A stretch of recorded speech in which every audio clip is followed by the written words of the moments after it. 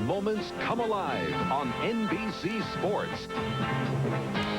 With a blend of tradition and the latest in television technology, we're building tomorrow's memories today, right here on NBC. Today on NBC, it'll be the Mets and the Phillies from Veterans Stadium in Philadelphia. The Mets picked by many as the team to beat in the National League East. Or some of you will see the Toronto Blue Jays and the World Series champion Kansas City Royals, led by all-star George Brett. And then from beautiful Hilton Head, Chris Everett Lloyd is among the semifinalists in the Family Circle Cup. But first, Major League Baseball, an inside look at baseball, and a preview of today's game of the week.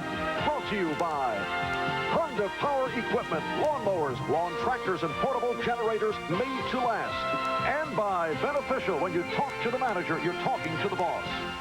And a good afternoon, everyone. I'm Marv Albert in New York, and welcome to the start of NBC's coverage of the 1986 baseball season. And we are opening with a couple of attractive games. Some of you will see the Mets and the Phillies in Philadelphia. Steve Carlton going against Sid Fernandez, and these are two clubs that don't like each other. They have already had a couple of beanball incidents in spring training. And some of you will see the champion Kansas City Royals go against the Toronto Blue Jays in Kansas City. Dennis Leonard, a three-time 20-game winner, going for the Royals. A knee injury has sidelined him for nearly 3 years, so he is on the comeback trail. Dennis has had 4 operations the last 3 years. He says he has a 35-year-old head, a 30-year-old arm, and an 85-year-old knee.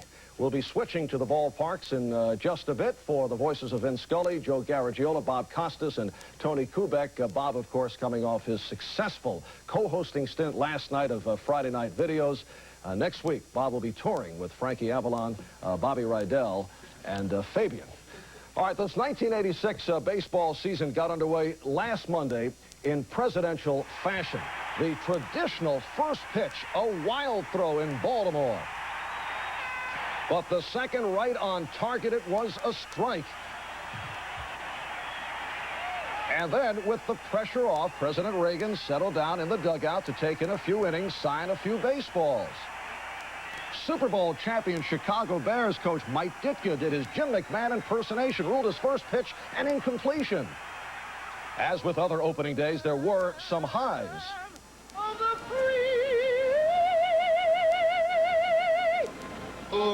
And some lows. In Detroit last Monday, Red Sox outfielder Dwight Evans hit the very first pitch of the season for a home run. Now, this may be the first time this was ever accomplished. They are still checking out the record books. Detroit Tigers outfielder Kirk Gibson answered Evans' home run with 2 of his own. Gibson opening with 2 homers, 5 RBIs on opening day. And another first. Will Clark of the San Francisco Giants, in his first Major League at-bat, hit a Major League home run. Another rookie, Texas Ranger pitcher Jose Guzman, chalked up a win on opening day at his first Major League outing. First rookie pitcher to do it since Fernando. In St. Louis, Ozzie Smith banned for the backflip. So his 4-year-old son did the honors. Opening day excitement saw the Pittsburgh Parrot lose his head. But Montreal infielder Tim Wallach took the whole thing lying down. Perhaps the most bizarre first of the week, Yankee pitcher Ed Whitson blasted by George Brett. And once again, hearing it from Yankee fans, Whitson coming off last season's bad start, and his hotel brawl with Billy Martin has been unmercifully booed by Yankee fans. So manager Lou Piniella said from now on, Whitson will only pitch on the road, and that appears to be a baseball first. Well, that is one side of this new baseball season, but Kirk Gibson, who is off to such an excellent start, may be the focus of a legal battle in the months ahead. Now, the Players Association has filed a grievance charging that the owners got together and decided not to bid on Gibson and this year's crop of free agents. If the charges are true, this is called collusion, and it's against the law. Donald Fear, head of the Players Union, says you don't need a smoking gun to see what's going on here. There's no doubt in my mind there was collusion regarding Kirk Gibson. And Gibson is just the tip of the iceberg. Players declared free agency, and only lesser players change ball clubs. Apparently, no rival team seriously bid on Gibson or Carlton Fisk or relief man Donnie Moore. Now, Bud Selig, the president of the Milwaukee Brewers, denied the charges. He said, no one talked about Gibson at the owners' meeting. No one will tell me how to cut my payroll. He said the party's over. Yankee owner George Steinbrenner, according to the New York Daily News, said that baseball commissioner Peter Ueberroth got us together on numerous occasions, always with 4 lawyers in the room to guard against anything that could be construed as collusion. And finally, Kirk Gibson's agent, Doug Baldwin, told NBC Sports that the Atlanta Braves offered Gibson a 5-year contract, but the agent said that 2 days after the commissioner visited owner Ted Turner, they reduced the offer to 3 years. And a week later, they were not interested at all. The Braves would not comment on this. Well, the baseball commissioner, Peter Ueberroth, is in our studio. We'll hear his views on this matter when we return after these messages. Just because you've washed your car doesn't mean you're finished. After each wash, you need some Armor All. On the dash, the bumper, and especially the tires. After all, when you're in love, what's a few extra minutes? Armor All. It's the finishing touch every time you wash your car. I saw this demonstration on TV, but I didn't believe it until I tried it myself. On this side, I feel a tingling sensation with Denerex. Here with Selsun Blue, nothing. The tingle tells me that Denerex is doing more. Both have dandruff medicine, but Denerex adds an extra anti-itch medicine many dermatologists recommend. Feels really good. Refreshing. So long, Selsun Blue. Hello, Denerex. Denerex shampoo or shampoo and conditioner fights dandruff and its itch with an extra relief medicine. Why is my antacid Tums? Tums is effective. It neutralizes 1/3 more stomach acid than the other leading brand. And Tums is rich in calcium. To me, that's extra good news. Brill cream, a little dollop will do ya. Dab. Not this. New Brill cream mousse. A little dollop gives my hair soft, natural control all day. New Brill Cream Men's Grooming Mousse. Brill cream, a little dollop will do ya. Back in New York, Marv Albert with the Commissioner of Baseball, Peter Ueberroth, and I understand that you were taking the action yesterday in Cleveland on a very brisk day. Is it true that you did not wear the top coat? No, I wore the top coat and the sweater and the gloves, and but I enjoyed the ball game. All right, what is your reaction to the charges of collusion concerning the lack of movement of free agents? Well, if you're talking about Kirk Gibson, if he continues to play anywhere like he's playing now, I mean, he's worth all of the league. I mean, you can't pay him enough. I watched him in Cleveland just be outstanding.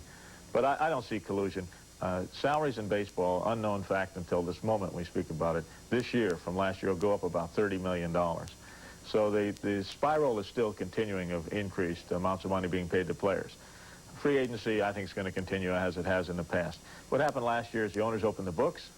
There was not a lot of talented players other than Kirk Gibson.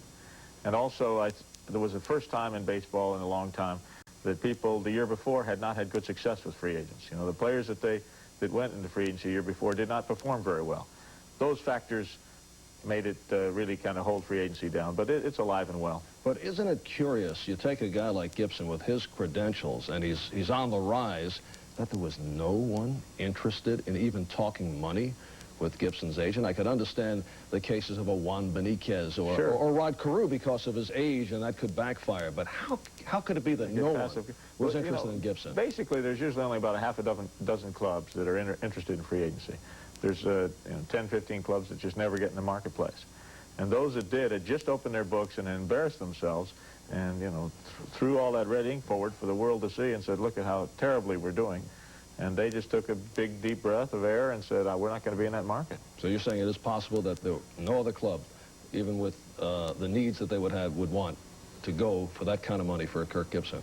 Not last year. Also, there's a guy, Kirk Gibson, who is beloved in his community, grew up there, went to college there, was a superstar in other sports, and they think twice yanking that kind of individual. You think twice, George Brett in Kansas City. He is Kansas City. I mean, he's really the whole team. I think there's going to be a lot of that in the future. If somebody is established in a community they'll think it over before they yank them to another community. Well, I'm told Atlanta owner Ted Turner was interested in Gibson, and then there was a meeting in which you were involved with the Braves, and suddenly there was no interest. Is that accurate? Not accurate at all. You know, I was down there for the Martin Luther King Foundation meeting, the Holiday Commission, and there's no truth in that at all. Anybody ought to know, and you in television business ought to know very clearly, nobody tells Ted Turner what to do. All right, to another subject. Now, Sure. you have been saying that baseball is drug-free. I know you modified that. At first you said you feel it's drug-free. It is really drug-free, and the fans are going to learn that. The parents, and they can take their kids to the ballpark and see really a drug-free sport. Or there may be an incident now and then, very small. But the reason the drug problem is over in baseball is the players have dignity. And the players have said enough is enough. And they're tired of talking about the problem, hearing about it, and they're taking several steps. And, you know, very few had the problem to start with. So it's over with. And talk is cheap. Marv, you're going to see it. As the season progresses, this sport's not going to have a drug problem.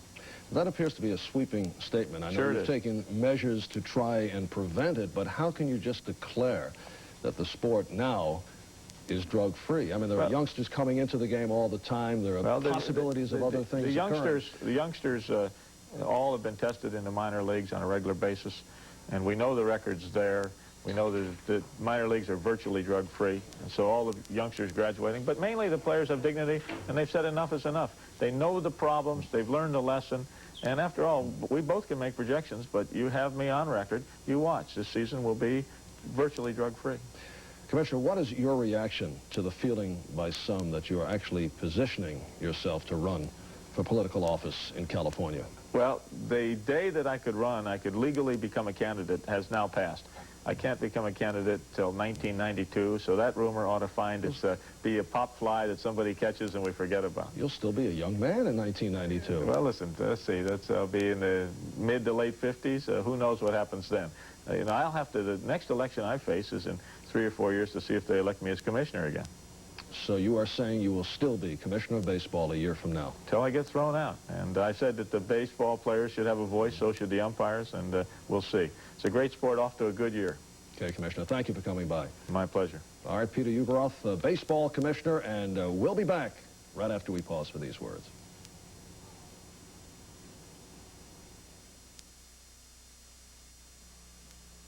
In Alamance County, North Carolina, Honda lawnmowers are assembled from the wheels up. Beginning with the Honda overhead valve engine, each precision part is fitted and assembled to exacting tolerances. Then, the final critical step that determines whether a machine will meet the Honda standard. The Clara Johnson test. If Clara pulls and it starts, it's a Honda. Ship it. The Honda lawnmower. It's easy to start, or else. Ever try borrowing for something unusual, like a family gym? Big financial institutions don't always understand, but someone does. Hi, I'm Jack. The boss at Beneficial. We're big, but we have beneficial home equity loans just right for home improvements. It's just you and the boss, and a commitment, usually in 48 hours. That does it. Glad it worked out. Beneficial. Talk to the manager, and you're talking to the boss. NBC shines with the return of the superstars. Your favorites test their strength, endurance, and tenacity to determine the best in sport. Who will overcome the obstacles and outshine them all? The answer lies in the stars, the superstars on NBC Sports World.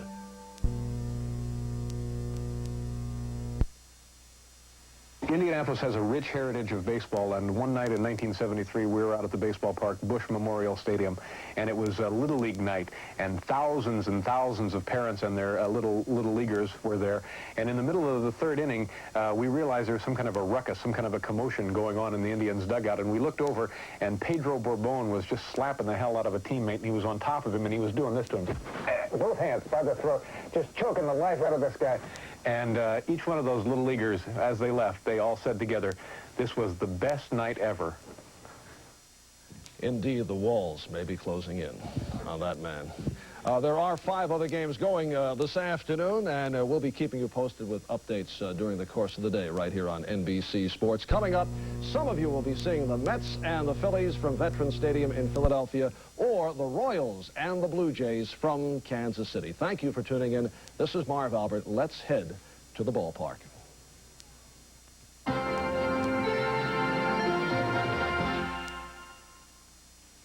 Monday on You Again, when Henry catches Matt on a bottle, will he give him the boot? Then on Valerie, when David lands his first job. You work for me. Will he impress his new boss? You're fired. Then live, Country Meets Hollywood, when hosts Mac Davis, Reba McEntire, and John Schneider welcome country's brightest stars to the 21st Annual Academy of Country Music Awards Monday. Fill it up and charge it. Now, with Gulf's new free charge and save program, folks are using their Gulf cards every chance they get. Because every Gulf card purchase does what other gasoline credit cards don't. Charge anything at Gulf and earn points for discounts on travel, discounts at stores, restaurants, hotels, and a whole lot more. Charge and save at Gulf. Fill it up and charge it. It's like money in your tank. Everybody's always asking me the same question. Kuppenheimer, why can't I find your suits at other people's stores? And I always give them the same answer. If you did, you'd pay a lot more for them. All my Kuppenheimer clothes are made right here in my Kuppenheimer factory. There's no middleman. That's how I can give you this kind of fabric, with this kind of style, at this kind of price.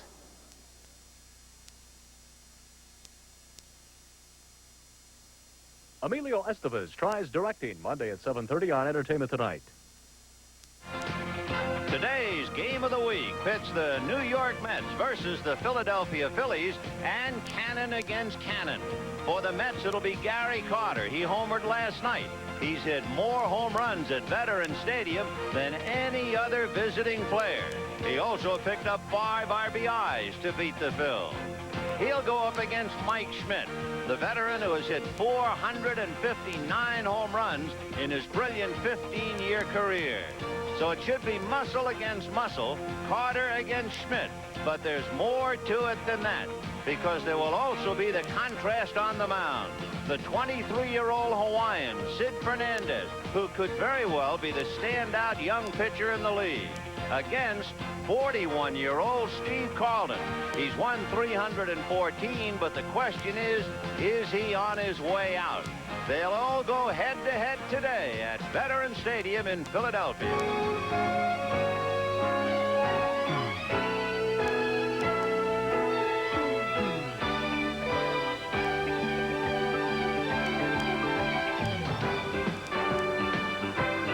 The National Broadcasting Company, now in its 6th decade of bringing you baseball's memories.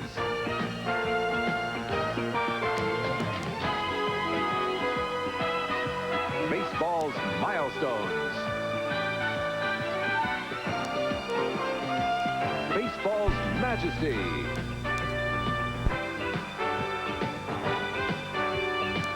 And baseball's magical moments. NBC Sports proudly presents the Major League Baseball Game of the Week. Today, from Veterans Stadium in Philadelphia, it's the New York Mets versus the Philadelphia Phillies. The Game of the Week is brought to you by Miller Lite. For great taste, there is only one light beer. By Ford and your local Ford dealer. Have you driven a Ford lately? By Armor All. It's the finishing touch every time you wash your car. And by Hyponex Lawn and Garden Products.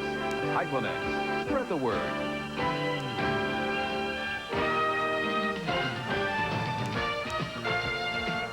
From Veterans Stadium in Philadelphia, with temperatures 60 degrees, it's the second game of the series between the Philadelphia Phillies and the New York Mets. Hi, everybody. I'm Vin Scully, along with Joe Garagiola, and welcome to our first NBC Game of the Week. And it seems like we just finished calling Jack Clark's home run in Dodger Stadium. The World Series is history, and there are all kinds of questions dangling in the air here at the outset. There are. You stop to look at both leagues. I think about the Cardinals, for example. Can they stop Vince Coleman? I saw a young player like Will Clark of San Francisco in the Cactus League look like he's ready for the Hall of Fame. Will he be that good? We have a big question right here today, Vin. Steve Carlton. You hear so many things. Is he going to be able to come back? Yes, so there were all kinds of Floridian remarks about Carlton's performance, about how great he looked. And then, of course, in Cincinnati, he had a very poor outing. Well, you wonder, because Jack Clark, you mentioned him a moment ago, I saw a quote where he said it's the best he has seen Carlton throw in the last 2 or 3 years. His curveball was explosive, and I'm saying to myself, if it is, the Phillies are going to win this thing, and if it's not, Jack Clark is just setting them up. You know, I was wondering about that. I think ball players lie. I think hitters will say what a great curveball this guy has, and then he'll go up to the plate looking for the curve. Looking for it, because they'll say, well, first of all, you don't want to get a guy like Carlton mad at you. They really don't lie. They bend the truth. Yeah. Well, it'll be an interesting contrast between Steve Carlton, 4-time Cy Young Award winner who's won over 300 games, against a left-hander who could very well be one of the more outstanding pitchers in the National League by the name of Sid Fernandez. We'll get to the starting lineup, and we'll have all the pregame stats and stories all coming up right after this.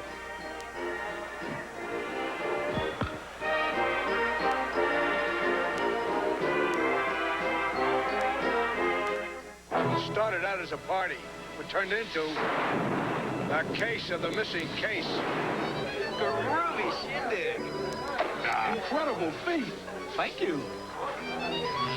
Hey, who turned out the lights? It's okay, doll. No, it's not. There's a case of Miller Lite missing. Oh, who took it? It had to be somebody in this room. Rodney! Hey, guys, take it easy, will you? Why'd you do it, Rodney? 'Cause light takes great? Yeah. 'Cause light's less filthy. Yeah. I tell you, I didn't do it. Well, I'm not even Rodney. You! I thought it was a costume party. Great mask, huh? It's no mystery that there's only one light beer, Miller Lite. But if he didn't do it, who did?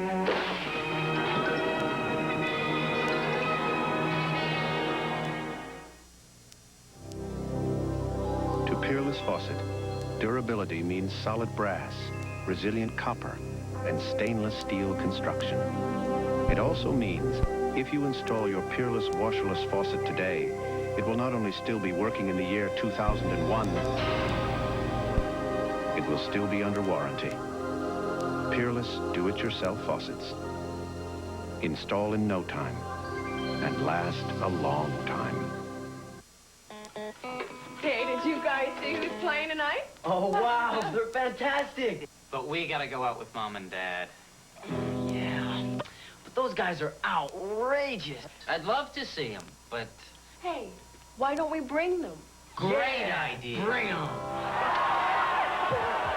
Great game. Thanks, kids. No problem getting them to take us to the next baseball game. Major League Baseball, a family tradition. The preceding message was furnished by Major League Baseball. Hi, everybody. This is Gary Carter, and welcome to NBC's first game of the week. Leading off will be Lenny Dykstra playing center field. Batting second will be the newly acquired Tim Tuffle. Batting third, our Gold Glover, Keith Hernandez. Yours truly will be back behind the plate today. Batting fifth will be Darryl Strawberry. Batting sixth and playing left field will be George Foster. Batting seventh will be playing Ray Knight at third base. Shortstop will be Rafael Santana batting eighth, and El Cid on the mound today batting ninth. Pull up a chair and have a great day. All right, Gary, pull up a couple of chairs. Pull up a couch. Put the wagons in a circle. But let's get going. Game one on our NBC Game of the Week. Len Dykstra, Tim Tuffle, and then Keith Hernandez. And the pitch, ball one. Dykstra, last year, in the games where he led off, the Mets were 21 games above 500. Much better even than when Mookie Wilson was in there. And that's the way he usually led off, by beating out a bunt. They really have to look for the bunt from this fellow. Only 23 years old out of Garden Grove, California. That's in there. The word was the San Diego Padres were after him all winter. They wanted some speed and a center fielder. They couldn't get him, so they wound up getting the Pirates' Marvell Wynn. The bunt fouled away. So Dykstra, Tuffle, and Hernandez. And, of course, the big story is right out there center stage. Mr. Steve Carlton at 41. You know, his first victory ever, and he's won 314. First ever was 20 years ago in August. He beat the Mets.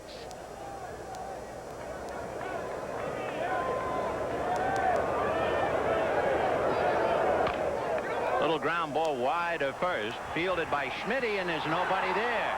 That's called a tentative way to cover first. Carlton didn't get over there, and there's no way Samuel could get there. Take another look. It's the old Horatio Alger, but on the ground ball. Schmitty thinks that Carlton's going to be there, and he just isn't. He hardly looked. And it'll be a base hit, I'm sure. That's how they're going to rule it. But Carlton should have made the play. He wasn't there fast enough. No. I think that Dykstra would have beaten him over to the bag. Carlton has a good move, so it'll be tough for Dykstra to run. The batter now is Tim Tuffle, a second baseman. And with the runner going, the throw is into center field. A shabby way to get it underway. And over to third goes Dykstra.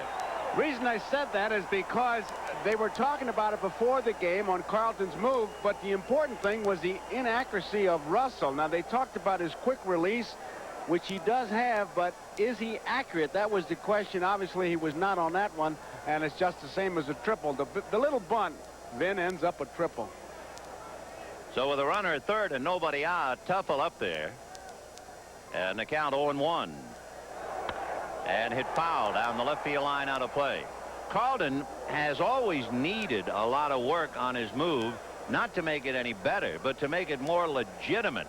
A few years ago, he committed more balks in a single season than any pitcher in Major League history. Balked 11 times. And there are players who say he'll balk almost all the time. Good ground ball. That picks up the run. So just like that, the Mets lead 1-0.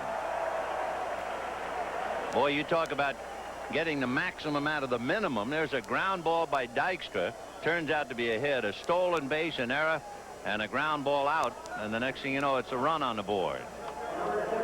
So Tuffle picks up the RBI, and Keith Hernandez will be the hitter. And the Mets sit in the top of 1-0 lead.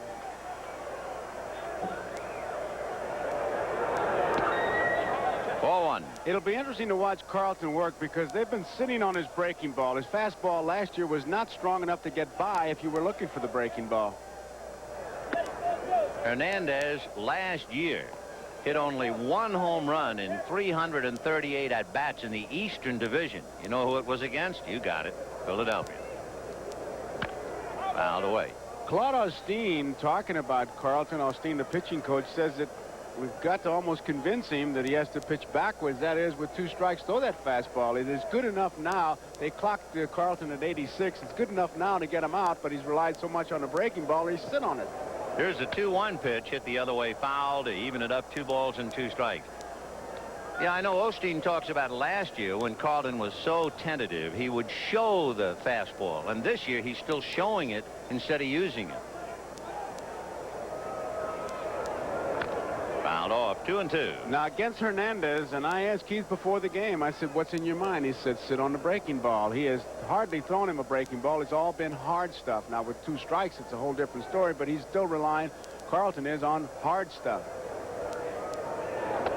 And he missed inside under the elbows. So he's gone 3-2, and on deck is Gary Carter. Gary with 5 RBIs and a home run last night. High fly ball into left center field. Milt Thompson and Gary Reedus, and it will be Reedus. 2 down, 1-0 in favor of the Mets, and Gary Carter coming up. Carter is one of those ball players, and there aren't very many. Those are his numbers from last year. But he has worn out Carlton going head-to-head over the years. That's as much a tribute to him as anything. He's not afraid to jump on that first pitch. Strike. Interesting about Carter. He hit higher with men on base than bases empty in each of the last 8 years. He's the kind of a hitter who really not only hits in the clutch, but he takes advantage of a pitcher out of the stretch. 1-1. You might make note of how fast Carlton's pitching. Once he gets to a rhythm, he hates to get taken out of that rhythm. He gets that ball, he wants to fire. He doesn't fool around. On the outside corner. Good pitch. 1-2 the count to Gary Carter. Fastball, slider, curveball, and a screwball, and he uses that screwball a lot now. Just missed. Throwing a lot more fastballs than I really thought he would throw as we look at Davy Johnson. Davy, of course, knows all about Philadelphia. He was here in the past. 2-2. Ground ball wide of third. A late start by Rick Shue, but he picked it off and then throws it above Mike Schmidt, who does a toe dance to bring it down. A fine play. A run on a hit, an error, nobody left, and it is 1-0 Mets at the end of a half an inning. This is an expose on the new Ford Escort EXP. Expressive.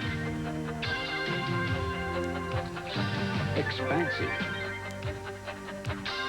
Experience a new form of two-seat excitement. Ford Escort EXP. Have you driven the best-built American cars? Have you driven a Ford lately? When you're dealing with higher volumes of information and need answers fast, you search everywhere for solutions, but find it hard to get on top of things. That's why IBM created the personal computer AT, with the power to push high performance even higher. With the AT, fast becomes faster, and the capacity to handle data becomes greater, all to help put your business on solid ground. The IBM Personal Computer AT for advanced technology. Here's the way Philadelphia stacks up for today. Gary Redus opens up in left field, and Milt Thompson will be the center fielder looking for his first hit of the year. Juan Samuel at second, and Mike Schmidt moved over to first. Glenn Wilson will be in right field, and the catcher will be John Russell. At third base, Rick Shue. The shortstop, the switch-hitting Steve Jultz, and the pitcher, Steve Carlton. Here's another play. Shue getting a chance to play, throws it very high, and watch Mike up the ladder. Comes down. He's having a lot of trouble with his hamstring. He has it every April, but he was able to stretch and go up and get it. It'll be Ray Knight at third base, Santana, and what can you say about that young man's glove? Tremendous fielder. Tufel at second base. Hernandez, best first baseman in the league. Carter's behind the plate. The outfield is Foster, Dykstra, and Strawberry. You know, there is some bad feeling, they tell me, between the two ball clubs as you look at Fernandez's numbers. And it goes back to an exhibition game in 1984. Joe LaFay crashing into catcher John Gibbons. Then this year, on March the 17th, Roger McDowell, pitching in relief, had to count 0-2 on shortstop Tom Foley. And Foley was hit by the pitch, suffered a broken hand, and is out. The Phils evidently felt that McDowell was throwing at Foley. So the next day, Len Dykstra was hit twice by members of the Phillies bullpen, Dave Rucker and Don Carmen, and they're not very happy with each other at all. I was only surprised that on St. Patrick's Day, McDowell would possibly throw at Foley. 1-1 to count. This is an interesting kid. Sid Fernandez came out of the Dodger organization and could very well be the winningest and least known pitcher in the National League this year. Fly ball to center. Dykstra has to hurry, and he handles it one away. Dykstra gives you quite a glove out there. He made only one error last year for the New York Mets, so he'll do the job defensively, that's for sure. Fernandez's fastball is a good one in the low 90s, high 80s, and his curveball is so much slower. You'll see a lot of guys way out in front, although Reed's timed that one pretty well. Here's Milt Thompson, who is looking for his first hit, 0 for 11. That's tough with you, a new ball club. The thing about Sid Fernandez, and I remember when he was a kid in the Dodger organization, and he was always a strikeout pitcher, but he was also always very wild. And I used to sit upstairs, as we are today, and I had the feeling this kid is pitching uphill. And look at his numbers from last year. So he straightened out, and I asked Mel Stottlemyre about it. See you later, Milt Thompson. And Mel said, you're right, he was pitching uphill in the sense that he was dropping his left elbow, and it seemed like he was pushing the ball up to the hitter. So the first thing Stottlemyre does is to teach him to get that elbow higher, and now he's starting to set the league on its ear. Look out for him. He could be the biggest noise in the league this year. And they also feel he might have been rushed by the Dodgers. Yeah, maybe so. Brought up and just wasn't quite ready. Here's a fella they think is a star who might become a superstar. That's how close Samuel is, they feel. He's already off to a 300 year. He has a double and an RBI, but they feel he's going to be outstanding. One thing he has to do is cut down on his strikeouts. Last year, he wound up tied with Dale Murphy with 141 strikeouts. And 2 years ago, he struck out more times than any rookie in history. Still don't worry about him. They still feel he's going to be a superstar. One thing he has done, those are the strikeout notes, he has cut down his errors. He went from 33 errors to 15. So if he can do anything like that with the bat, then he will be a superstar. 1-2, the count to Juan Samuel. Boy, that thing sailed, huh? Well, you can see Fernandez is tough to pick up. For one thing, he almost stops in the middle of his delivery and almost slings the ball at you. There's a little bit of a hesitation, and if you're not careful, you'll be swinging at his elbow. And the elbow seems to be the key. The 2-2 fastball, foul back. The Phillies are convinced, I'm sure, that he's as much of a threat when you're the hitter as Dwight Gooden. And to point it up, in 27 innings against Philadelphia batters last year, look at this. He struck out 36 hitters in 27 innings. I mean, that's bigger than the room. 2-2. The Juan Samuel, 1-0 Mets. We're just getting started. We're in the first inning. High pop fly into shallow center. Dykstra coming in. And that's that. The Phillies go quietly in the first inning. At the end of an inning, the Mets capitalizing on a squibber lead, 1-0.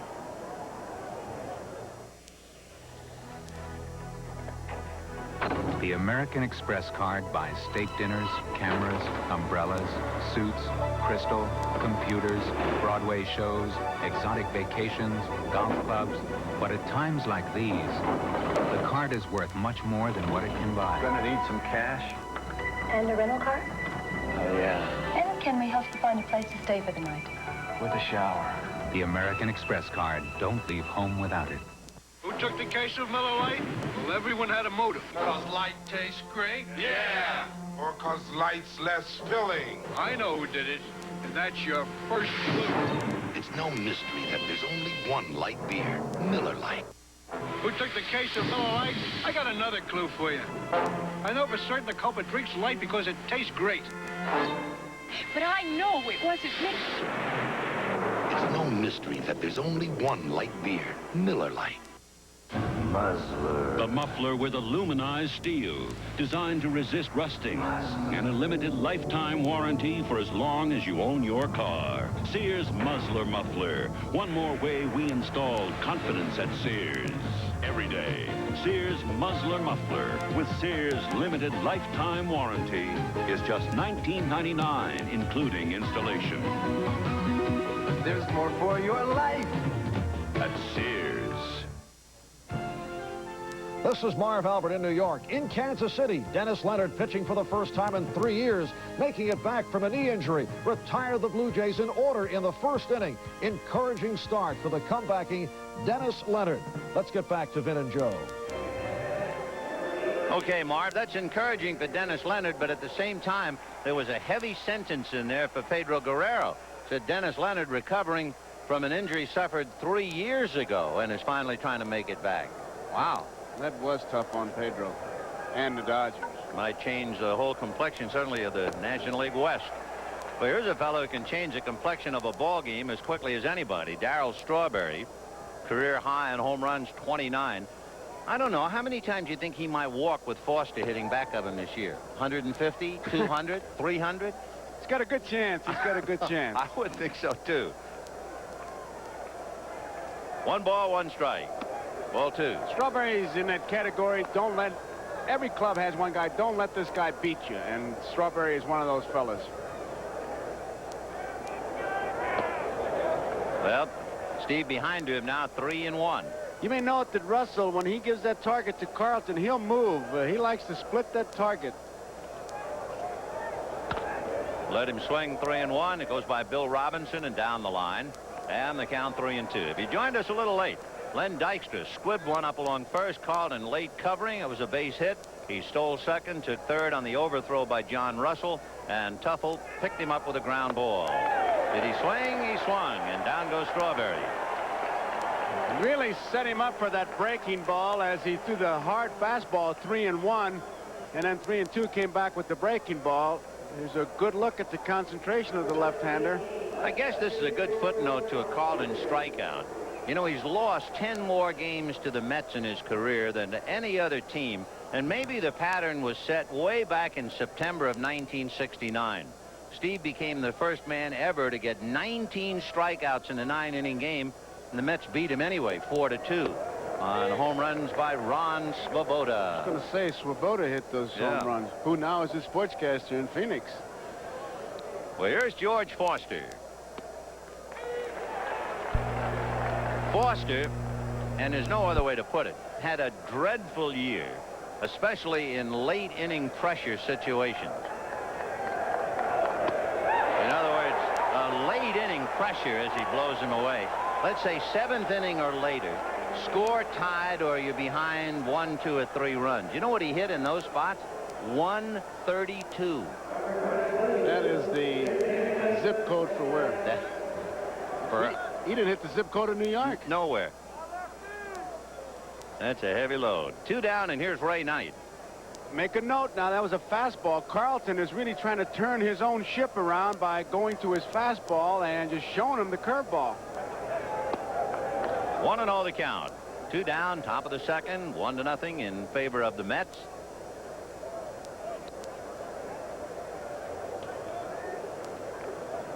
Knight will be followed by the shortstop, Rafael Santana. In there. I tell you, all good breaking ball pitchers had a fastball that you must respect. And when he had that good fastball, it made his breaking ball obviously a little more awesome. 1-1. You know, you saw Ray Knight's numbers last year. How about what happened to him last year? He had a kidney stone, vertigo, torn rib cartilage, bone chips in his elbow, shoulder separation, pulled groin muscle, pulled left quadricep. Otherwise, he was fine. Sounds like an epidemic. Terrific. 3-1 to Ray. This will be an interesting pitch now. 3-1, he's behind the hitter. Usually you throw something besides the fastball. 3-1, 2-0. If I were Ray Knight, I'd be looking for that fastball. Yeah, and Osteen was saying, I hope Lefty will get some outs with the fastball. So let's see. There it is, and it's out all right. Going back is Reedus, and it's gone. Home run, Ray Knight. He was sitting on that one. You could bet me, and that's what most hitters would have done, a curveball, and you say to yourself, well, they want me to try the fastball. I tried it and got burned. Now I wonder what effect that will have on Steve and his confidence in that fastball. Exactly. You're seeing a change of moods right here, and it's one of those little subtle things in the game you never see. He's got to battle himself now because he challenged the hitter with the fastball, and Knight was waiting for it, and he really ripped it. In Cincinnati, he got beat, but it was breaking balls he hung, is what they said. This was not a breaking ball and hung. This was a fastball and left in a hurry. So the Mets are leading 2-0. Here is Santana, the shortstop, for a strike. 0-1. The Mets trying to continue the habit of winning on the road. They were tied with the Cardinals and the Dodgers for the winningest road club in the National League. They won 47 games away from home. And, of course, Ray Knight and Keith Hernandez talking about how sweet it is to hit one out against Carlton. Now, with 2 strikes, you wonder, what is he going to do here? Show him the curveball, come back with the fastball, or go get him? I mean, these are things that you sit on the bench and you wonder if he would do the same thing to you. Well, one thing, in 2 years, he's only hit 2 home runs. Ground ball to Jeltz. That takes care of him. So it wasn't quite the same situation. 1 run, 1 hit. Nobody left. 2-0 Mets. It's brewed in America and in other great beer-drinking countries. It's the only beer that must, by license and authority, always use Bavarian hops for flavor and be sent back to Munich to be tested by German brewmasters, tested for taste and quality. It's Lowenbrau, and that's how you get 600 years of Bavarian heritage in one smooth American beer. This world calls for Lowenbrau right now.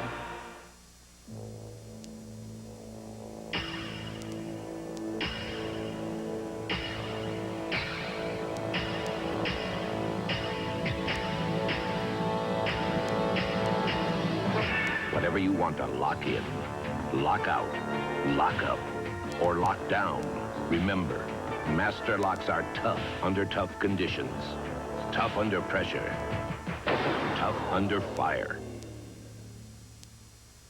When it comes time to sell your home, consider this. Only one real estate sales organization sells more homes, finds more homes, and delivers more successful transactions every day than anyone else in the world. No one's got the power to move real estate like Century 21.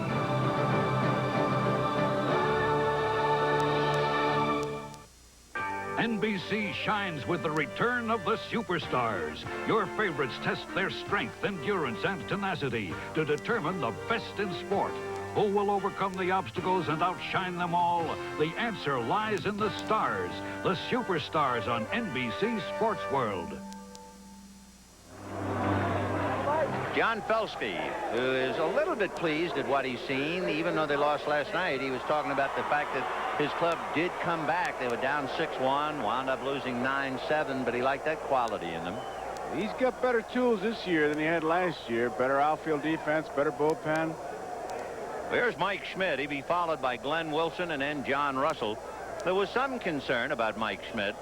He did not hit a home run in spring training this year. Of course, that's the first time he failed to hit a home run in spring training in almost 9 years. Of course, the last time it happened, all he did was hit 38 home runs during the regular season, and look where he is on the list. Now, you talk about a guy being able to wait for a pitch. He knows that Fernandez's fastball is his best pitch. Fernandez is going to challenge him, and will Schmidt be ready for it? But he'll be sitting on that fastball. Off speed, way outside. Ball one, 1-0.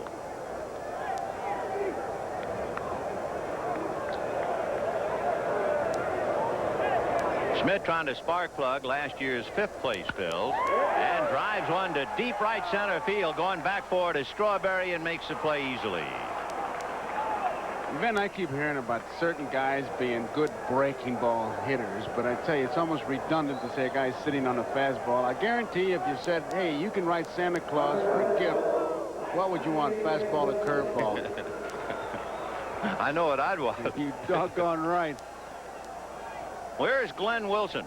Interestingly enough, Mike Schmidt was the big gun here in Philadelphia for 6 straight years until last year, when Wilson led the club with 102 RBIs. Of course, he's a tough player to pin down for a lot of reasons because his categories are so up and down. For instance, he was among the league leaders in doubles, RBIs, and assists, but he was also among the league leaders in errors, strikeouts, and grounding into double plays. So he gave you all kinds. He gave you a full afternoon. Ball 3 to Glenn. When you think about it, 2 of Detroit's first-round draft choices are here in uniform. Glenn Wilson with the Phils, Howard Johnson with the Mets. And he walked him on 4.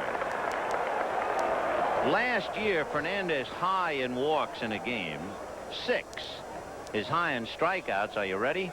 13, and he did that twice. He also had 2 games where he struck out 11. He had a one-hitter for 6 innings against the Phillies last year. Von Hayes had a base hit in the 4th inning of that game. And then they took Fernandez out, and the last 3 finished off nicely by Roger McDowell. Here now is John Russell. Off speed for a strike. You notice Russell has an orthodox stance. By that I mean he's holding that bat straight up. He used to rest it on his shoulder. That's the biggest single change he's made from last year to this. They think he might be the next Luzinski here. Pop that off-speed pitch up. Out for it is Tuffle. In is Strawberry. Tuffle. That's a heavy load, isn't it? You know, they say here's the next Luzinski, the next Mantle, the next. Wow.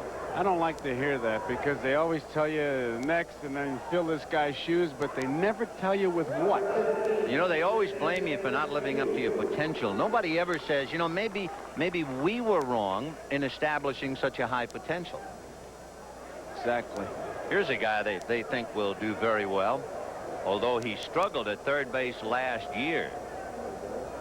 He only played about 2/3 of the year, and he led the league in errors at third base. He committed 20, but they still say he's a good prospect. And every time they write about him, they say he always dirties his uniform. He always has a dirty uniform. That's his big reputation. You could just see it in the baseball register. Dirty uniform. Yeah, great. Late on a good fastball. Boy, that was a tough pitch to handle, and there's Strawberry to put it away. So they will leave Glenn Wilson, who walked, at the end of 2. It is 2-0 Mets, and we'll be back after these messages from your local station. Andy's back in OP2. Barney Fife and Thelma Lou. Outstanding. When they all return to Mayberry. Right in the fast lane. Tomorrow.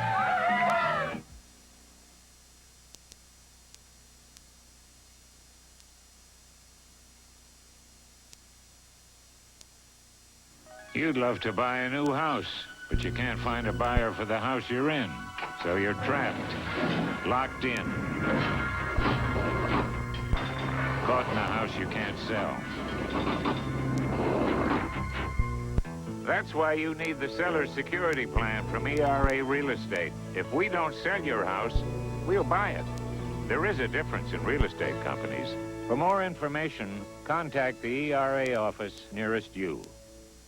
Now here's your burger, and Sometimes brakes can give you a gentle hint that they need a little work. Take it to Midas. Over 4 million people have trusted their brakes to Midas. Good price, good guarantee. We won't break you. Whoops. Take it to Midas. Whoops. Take it to someone you trust.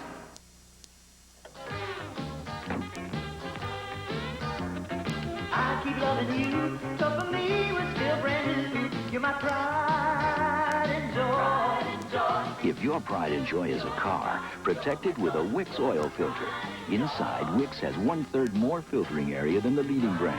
A steel core and metal end caps, not paperboard.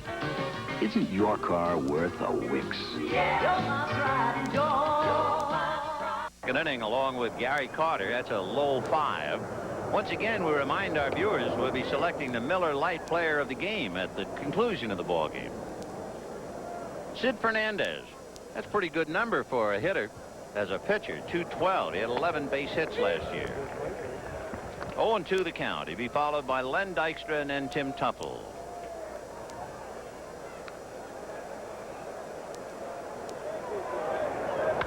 Line drive, base hit inside the left field foul line. A high kick over to Reedus. Fernandez will hold on with a single. So Sid Fernandez, line single to left. He had him crippled with 2 strikes, tried to blow the fastball by him. Fernandez really didn't drive that ball. He just swung late, hit it in the right spot, although he did hit it hard. Fernandez will take the windbreaker, and Steve Carlton will take the respite, and then work on Len Dykstra. It's interesting how patterns work. From 1976 to 1983, the Philadelphia Phillies were first 5 times. In 1984 and 85, the Mets have come on, winning 90 games in 1984, and then last year, 98 games. But the Phillies finished 26 games back last year, 15 back the year before. So one team on the rise and the other team going down. Fly ball to right center. Milt Thompson is there battling the sun and made a fine catch. That thing almost got away from him. And that's the reason he's playing, for his glove. The youngster's had a bad back. His manager, John Felsky, said he knows he's going against a tough left-hander, but I need his glove in center field. And it was a tough son he was battling, and it about took off on him. You know, that's almost heresy here to say that they need his glove in center field, this being the home of Gary Maddox, who has won 8 Gold Gloves, and yet they need Milt Thompson's glove in center field. One of the classic lines described Maddox. Right, what was that? Ralph Kiner said that 2/3 of the earth covered by the Atlantic and the Pacific, and the rest by Gary Maddox. Right. What a line. What a line. That's the thing. He said, I wish I had said that. He said, don't worry, I will. 0-1 to count. Ground ball hard to the hole, plugged up by Shue. Down to Samuel, and no play. Fernandez was not going to slide, and a little tough to throw around him, and no knock there intended. Take another look. Good play by Rick Shue. He went far to his left, and he's going to make sure as he regains his balance, he's going to get the one man. Samuel had some ideas about throwing, and he decided, no, I just better hold it. So with Tubble at first and 2 out, here is Keith Hernandez.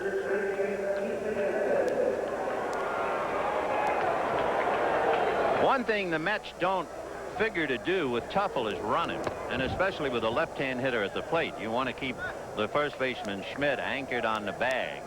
Tuffle, in his 3-year career, has stolen 5 bases, and that was over in the American League, and he doesn't know the National League pitchers at all. I guess what I'm really saying is it's almost a waste for Mike Schmidt to be on the bag with a left-hand hitter up there. It is, but you really do have to protect it. There's really nothing you can do in this situation. I bet if he stood behind him, he'd hold him on just as well. Ground ball down to second. Samuel, little flip, and that'll be that. No runs, a hit, a man left, and at the end of 2.5, the Mets 2 and Philadelphia nothing. In Alamance County, North Carolina, Honda lawnmowers are assembled from the wheels up. Beginning with the Honda overhead valve engine, each precision part is fitted and assembled to exacting tolerances. Then, the final critical step that determines whether a machine will meet the Honda standard. The Clara Johnson test. If Clara pulls and it starts, it's a Honda. Ship it. The Honda lawnmower. It's easy to start, or else. Guess what thousands of doctors are recommending for women who need extra calcium? Tums. Surprised? It's true. Tums isn't just a great antacid. It's also rich in calcium. Brill cream. A little dollop will do ya. Dab. Not this. New Brill cream mousse. A little dollop gives my hair soft, natural control all day. Mmm. New Brill cream men's grooming mousse. Brill cream. A little dollop will do ya. And as you go forth into the garden of life, remember it's a jungle out there, filled with neglected lawns, shabby shrubs, reluctant rose bushes, soil that's been treated like dirt. But one word will help you grow spectacular lawns and gardens. A word you've come to know and love. Hybrid! Hybrid! Right. So take your topsoil, potting soil, peat moss, take your cow manure, and spread the word around trees and bushes. An American tradition continues with an old-fashioned doubleheader. Next Saturday, the National League West champion Los Angeles Dodgers face the Atlanta Braves. Then it's on to Fenway Park as the Chicago White Sox take on Boston. Plus regional action. Check your local listings. The tradition is here. The memories are waiting. As usual, Gary Carter behind the plate for the Mets. He's caught at least 100 games for the last 9 consecutive years. And, of course, he had arthroscopic surgery on his knee, and the Mets will be as good as Carter is in endurance behind there for 1986. 1-0. The count to Steve Jeltz, the kid who taught himself to be a switch hitter and would not be playing, evidently, if it hadn't been the injury suffered by Tom Foley. Gives a lot of credit to his dad, who was a catcher in fast-pitch softball, who really encouraged him. He said he went up to the University of Kansas in the cage, and he wasn't too sure he wanted to do it. Switch hitting, but he stayed with it, and what a spring he had. 2-0 to Steve. One oddity about him, you could certainly make it a trivia note of the year. He's the only active major leaguer who was born in Paris, France. Of course, there are quite a few major leaguers who were born in Europe. Their dads were in the service during the war. That's a strike. 3-1. The Phillies, Mike Schmidt presented Jeltz with the Grapefruit Award for being the best player in the spring. Great for a kid fighting his way back. And he gets himself ball 4. That'll bring up Carlton. You know, we were looking at Gary Carter a minute ago. Joe and I saying 100 games for 9 straight years. The record, 13 by Bill Dickey and the Reds' Johnny Bench. And I know with a rookie, John Russell, you're interested in catchers and the different... For instance, take a look at this catcher. Do you like that setup at all? You've never seen him probably play, but I just thought you'd look at his setup. Is there anything you could advise on that? Yeah, those hands. You don't like those hands? No, that's old-fashioned. You know who that is? Yeah, that's a kid in the neighborhood. We used to beat up on him a lot. We used to use him for second base, too. Fernandez on the bunt will have to go to first. So the sacrifice works. Can we please see that picture again? Is that the same kid we used for second base? That's, well, let's see. We're talking about Dickey and Bench and Carter and you. And you see, the reason we went to all this trouble was I was trying very hard to learn to think like a catcher so that you and I could be more cohesive. So look at that. Look at those hands. Well, I didn't know. They said to me, close your hand. The last time hands like that, they were on Willie Sutton. Well, I figured if I saw some pictures of Bill Dickey, and I thought I saw him with his hands like that. That's like a bad bubblegum card. You mean you don't like my bubblegum card? No, I don't. That's a bad bubblegum card. That's the first time I ever saw a bubblegum card in a slump. Herbie Sharpman took that picture of me in spring training. Is that we right? went to all that trouble for you to nail me down. All right. That's a great picture, man. Gary Reedus at second. Why don't you tear it Try up? to pick up Steve Jeltz. That's on the corner. Now, is that a way to start the year? That's 0-1. sensational.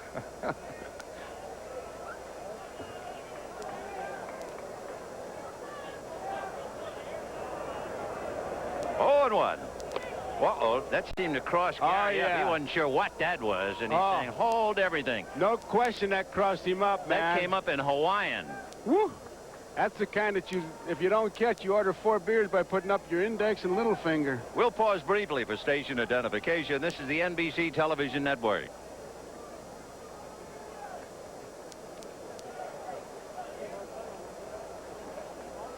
It is 2-0 in favor of the Mets. Bottom of the 3rd inning. Steve Jeltz at second base, and Reed is trying to pick him up. And the count 1 ball and 1 strike. One thing Carter didn't do was go to ask Fernandez where he lives. we got the quote of the year for Sid Fernandez. 1-1. Ball 2. Fernandez lives on, are you ready? A'awa'awa'anoa Drive in Honolulu. And regarding his address, Sid said, now I know why I don't get any mail. How do you spell it? A'awa'awa'anoa. And that's the right way to pronounce it. 3-1, the count to Gary Reedus. He's not been able to get that curveball over, and much like Ray Knight said on the fastball, you can bet that Reedus right now is sitting on one. He strikes out a lot, so it'll be interesting to see if they let him swing 3-1. Ball 4. So Fernandez now has put the tying runs aboard here in the 3rd inning with 1 out, and Milt Thompson coming up. And Davy Johnson, who admired Fernandez. In the last 2 years, Fernandez has lost about 25 pounds. That's pitching coach Mel Stottlemyre standing up. And he is a tougher, more mature pitcher. In fact, Davey said a year ago in Chicago, Fernandez was wild and began to show anger. I mean, he was just furious at the fates. And Davey went out and took him out of the game. Ball 1. And he said to him, he said, hey, son, you can't show anger out there. That shows a weakness to your teammates, and it also shows a weakness to the opposition. And Johnson said the incredible thing is, from that minute forward, he has never shown anger or anything. So Davey got his message across, and it was received by Fernandez. Now we see what he does with Milt Thompson. 2-0. And Fernandez said he had been taught to show anger. That would show the competitive fires, which is really wrong. It shows a lack of control is what it shows. 2-0 the count to Thompson, who does not hit left-handers in his limited big league experience. Fisted foul. Boy, he came by way of first base and jammed him. 2-1. Thompson, who is 0 for 12 this year, but more important, has only 3 hits, less than 100 batting average against left-hand pitching.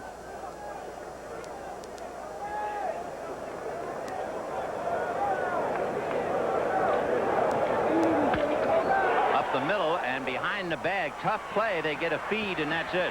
What made it tough for Tuffle, you always worry about that ball hitting the bag, and the bag becomes a mental block. It really made that a scary play, but he stayed with it. Take a look. Tuffle made a good play because he stayed with it. Right there is where he could have lost it if he takes his eye off the ball, but you could see he followed it right into his glove and then made sure that Santana saw the ball all the way and gave him a perfect feed. Hernandez talking, as we look at Tuffle, Hernandez was talking to Fernandez and holding him on, but it's a case of, hey, get the hitter. This is the guy you got to bear down on. This will tell you something. Is this a different Phillies team than the team we looked at last year? Tell you why. Last year, with 2 outs and runners on, the Phillies had the worst batting average in the major leagues. Well, now you got 2 on and a big hitter, the number 3 hitter up there, Juan Samuel. 0-1. So Fernandez trying to work his way out of a scrape here in the 3rd. The Mets lead 2-0. Milt Thompson is at first, Steve Jeltz at 3rd, and Juan Samuel, who flied to center, at the plate. With Reedus and Thompson hitting ahead of him, they figure Samuel will get a lot more fastballs to hit. And also with Mike Schmidt hitting behind him. Because right now you don't want Schmidt up there. You'd rather pitch to Samuel. 2-0. And now Sid Fernandez is in some trouble. Remember, we told you earlier his high in walks last year was 6. He has already walked 3, and he's not out of the 3rd inning. On deck, Schmitty. 3-0 to Samuel. And he has walked the bases full.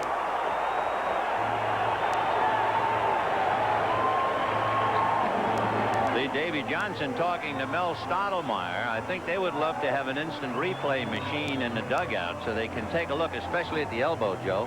Well, it looked like, I mean, to me, it looked like he was trying to aim that ball to make sure he threw a strike rather than that free motion he had when he opened the game. And here's the spot. Schmidt drove a fastball to right center field his first time up, and get that big power hitter up there, and you walk the guy ahead of him.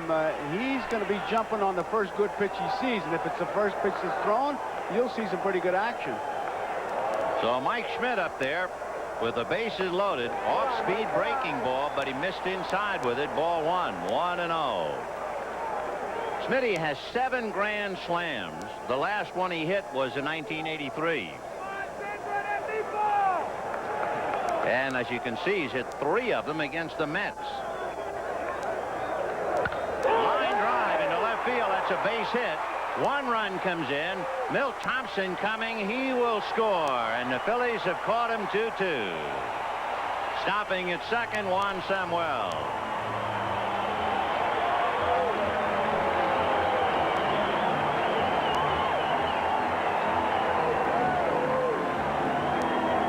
Well, Fernandez got behind, and when you get behind, you're just playing with fire. And you can see, as the expression goes, Schmidt torches him. And does he ever? Fastball, and if he gets under that ball, it's a home run. Sinatra can just sing, and he just hit it squarely is what he did.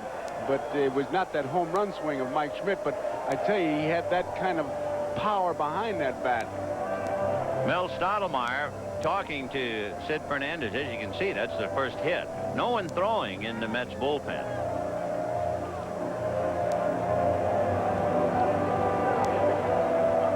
So Mike Schmidt drives in 2 to get Philadelphia even. Juan Samuel is at second, and Glenn Wilson will be coming up. Wilson walked in the 2nd inning. So it's 2-2 in the third inning. If you remember, Wilson just stood up there and took 4 pitches. He just put the bat on his shoulders first time up, and as much as if to say, I'm going to take this first pitch. Let's see what he does this time. I doubt if he'll do that with men on first and second. Strike. Fastball on the outside part of the plate. On deck is John Russell, the catcher. John popped up in his only trip. You have 2 down. 2 runs in here in the third, and we're all even 2-2. Curveball hit down to shortstop, and they go the short way for the force, and so Fernandez is out of the trouble. 2 runs, 1 hit, 2 left, and it's 2-2 at the end of 3.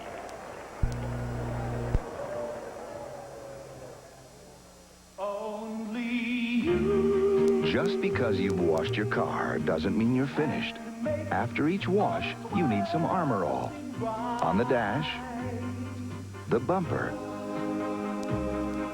and especially the tires.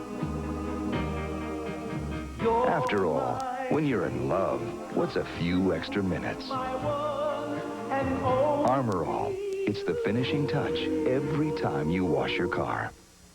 This world calls for good times. From London This world calls for sharing them now. to Stockholm This world calls to for Tokyo. Lowenbrau, the only beer brewed in the great beer drinking countries. Brewed in England, Sweden, Canada, Japan, and here in America. For 600 years of Bavarian heritage in one smooth American beer. And this world calls for Lowenbrau right now. We're going your way, saving the style. We're going your way, mile after mile. We're going your way, we're Budget. At Budget, you get stylish cars without the stylish prices. Just $39.95 for a luxurious Lincoln. There's no better way to go. We're going your way, we're Budget, and we're going your way. This is Marv Albert in New York. In Cleveland, Jack Morris served up his 5th home run of this young season. Joe Carter of the Indians with a man on, his 2nd of the year. Morris walking 3. Indians lead the Tigers 3-0. Back to Vin and Joe. Well, control pitchers give him up, but Jack Morris is on his way, isn't he? Oh, man, he's giving up a lot in a hurry. How about first pitch of the year? You're still humming the national anthem, and Dwight Evans takes him deep. Well, here's Gary Carter, followed by Darryl Strawberry, then George Foster, and a 2-2 tie in the 4th inning. Carter grounded to 3rd in the 1st inning.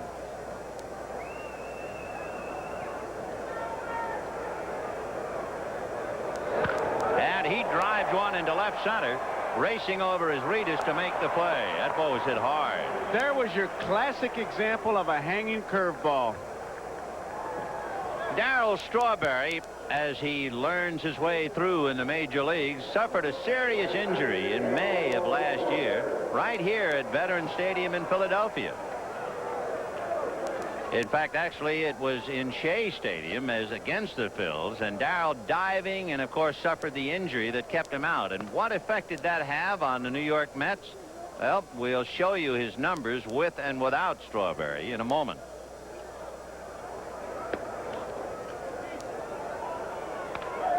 With a healthy Strawberry, look at that. With Strawberry out, under 500. When he's back in, solid. So it is indeed the straw that stirs. He struck out in the 2nd inning. 2-1. 1 away, top of the 4th inning. In a 2-2 tie. Foul ball. Bill Robinson coaching at first. Buddy Harrelson over at 3rd. Robinson has a unique way of working with hitters in the batting cage. I found it very interesting. Ball 3. What do you mean? He's working with Howard Johnson, and he takes radio down or tapes, and he doesn't get into the rhythm of the music. Much like it's an updated version of Casey Stengel's Tra-La-La-La Boom. Tra-La-La-La Boom. And Howard Johnson likes soul music and just gets into the mood. Strawberry strikes out for the 2nd time against Steve Carlton. That's the 3rd strikeout for Carlton. And it will bring up George Forster. Big curveball on what, Strawberry? He's way out in front. Doesn't seem to pick it up at all. He is really out in front of this one. You know, you're talking about batting coaches. Did you read the baseball special of Sports Illustrated? Yeah. It is out now? Yeah. You know, they have the big conversation amongst Ted Williams and Wade Boggs and Don Mattingly. In that article, Ted Williams says about 5 or 6 times in his career, when he would foul a ball off, he could smell wood burning. Did you ever hear that in your whole life? Yeah. That the ball is spinning so much, and he's swinging the bat, and the friction, actually, he could smell the wood burning? I never heard that. I believe it. It's like they said he could read the label of a record while it was spinning. I mean, you know, when Williams says that, you have to believe it. A hopper back a third, inside the line and down. I think Forster might have even broken his bat on it, but he'll take the base hit. A 2-out single to left. Could you smell the wood burning? No, they ought to send him in a mine to look for gas. You know, if you can smell wood burning. Here's the ball hit down the line. So a 2-out single for Forster will bring up Ray Knight. Knight hit the home run in the second inning. Remember when Carlton fell behind 3-1, challenged him with a fastball? Knight hit it out. 2-2 in the fourth. In there. Tell you talk about motivation. A guy like Ray Knight doesn't need it, but he has it in that big Mitchell kid who's there, who looks like Jim Ray Hart, and so does Howard Johnson. What motivates you really is how the guy in your position is doing in spring training or whenever he gets a chance to play. Of course, Knight, having gone through that terrible physical year that he had, no doubt is saying to himself, if I just stay healthy, I'm going to do all right. And, of course, the home run gets him off in the right direction. Well, you hate to lose your job in the whirlpool. Well, now, the SS Knight. 0-2. 1 ball and 2 strikes. 2 out. Forster, who certainly doesn't figure to do any stealing, is at first, and nevertheless, Mike Schmidt holding the bag on him. Now, I'd play behind him. I don't understand it, but it's like, okay, go to the bag. Foul ball. I think the last time George stole a base was, what, on the playground? But Mike's got hamstring. You see him rubbing his legs? He's taking medication, exercise, everything imaginable. But in April, the legs just tighten up on him. And then in May, he's fine. George last year, by the way, comes as no surprise, did not steal a base. Comebacker. Called in to Schmitty, and that's that. So a base hit by Forster, and they leave him. And at the end of 3.5 innings, the Mets 2 and the Phillies 2 on 1 hit. It's brewed in America and in other great beer-drinking countries. It's the only beer that must, by license and authority, always use Bavarian hops for flavor and be sent back to Munich to be tested by German brewmasters, tested for taste and quality. It's Lowenbrau, and that's how you get 600 years of Bavarian heritage in one smooth American beer. This world calls for Lowenbrau right now. Miss Jones! Oh, no, Miss Jones, 25 in red. Because work is tough enough, there's Canon's NP3525 dual color copier. It lets you change colors. Not the grapes in red, just the apple. And it's the only copier that copies in 2 colors at the same time with just a touch. Oh, forget the grapes. Just give me more apples. Canon's dual color copier with a singular difference. For information, call toll-free 1-800-OK-CANON. Behind this wall, research in behavior modification has been completed. The result? Escort GT. A startling transformation of the world's best-selling car, driven by a new multi-port fuel-injected engine, and built to perform no matter how the road turns. Ford Escort GT, the power of behavior modification. Get 7.7% financing on new Ford Escorts at your participating Ford dealers now. The best in women's tennis go eye to eye at the Family Circle Cup this weekend on NBC Sports. How dare you make fun of my bubblegum card? Everyone I ever saw, they had their hands full. You mean you're not like that, like that? Hi. No good, huh? No good. I couldn't find a Dale Long left-handed mitt. What are you going to do? Oh. Even Rusty Staub was up for his left, and he's an outfielder, and they don't even pay any attention to catchers. Redheads do not laugh at redheads. Big, slow jug. Missing to John Russell. 1 ball and no strikes. John popped up in the second inning. He'll be followed by Rick Shue and then Steve Jeltz. We got a good one. 2-2 here in the 4th inning. Sid Fernandez trying to find the strike zone. He walked 3 in the 3rd inning. He's walked 4 in the game. But he's even 2-2.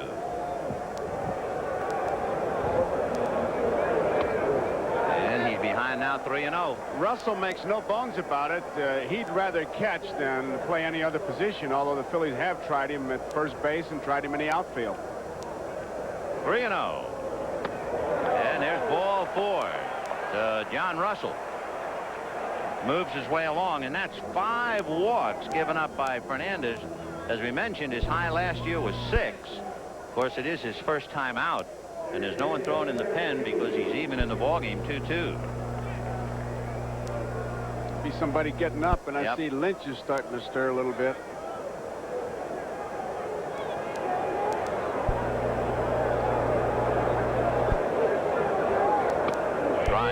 One thing Rick Shue wants to do this year that he didn't do last year, and there goes Lyons, Barry Lyons down to the pen. But Rick Shue wants to drive in some runs. In over 400 at-bats last year, he only had 24 RBIs. There's no way to replace Mike Schmidt doing that. 1-1. You know, when you sit up here and you watch a pitcher like Fernandez struggling like that, it really takes its effect on the infielders. You can almost see them after the pitch just go back on their heels as if to say, another ball. Another ball. Yeah, the good defensive plays are usually made back of the control pitchers. Definitely. 1-1. Now he's really hurt. So he walks Russell after coming off an inning where he walked 3, and he immediately is behind to shoot. 2-0. And there's Ed Lynch in the pen. Shue last year had a bad ratio. He struck out more than twice as many times as he walked. Now let's see what that does as far as 2-1. It certainly means they're not looking for any kind of a play. 2-2. If the count goes to 3-2, this would really be a tough decision. Yes, it would. You know, you have a strikeout hitter and a pitcher who's not around the plate. Well, you give it that run and hit play. Swing if it's a strike, take it if it's a ball. 2-2. Strike on the corner. So Shue pays the price. That's the second strikeout for Sid Fernandez, and with 1 out, Steve Jeltz coming up.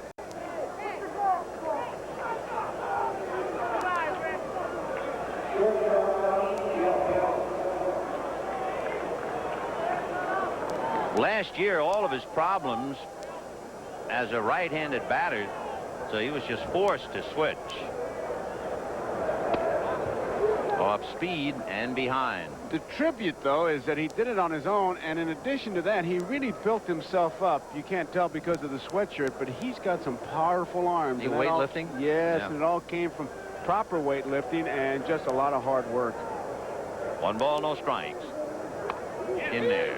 2-2. We're in the bottom of the 4th. 1 away. 1 ball and 1 strike to Jeltz with John Russell standing at first. I say proper because there are still some managers who just hate that word, lifting weights. But then again, you know, they say, well, you got to hit the ball, not lift the building. Well, if you do it right, you get the job done.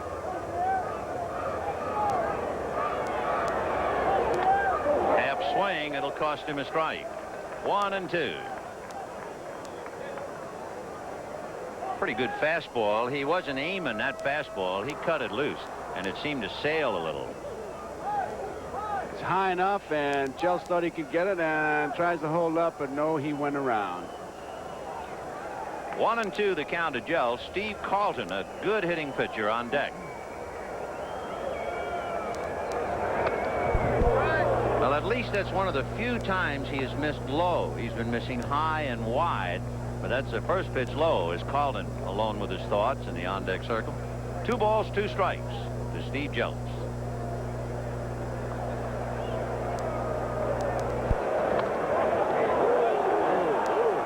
You know, you were talking about Carter, and we all know about his ability, but Vin, you notice that even though Fernandez has walked a lot of people, he doesn't appear to be wild because Carter's not jumping all over the place. In fact, that pitch, he was trying to frame it a la Bob Boone. Bob Davidson is the plate umpire. 3-2, so we'll keep an eye on Russell with 1 out. He is going. And as a ground ball to short, they go to second too late. Everybody's safe. It was not only late, but Tuffle didn't find a handle on it. We'll see if it's a straight fielder's choice. It'd have been tough to get Jeltz, I'll tell you, but he's going down the line. He's in there, and Tuffle can't find the handle in that big glove. Whoop, he's got it. It popped out. Santana, he had to go to second base. Russell got down there in good shape. Vin mentioned that Carlton being a good hitter. He just missed a grand slam in Cincinnati by a matter of a couple feet. So 2 on with 1 out here in the 4th inning, a 2-2 tie. Carlton sacrificed his first trip, fouled it away, and it's going to be a straight fielder's choice.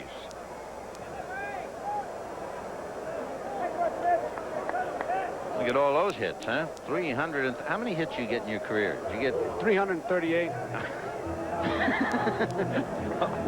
2 on. You have Russell at second, Jeltz at first. I think Carter got crossed up again. With a man on second base, he's switching signs, and they're just having some problems. And Gary is kind of climbing all over. Yeah, I think he chewed him out a little bit then. You had to, because in a spot like this, you know, you don't even worry about injuries. You just worry about keeping that ball in front of you. He definitely is having problems with his man on second base. They're switching signs, and Fernandez is forgetting about it. Carter slammed his fist into his mitt as if to say, come on now, get off the surfboard. Let's go. Strike 1. In there.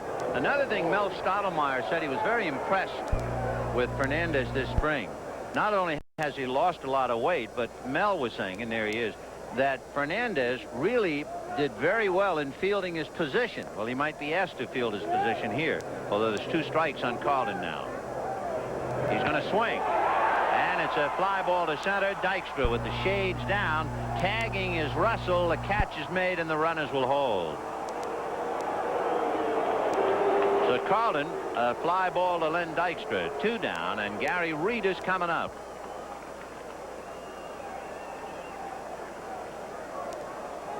Tell you, when they cross you up, your pitcher does that. For about 4 pitches after that, you're just never sure that he saw the right sign, and you're a little bit tentative back there. And it's tough enough when you're sure of what's coming to play that position. Well, Fernandez now trying to get Reedus and get out of the inning. Reedus could have his picture taken with a group of promising young Cincinnati outfielders who never made it. Never made it with Cincinnati. You remember some of the names? Paul Householder, Dwayne Walker, Eddie Milner, and Gary Reedus. Things really turned sour on Reedus last year. So he's happy, I think, to be with a new club. In 1985, he had only 3 RBIs after the 22nd of July. And that was a home run. I mean, from the end of July, he was never heard from. Well, he's got a chance here with Russell at second, Jeltz at first. 2 out. 1-2. In '83, people fell in love with Reedus because he hit 17 home runs, and they thought, uh-oh, got another star. The next 2 years, he hit a total of 13.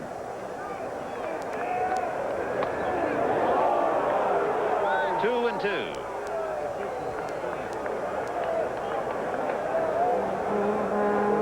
You start to wonder, it's only the 4th inning, just how many pitches Sid Fernandez is going to use today. So all kinds of deuces up there. 2 balls, 2 strikes, 2 out, a 2-2 tie, and number 22 at the plate. And there he goes. Reedus strikes out for the 3rd strikeout for Fernandez. And at the end of 4, 2-2 tie. We'll be back after these messages from your local station. Sunday. It's a psychopathic hairpiece! What will they do? Pull out a hairnet! And who will be the next Victim of hair gone wrong! amazing stories? A Delco music system delivers sound so true, you may never stop listening.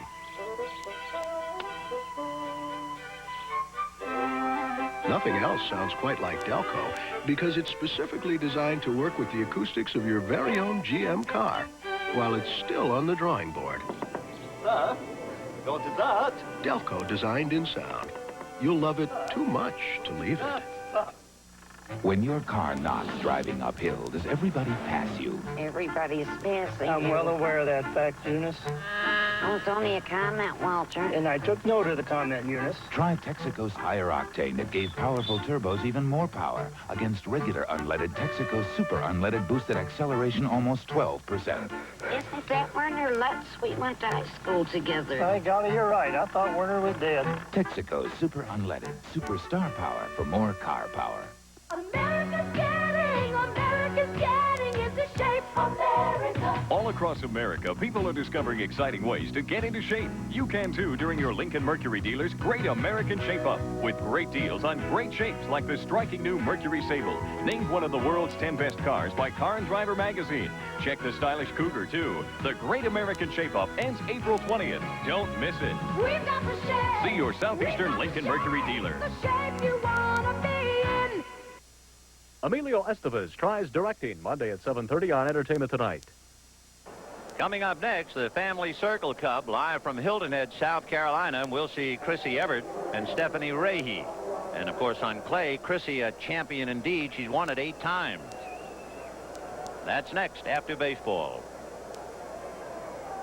Rafael Santana. He'll be followed by Sid Fernandez and then Len Dykstra. 1 ball and no strikes. Santana rolled a short in the 2nd inning. We have a 2-2 tie. We're in the top of the 5th inning. Strike. The Mets, kind of pecking away, have had a hit in every inning. The Phillies have just 1 hit, but because of Fernandez's wildness, they're even up. That's the story. 2-1 the count.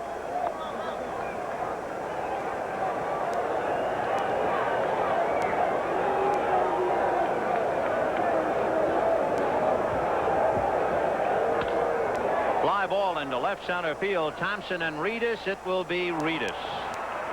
That was one of the things Felsky was talking about that is a little bit better, in fact, a whole lot better than last year, is the defense he's got in the outfield. He's got some fellows who can cover that ground in Reedus, Thompson, and Wilson. And, of course, as we mentioned earlier, Maddox on the bench. So Gary Reedus covering the gap very well. 1 down, and Sid Fernandez the batter. Fernandez with the count 0-2. Got a fastball and hit it inside out. Inside 3rd and down the line for a single. Back in the 3rd inning. He tests him again. 0-1. Let me ask you something, Vin, on what you've seen so far of Carlton. You think he's I like him, yeah. Yeah, I don't, you know, you're not going to see that great slider that used to kill and eat up the right-hand hitters, but he's doing well. 1 hopper down to Juan Samuel. 2 down. I think if you ask the question, has he got enough stuff to win? Yeah. Definitely yes. So with 2 out, Len Dykstra coming up. Milwaukee, as you can see, out in front of the Yankees, 1-0 in the 4th inning. You know, opening day, the Yankees won and the Mets won. And the headline in the New York paper was, Subway Series on track. That's what I call hype, man. That's overkill. Strike. 0-1. Dykstra 1 for 2 with a run scored.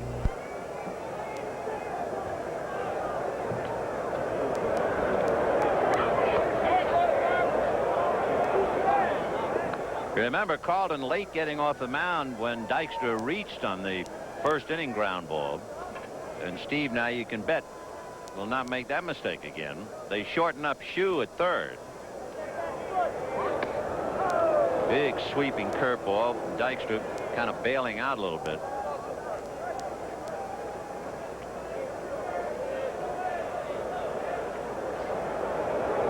The right side of the infield is deep on Dykstra. Breaking ball strike. He flinched on that. Oh, yeah. He came from first base, and that right leg said, hey, rest of the body stay. I'm going.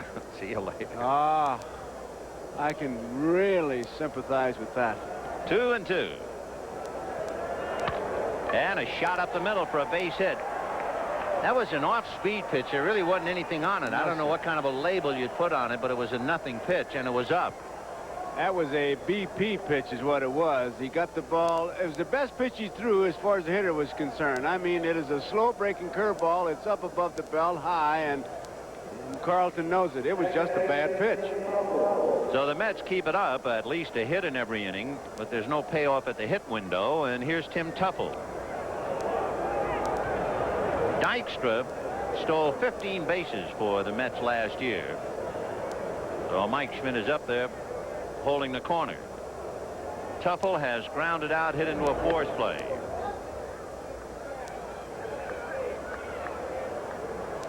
Tuffle having a look at Buddy Harrelson coaching at third. Schmidt holding the corner on Dykstra. Why not? I mean, they could try something. If Dykstra gets thrown out, you got Tuffle leading off, Hernandez to follow. Dykstra with Schmidt up in front of him, and again we're taking a look at Tuffle. Tuffle looks like he's learned to hit a little bit like the Charlie Lau influence. He really gets that weight back at the last second and then kind of drives a la Don Mattingly with not exactly the same result. 1-1. That's not that good Carlton move. He'll pop your shoestrings when he gives you the good move. Comebacker off the glove of Carlton, deflected to Samuel, and they get the force play. So give Steve Carlton an assist on that. 1-4-6 to erase Dykstra, and at the end of 4.5, 2-2 tie. Today's small cars are tougher than ever on oil. Their high-compression engines not only rev high, they can run hotter than regular small car engines. Their searing heat can begin to break down an oil immediately. That's why there's Castrol, the only leading motor oil that in every grade provides maximum protection against viscosity and thermal breakdown.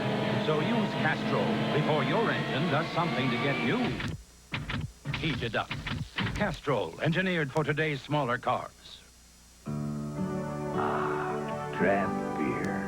It's always been the smoothest, freshest beer around, poured straight from the tap. And now there's a true draft beer in a bottle. Miller Genuine Draft. It's not heat pasteurized like most bottled beers. It's cold filtered for real draft smoothness. Miller Genuine Draft. The smoothness of draft beer in a bottle. It's that time of year again. Deer season. Just as the grass is getting higher, prices are getting lower on John Deere tractors, lawnmowers, tillers, chainsaws. In fact, all kinds of lawn and garden products are on sale at the lowest prices of the year. So hurry to your participating John Deere dealer. After all, it won't look so good if deer season passes you by. Nothing runs like a deer. All across this land, Americans are celebrating our greatest lady's 100th birthday. By an act of Congress, America commemorates this event by minting United States Liberty coins. These valuable keepsakes will be a lasting way for you to treasure liberty. United States Liberty coins, singly or in sets, at banks, savings and loans, and most Sears stores. Now you can keep liberty in mint condition forever. We're going to the bottom of the 5th inning, a 2-2 tie. Milt Thompson, Juan Samuel, and Mike Schmidt. Thompson struck out, hit into a force play, 0 for 2. And a drag bunt. Down to get it, Fernandez can't. Tried to shovel it, couldn't do it. So a good play, and for Milt Thompson, that will be his first hit as a Philly. Ray Knight really forced him in, and he tried to drag it past Fernandez. He didn't quite get it by him. Fernandez knew he would have to scoop it over to his first baseman, Hernandez, but not in time. So for Milt Thompson, who was the best pinch hitter in the major leagues last year, now they want him to be a regular, and the drought is over. He had gone 0 for 13 before dragging for a hit. And here is Juan Samuel. Now now they have the speed that they have wanted with Thompson aboard and Samuel at the plate. That's another difference in these Phillies, the speed at the top of the lineup for Reedus and Thompson. Thompson, not a regular, so he only had 9 stolen bases, but he has stolen as many as 68 in the minor leagues, so you know he can run, and he will run for the Phils. Belsky's statement is, he says, I hit and run with the top of my lineup, which is really a euphemism for they're on their own, they can go. He wants things to happen, and he's got some guys that can make it happen now. He had a man go last night down 6-1. That's right. 1 ball, no strike. He's got some ideas.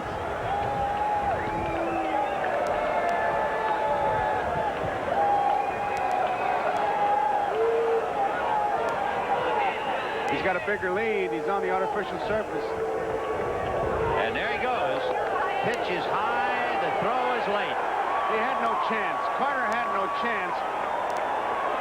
You could measure. Thompson had him measured with his foot on the dirt, and then he got 1 foot on the carpet, and it was too big a lead. So the key to that, it was the good pitch to defense against. It was a high fastball. The catcher was up out of the crouch ready to throw, but the pitcher had neglected to hold the runner close enough. Exactly. So Samuel now with a count 2-0. Might have chased a bad ball, maybe. Of course, with Fernandez, he has a tendency to have a running fastball anyway. Looked like he was trying to hit the ball to the right side, which really bothers me. You got your 3rd place hitter up there. It is the 5th inning. 2 balls and no strikes, and he's going to hit a ground ball to the second base. I really think he wasn't. I think he was fooled, and he hurt himself. He's all right now, but he hurt his back. But 2 balls and no strikes, you don't chase that pitch outside. He may have hurt himself. You got a pitcher crippled. You're going to look for that ball you can drive. He was trying to go the opposite field. So John Felsky, I know it's the small of his back, and when he lunged even as high as we are here in the stadium, you could pick up that, So Samuel is not going to continue. He sure did hurt himself. So Von Hayes is out. Hayes, with a contusion of his right calf, nevertheless played last night, a rather heroic effort. And now they have Samuel go to the pits. Luis Aguayo. There's Samuel. Let's take a look at the pitch that really hurt him as he chased it. Here it comes. Now it's 2 balls and no strikes. That's way out of the strike zone, like he's trying to hit the ball to the right side. And my point is that in a 2-2 ball game, your 3rd place hitter, get that ball you can really take a good cut at. He realized about mid-swing, and then when he tried to stop, that's when he hurt his back, I believe. So Aguayo will have to pick up the count. 2 balls and 1 strike. I remember Billy Martin and I had a big discussion about that, and he said, well, you got to get the ground ball. I said, if you promise me up to the 7th inning that your 3rd and 4th place hitter will hit that with the man on second base, I'll send limos to pick up those guys. I want my guy to try to knock in that run. 7th, 8th, and 9th inning, that's something else again. Well, Aguayo now, this is a tough at-bat. You inherit a count. You've been sitting in the dugout, not even mentally prepared really to play, and you drop in the fire immediately with Mike Schmidt on deck. 2 balls, 1 strike to Aguayo. And he bunts in the air, foul. And I think maybe Fernandez got in the way. I think if he had left the runway clear, Carter might have made the play, maybe. And Gary looked like he got something in his eye. Look at this. He sees Fernandez. He's going to jump over him now, and he gets a little collision here with Knight.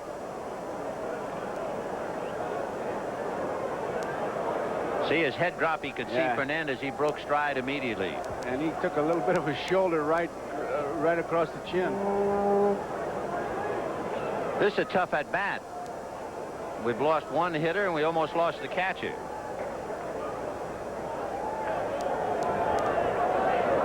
So Aguayo fouling the bunt off.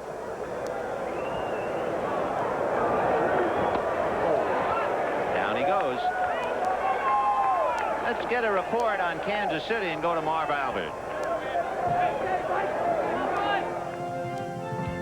Thank you, Vin. Dennis Leonard of Kansas City making it back from knee surgery. First start in 3 years pitching shutout ball against Toronto through 6, allowing only 2 hits. They're bottom of the 6th. Casey in Toronto, scoreless Jim Acker and Dennis Leonard. Back to Vin and Joe. Well, that's a great story. That Dennis Leonard, well, what a surprise. Not just to go 6, a 2-hitter as well. Wow. And against Toronto, good ball club. Here's Mike Schmidt. Ball 1. And you can't have enough pitching, and at Kansas City's got plenty of pitching. They really throw some arms at you. You know, a few innings ago, we mentioned the fact that the Phillies were the worst in the major leagues in hitting with 2 out and runners on. Well, they only have 1 out now, but we'll see what they can do. They've had a lot of men get on base today. So far, they're 1 for 7, and Felsky and Lee Elia doing more than just chewing tobacco. The only hit was a single by Mike Schmidt. So with the walks that Fernandez has given, Phillies no doubt feel that they should have a lot more. 2-2. Milt Thompson at second. 1 out. 3-0. Hey, there's no pitching around him because you got Glenn Wilson coming up, and if you're going to ask me, would I let him hit? Yeah. I very definitely would let him hit, because if he matches strength against strength, Schmidt's got a pretty good chance of pulling that left field seats right in behind third. He can really get a rip. 3-0. He missed him from here to Pittsburgh. That's 7 walks given up by Sid Fernandez. Davy Johnson and Mel Stottlemyre being very, very patient because they are 2-2 here in the 5th inning. But the left-hander has reverted to form, and he's on the wild side. He got Wilson last time with a breaking ball in on the hand. Yankees got that run, by the way, on a home run by Dave Winfield. So 2 on, and here's Wilson. Foul ball, 0-1. Got a chance here, Vin. Wilson came up to me before the game. He said, I got to tell you something. I heard you say something. He said, it really came home to me. I said, what's that? He said, remember when you said if you're not hitting, it's a hitch, and if you're hitting, it's a trigger mechanism? Right. He said, when the Phillies signed me, he said, you'll never hit with this hitch. Last year, they said, boy, that's some timer you got. Some trigger mechanism, Glenn. 100 ribbies. Thompson at second, Schmidt at first with 1 out here in the 5th. 1-1. Santana tried to do the best he can at shortstop to bird dog Thompson and hold him near the bag. But with a right-hand hitter up there, that's tough. He's going to be in motion on the pitch.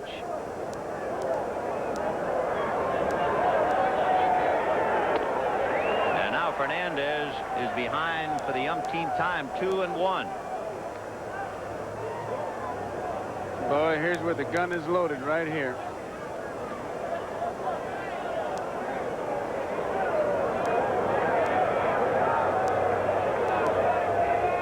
And 1 strike to Glenn Wilson. You know, you saw that number, 18 RBIs for Wilson against the Mets. You know, Hubie Brooks of Montreal, who used to play for the Mets, had 100 RBIs last year. He had 23 of those RBIs against Pittsburgh. Here comes another one of those challenges. 3-1. On Glenn! And the bases are loaded.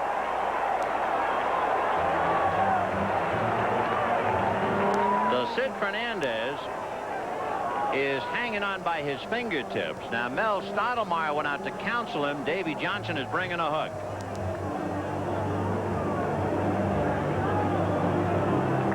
Seven walks, and he's gone. That's 1 more than he gave up in any 1 game last year.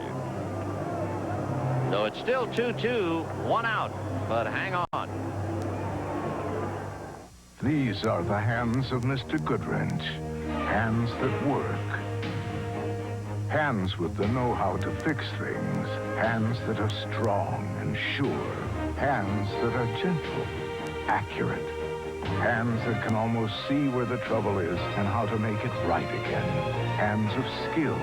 Hands that care. The working hands of Mr. Goodwrench. And no one knows your GM car better. No one. Radio Shack knows when you're working for the future of your business, you need the high performance of the Tandy 2000. The performance to manage your business. The high performance to create and design. And the performance to market and sell. The high performance of the Tandy 2000 can meet your needs today and tomorrow. Tandy computers in business for business. Only at Radio Shack. There's a time to think about life insurance, and State Farm is there. I'm State Farm agent Mike Callen. The biggest reasons young parents start thinking about life insurance are kids. Parents want someone who can explain life insurance and someone who knows how to listen too, so it'll fit their needs. And as a family's needs grow and change, they want someone who will be there to keep that life insurance up to date. That's why they come to State Farm agents. And like a good neighbor. And that's why they stay. State Farm is there. NBC shines with the return of the superstars. Your favorites test their strength, endurance, and tenacity to determine the best in sport. Who will overcome the obstacles and outshine them all? The answer lies in the stars, the superstars on NBC Sports World. Ed Lynch coming out of the bullpen to try and bail out Sid Fernandez. Those were his numbers last year. He was also beaten twice by Philadelphia without a victory last year. And lifetime he is 3-6. In contrast to Sid Fernandez, and that's exactly what you need, you have a pitcher here who almost worked 200 innings last year and walked but 27 batters. So you have taken a man out of his walk 7, and you have brought in a fella who throws strikes. And what a spot. You have Milt Thompson at third, Mike Schmidt at second, Glenn Wilson at first. We have 1 out in the 5th inning and a 2-2 tie. John Russell, whose first big league home run was a pinch hit home run against the Mets 2 years ago, has a chance to do some more damage. He's 0 for 1. The infield playing halfway. Strike. He started in breaking ball, too. He went right after him. You have to go out and get Ed Lynch. He'll throw strikes. And as far as Russell, the bat is the big thing with him. That's why they tried him in other positions when they had Ozzie Virgil over here. They wanted to get that bat in the lineup. 1 ball and 1 strike. Yeah, when you think they have traded away both Bo Diaz and Ozzie Virgil, it's Russell's job to keep. 1 ball and 1 strike.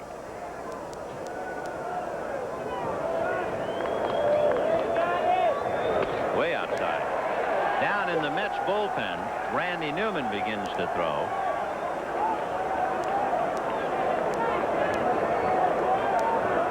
Two balls and 1 strike to John Russell with 1 out and the bases loaded.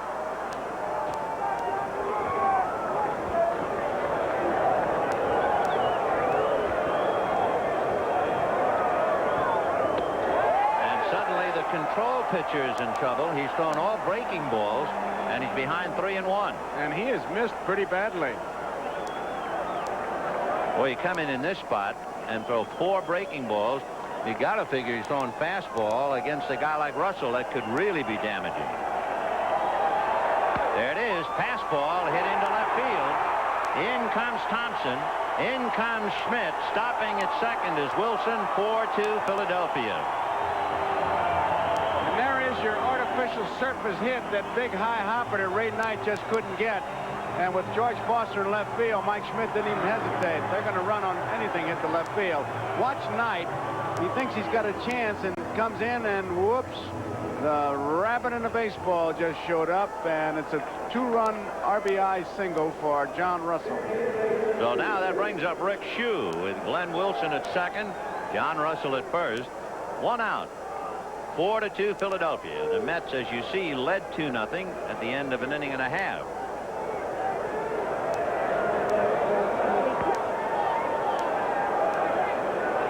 You have 2 teams playing today who did not do well in 1-run games last year at all. The Phillies last year lost 35 games by 1 run, and the Mets weren't that much better. They lost 31. So with Wilson at second, Russell at first, they'd like to widen the gap a little bit.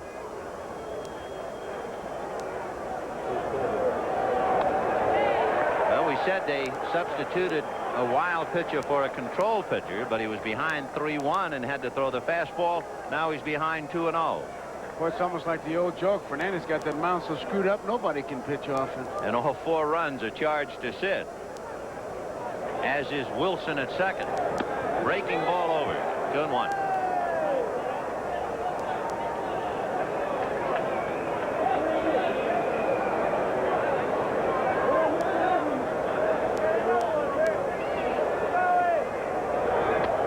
Got the corner, inside corner, 2-2.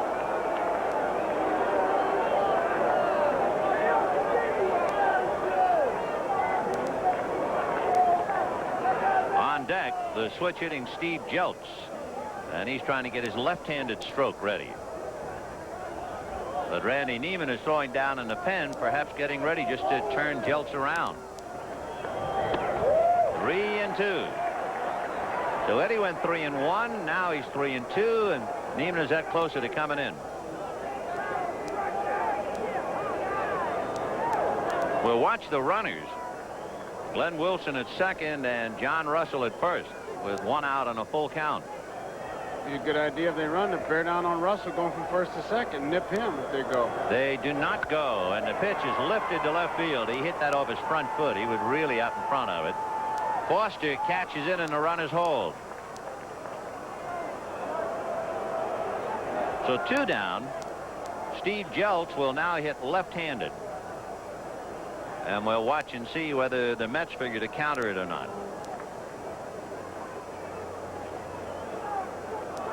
And Johnson and Stottlemyre don't make a move. So Neiman's down there saying, am I getting ready for Carlton?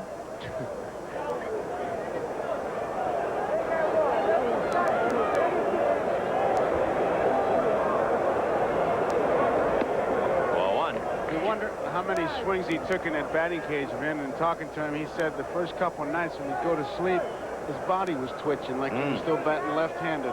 That's how many swings he took in that cage. They talk in golf about muscle memory. His memory wouldn't quit, wouldn't let go. 1 ball and no strikes to count. Steve Jeltz trying to extend the inning. It's 4-2 Philadelphia, bottom of the 5th.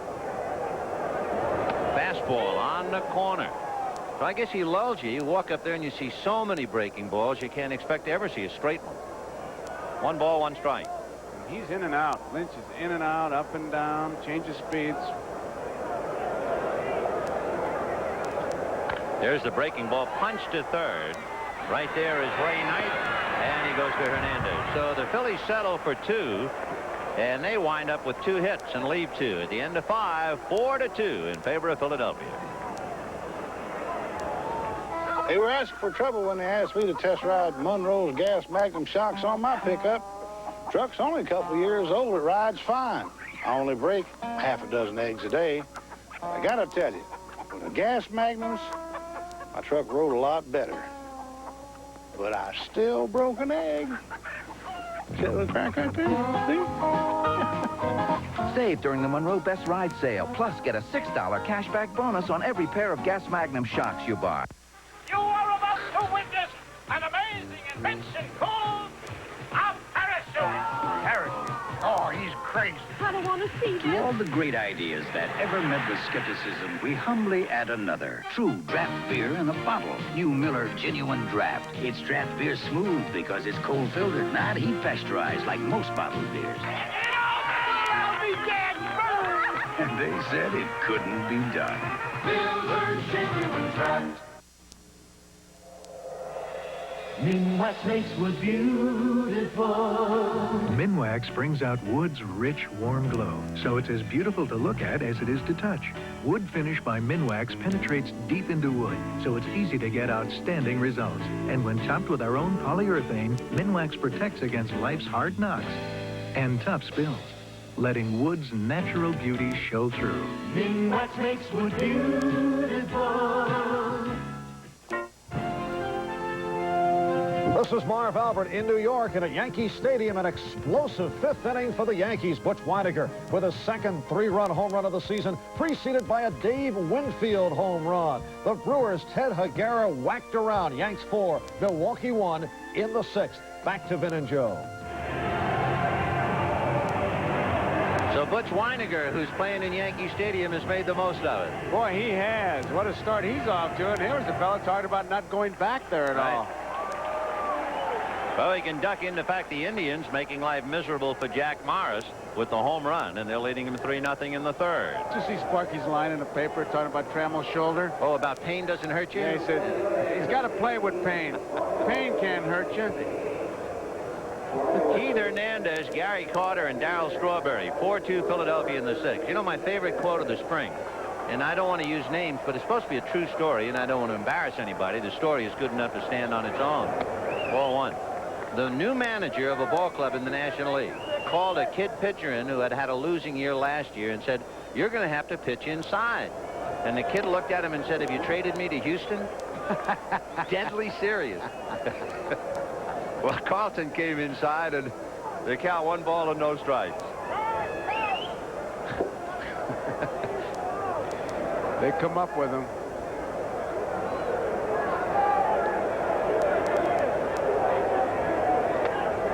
For Carlton now, remember, he's getting into the 6th inning, and they will be watching him very carefully. So down in the bullpen, Dave Rucker and Kent Tekulve begin to throw back of him. The most innings he worked last year, 7 innings. He did that 4 times. 2-1.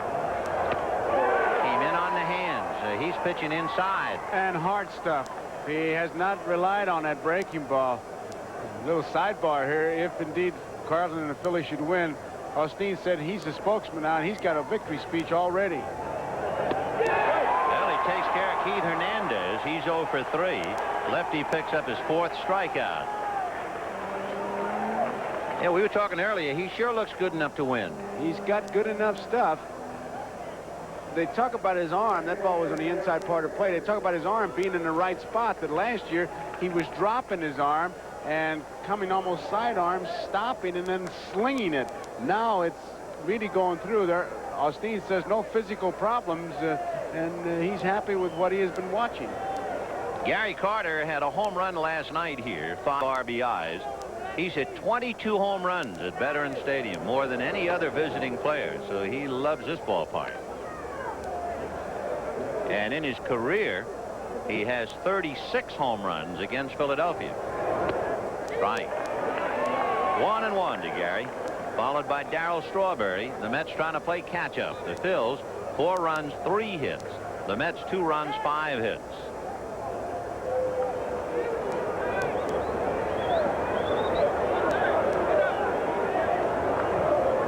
Remember, Carlton won 1 game last year, and he is the pitcher of record. He has gone the required 5 as a starter.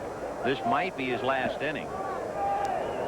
There he is in the strikeout list, but he could win this time. Line drive, base hit to left. He got the ball up, and Carter whacks it. And now Darryl Strawberry with a chance to get the Mets even. The Mets continue to get a hit an inning. No more, no less. Strawberry, however, has struck out twice. 0 for 2 against Carlton.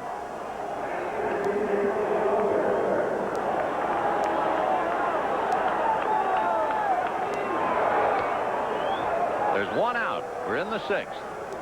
Phillies 4, Mets 2.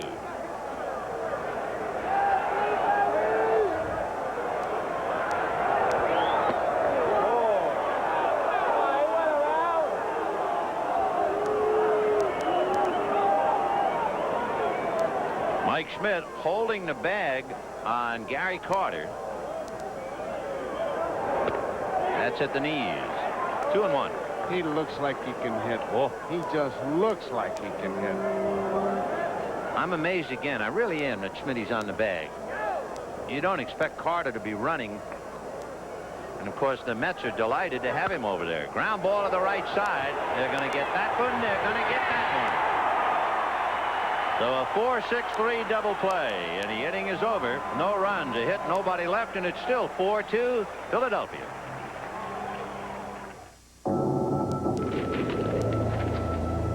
The American Express card buys Chinese food, rental cars, compact discs, theater tickets, ties, hotel rooms, toys, airline tickets, cruises, VCRs.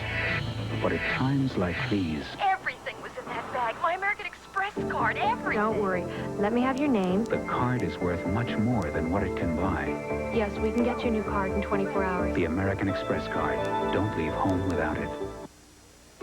In some countries, if you need a new muffler, it's easy. No choice. In America, things are different. People want high-performance mufflers, long-lasting mufflers, economy mufflers. Take it to Midas. At Midas, there is freedom of choice. A choice of mufflers, prices, and guarantees. Take it to Midas. It pays to get choice. Huh? Take it to someone you trust. The following message is furnished by Major League Baseball. You know, I believe in old-time values. When something works, you keep doing it. In 27, my dad took me to my first ball game. The crowd, the excitement. I took my son in 52. Now we bring his kids. Hey, come on, we're going to be late for the game. Going to the ballpark in this family has become a tradition. If you're missing it, you're missing something important. Hey, you owe it to them. Major League Baseball, a family tradition. A reminder tomorrow on NBC Sports World, part 2 of the Superstars. Be sure to tune in and watch another constellation of sports stars, featuring Mark Gastineau of the New York Jets, Willie Gault of the Super Bowl champion Chicago Bears, and Vince Coleman of baseball's St. Louis Cardinals as they test their speed, strength, and agility in an exciting array of athletic competition. Watch the stars shine tomorrow at 4 p.m. on NBC Sports World. And here's lefty, as they call him here, Steve Carlton. And he is into the bottom of the 6th inning, leading 4-2. Popped it in the air, back of the plate. Carter with a play.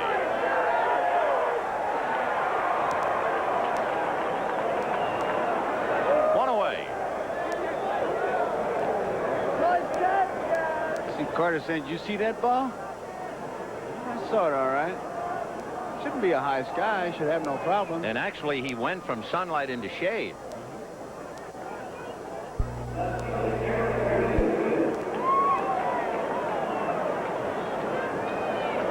Gary Reedus flied to center, walked, and struck out. The Philadelphia bullpen is quiet now, and the Mets get Bruce Pereni up.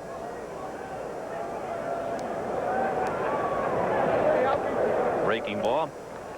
The pitcher's spot, occupied by Ed Lynch, is due up 4th when the Mets bat in the 7th inning.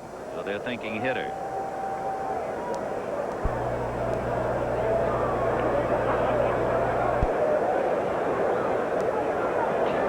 Fastball. He's thrown that thing for a strike, but he's always behind when he's forced to throw it. He really spotted it well, though, right on that outside corner. Ed Lynch, born in Brooklyn, New York.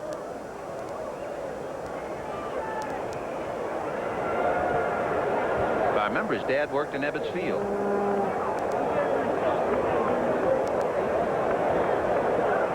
The anniversary of Ebbets Field opening back in 1913 was just a couple of days ago. Check swing foul. Watch Carter going after that foul. He heard something. Or somebody tried to distract him in the stands. Or his own bench, for that matter. 1-2, the count to Gary Reedus. Fly to center, walk, struck out, and the count 2-2. You'd be surprised how many times the guys on the bench are wrong. You know, they'll holler no play, and Wynn takes it back.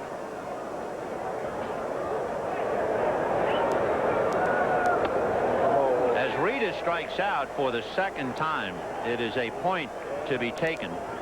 Another area where the Phillies need desperate improvement is in striking out.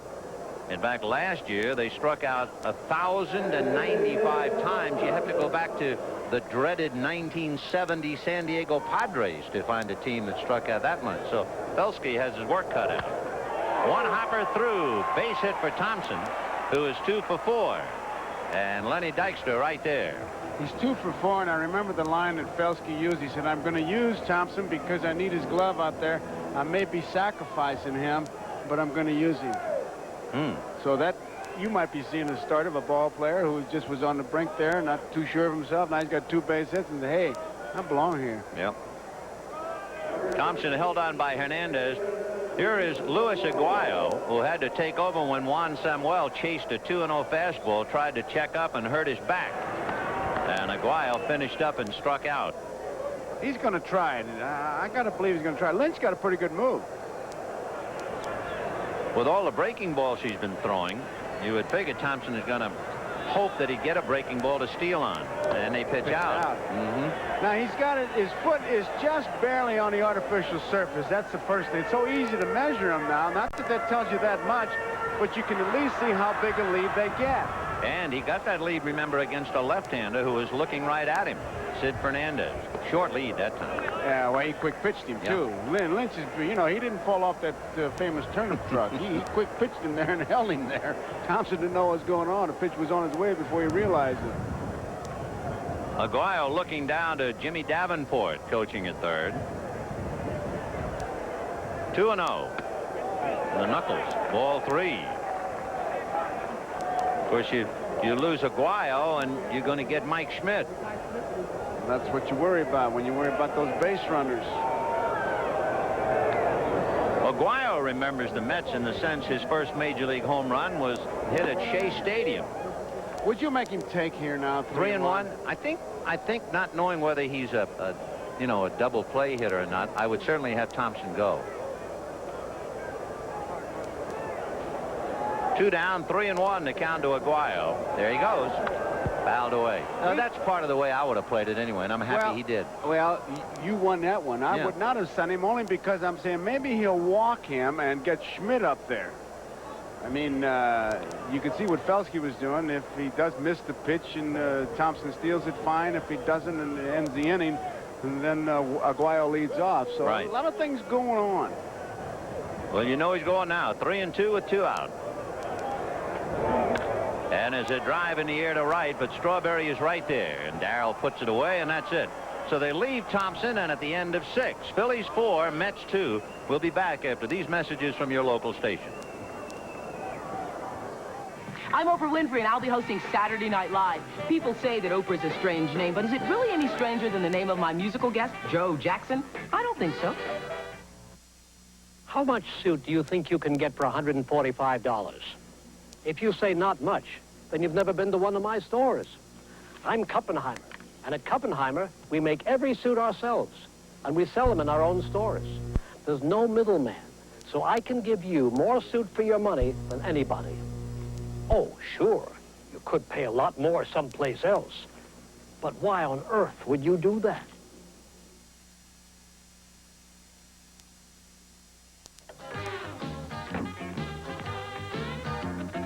I keep loving you, so for me we're still brand new. You're my pride and joy.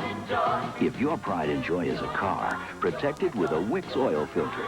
Inside, Wix has 1/3 more filtering area than the leading brand. A steel core and metal end caps, not paperboard. Isn't your car worth a Wix? Yeah, you're my pride and joy. You've been hearing a lot of talk about how Coors is less heavy, with all the spirit you look for in beer. Almost sounds like a contradiction, huh? Less heavy, full-spirited. Let me show you something.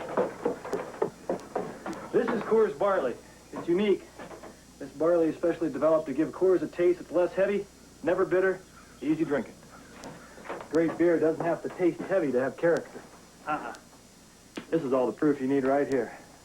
Yeah, Coors is the one. Arts Fest 86. Let's all be there.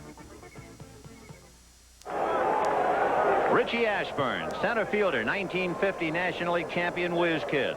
1962 most valuable player of the New York Mets. Now broadcaster and writer here in Philadelphia. When he got the MVP in New York, he said, that's some honor. I'm the most valuable player of the worst team in baseball. 7th inning, 4-2 Philadelphia. The 2 numbers retired.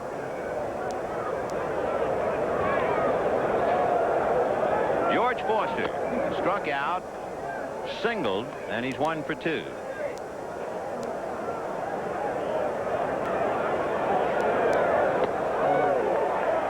The gun is registering Carlton at 85, 86 miles per hour. The best they've had on Carlton has been 86, and there you see it. 1-1. Ken Hunsapple was the fellow with the red jacket, had the gun. Next to him, Tom Ferrick, the great Bobby Wine on the far right, Mickey Vernon with the hat on. But Tom Ferrick, we sent word to get his opinion, and we need a lot of praise. On the corner, 1-2.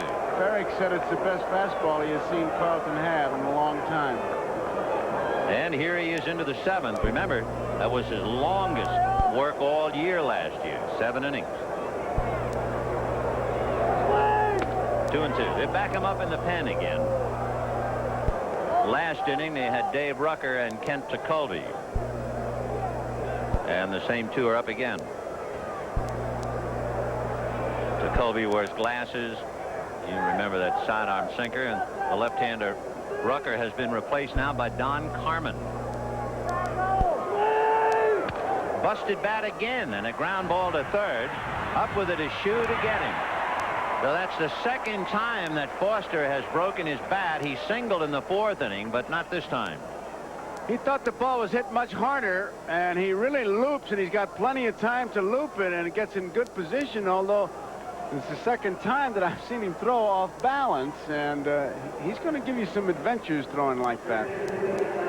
Well, as we mentioned earlier, he had led all third basemen in errors last year, and he played 2/3 of the year.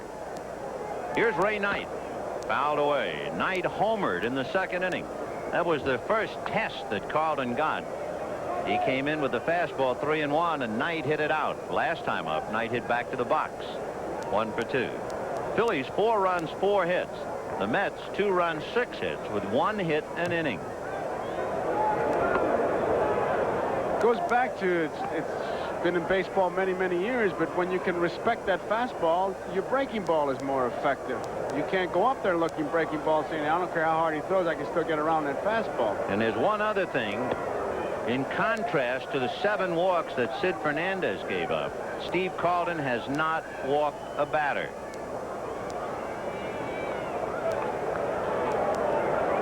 Fastball. 2-2.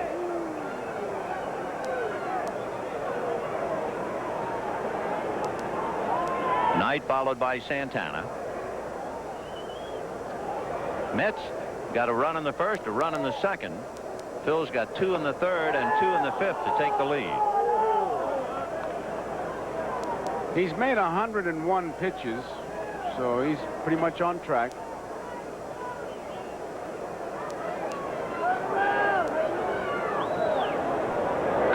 Ground ball hard inside 3rd. What a stop by Shue, but the throw way offline, and Knight is on his way to 2nd as it's finally retrieved by Aguayo. Great stop by Rick Shue, but he really never had a prayer. It'll be 1-1, a single and an error. That's one of those plays Mr. Rickey called the errors of enthusiasm. He makes the play. Really, he should have stopped right there, but he wasn't satisfied. He thinks he can get him at first base and really throws it into a double. No manager gets upset at that, though. They'll talk to him about it, but they'll say, hey, just try to figure out what's going to happen after you get the ball. Strike. So with 1 out, Ray Knight at 2nd base, and Santana trying to pick him up, and they will go to the bench and have a hitter for Ed Lynch, and that'll be Kevin Mitchell. You mentioned Kevin earlier, and he's out on deck. There he is.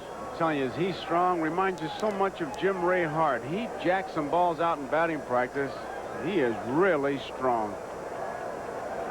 1 ball and 1 strike. Oh, good breaking ball. Boy, the bottom dropped out of that thing. 1-2. Santana will have to think that over a little bit.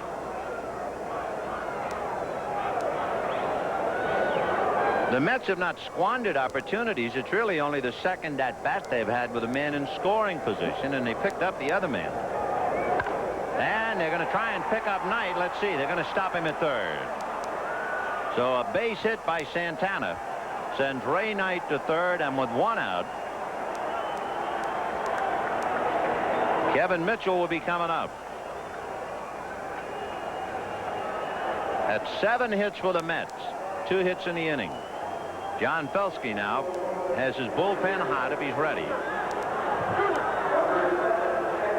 I think he's going to have his catcher go out there to stall for time and give his bullpen a little more heat. You saw him holler out there, and Carlton will just have to stand there and listen, and all Russell will say, hey, when the umpire comes out here, you tell me, and I'll walk back because I think the manager wants to make a move.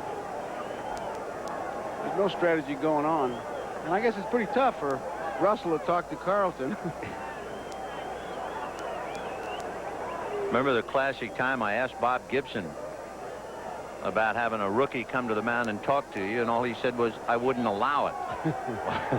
Carlton will at least tolerate Russell being sent to the mound, and now here comes John Felsky. You know, that was one of the things that Russell really has to overcome, is being intimidated by Carlton and call his own game and not saying, hey, I'm catching a superstar. You know, it was an interesting combination at the start of the game. You had a rookie catcher catching a superstar against a rookie pitcher being caught by a superstar. Kent Tekulve is going to be coming in from the bullpen, and Steve Carlton goes out with the Phillies leading 4-2, but Carlton, the runners at first and third, are his responsibility. You don't give your word, then go back on the deal. You don't shake a man's hand, let that be how you feel. The best way to show you mean what you say is man to man, the American way. Miller's made the American way. Born and brewed in the USA. Miller contains no additives or preservatives. Purity you can see, quality you can taste. Miller's made the American way. Presenting 5 incredible things you can do with a new John Deere lawn tractor. You can cut grass more evenly with our new mowing deck. You can get rid of rainwater with our new tip seat. And ride more quietly because we've enclosed the engine. You can even carry heavier loads because we've added more horsepower. But the most incredible thing you can do with a new John Deere tractor is take one home because we've lowered the price. Isn't that incredible? At his last tune-up, Jim McGill forgot to change something very important, his engine belts. After 4 years, belts can break anytime. So don't take chances. Next tune-up, get Gates belts. More mechanics install Gates and more people rely on them than any other belt made. Remember, if your car's 4 years old, get Gates before it's too late. Racing's hottest families, the Andrettis, the Unsers, and Indy champ Danny Sullivan battle it out at the Toyota Long Beach Grand Prix on NBC Sports. A reminder coming up next on NBC Sports, Chrissy Everett versus Stephanie Rahe in the Family Circle Cup Tennis from Hilton Head, South Carolina. Long and lean, Kent Tekulve. He's 39 years old, relieving 41-year-old Steve Carlton. 6'4", 185-pounder. One of the best closers in the league for years. But as recently as '83, he tied for the league lead in games finished. But that was as a Pirate. Now, as a Philly, his job's supposed to be a middle reliever. He'll set the table for Don Carmen and Steve Bedrosian. Last year at one stage, Teak, as they call him in Pittsburgh, lost 8 straight. The Mets, meanwhile, have made a switch. They want a left-handed bat. Danny Heap will hit for Kevin Mitchell. And we're about ready.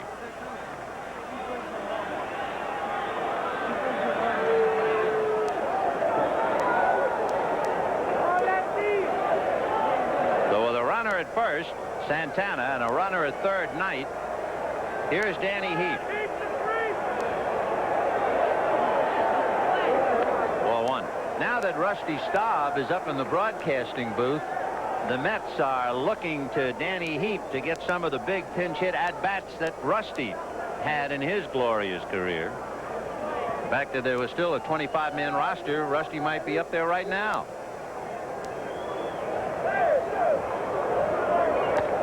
Right, Rusty had 100 pinch hits. 1-1. You can see by the positioning of Russell and the way where Tekulve's throwing that ball, he's looking for that sinker out away from the plate, get that ground ball. 1 away in the 7th. Phillies 4, Mets 2, and the Mets trying to get off the floor.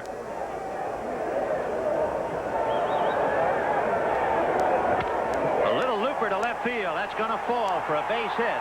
One run is in. Santana stops at second, and it is Phil's 4 and the Mets 3. There's a case, I believe, Ben, of a hitter hitting a pitcher's mistake. You saw where Russell was, and he got that ball inside, and Heap was able to inside out. Watch where the pitch is, and inside part of the plate, he goes in and out. Russell was to the outside part of the plate looking for that sinker, and Heap, good piece of hitting. Now you have Santana, the tying run at second base. Danny Heap, a possible go-ahead runner at first. And Len Dykstra at the plate. Dykstra is 2 for 3 against Carlton. Now he's facing Jacoby.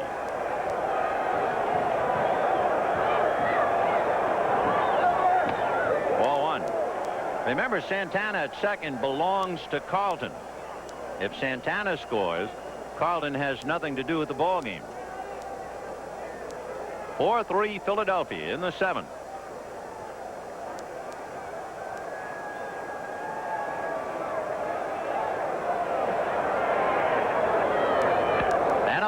Back towards Jacoby, who has a play, and it's off the glove of Shoe. You know who was surprised? Sure. Danny Heap. Danny Heap wasn't moving, and they would have had a double play if he had thrown to second. Any place but third. Shoe was surprised himself, I believe. He just went over to cover the bag just to be there, and you can see, look where his position is right there. I think that was one of those plays that when Jacoby got, he said, I better go to third, and that surprised a few people. Danny Heap almost fell in a heap, and there would have been an easy play at second, but this is a look at the play at third. Shoe, he can't even find the bag yet. Just now got his foot on there. He was surprised by that play. So we'll see how they rule it, but the bases are loaded. And the batter is Tim Tuffle. Tuffle grounded out, hit into 2 force plays, and the infield looking for the DP, fouled away. So Rafael Santana is at third. Danny Heap is at second, and Len Dykstra is at first. Well, that Dykstra, you know he's going to bunt. There's not much you can do, and he just upsets everything. 4-3 in favor of Philadelphia, but here come the Mets. High pop foul behind the plate, and John Russell is there. Boy, is that ever a big out. So Tuffle fouls out, and now Jacoby has to face Keith Hernandez. Or Willie. Well, I was going to say, or Willie, because the Here comes Belsky. Carmen has been warming up out there. Brand new haircut. No, did you see that haircut he's got? No. His wife and hairdresser talked him into one of those Terminator haircuts, you know, with the cruise cover on top. And back. Oh, the guys really give him a ribbon. Well, she'll probably feel better when he's on the road. Phillies 4, Mets 3, bases loaded, and Carmen will come in and sing the next notes.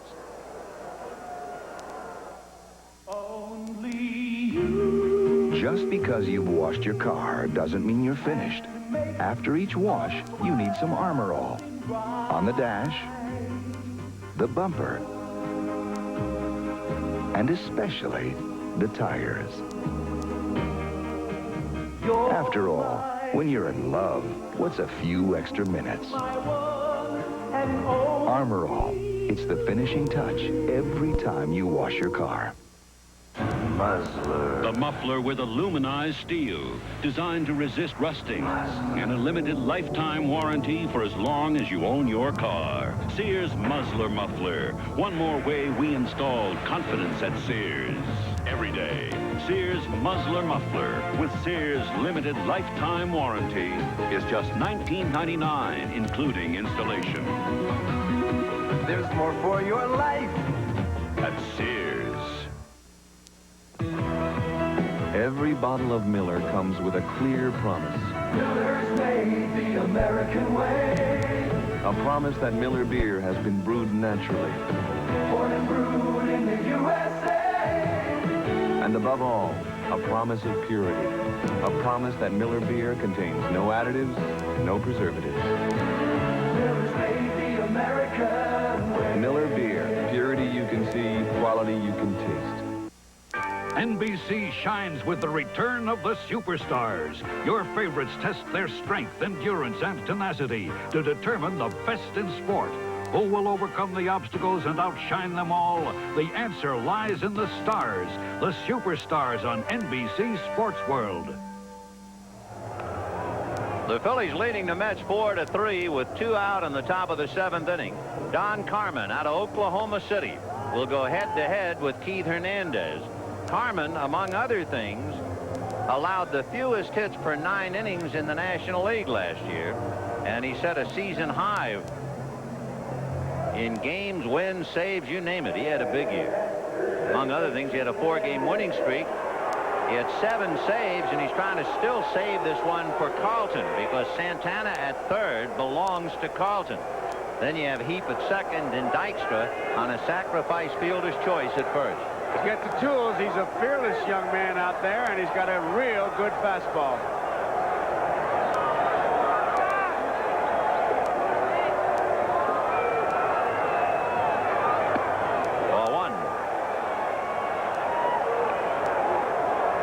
Phillies 4 runs, 4 hits.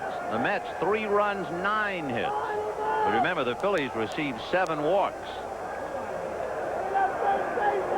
1 ball, no strikes. Line to right, coming in and over is Glenn Wilson and makes the play. So Hernandez hit it at the right fielder, and the Mets wind up a buck short. They get 1, they leave 3, and at the end of 6½, Phil's 4, Mets 3. Old Spice presents Baseball Remembers. Brought to you by unmistakably masculine Old Spice aftershave and cologne. Splash on the feeling. Splash on Old Spice. Bobby Thompson remembers his pennant-winning home run in the 1951 playoffs. At the time, all it meant to me was that we beat the Dodgers, and I guess we had a rivalry that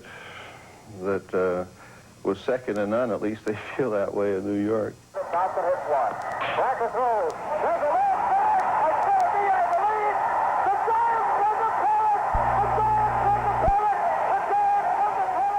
Well, I can say this. At the time I made that swing and lucky enough to hit the ball out of the park, and we won. I never thought they'd be talking about it years later. All you gotta do is smell the morning, splash on Old Spice. Now you're moving, isn't it nice? Up and at 'em, don't think twice. Pour out a handful, splash on some Spice. Nobody sends more guys out there alive and awake than unmistakably masculine Old Spice. Now you're moving, don't think twice. Splash on the feeling, splash on some Spice. This is Marv Albert in New York in the Kansas City 8th. This is pinch hitter George Order driving one to the fence. Buddy Biancalana coming around. Royals lead at 1-0 for Dennis Leonard, making his first start in nearly 3 years. He's retired 17 straight, allowed only 2 hits in the 9th with 1 out. Royals lead at 1-0. Back to Vin and Joe. That was not an easy play by Wilson. He's looking at his son. Watch it now. It almost knuckled out there, and he could see like an ice cream cone. That big glove really saved it, that webbing. You know, he made 12 errors last year. That was a major league leading 12 errors. But I think what really happened was Hernandez got over that ball. He hit some topspin, and he really made a pretty good play on what was a sinking line drive. So Bruce Bereni will pick up Hernandez, followed by Lynch.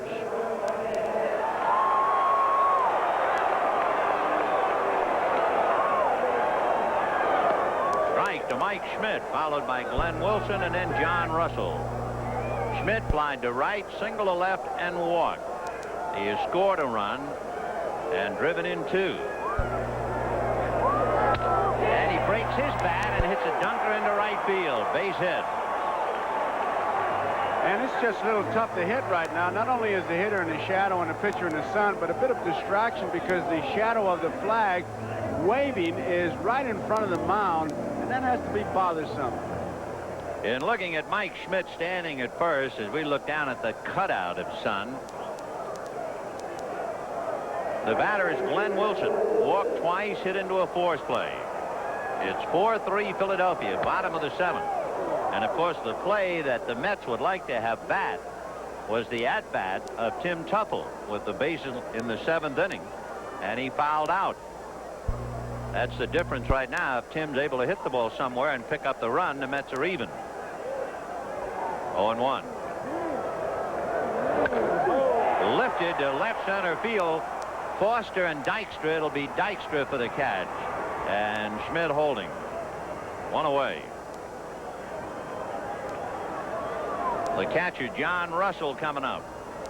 For Bruce Bereni, this is his first relief appearance since May of '84. He worked 2 innings against the Cubs, and now here he is fighting back against John Russell in a 1-run game. And we told you both teams had pretty poor records in 1-run games last year. Shot into left field. Base hit. Schmidt will stop at second. So Bereni gives up 2 hits.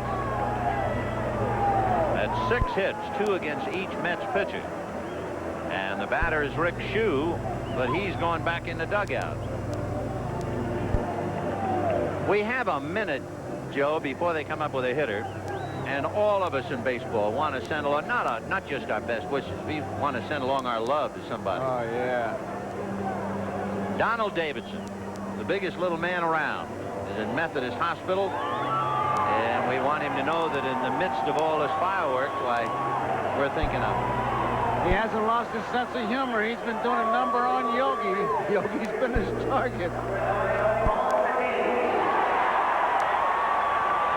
So here's Von Hayes, who was in the opening day lineup in the 11-inning game against Cincinnati. He hit a foul ball down on his right calf.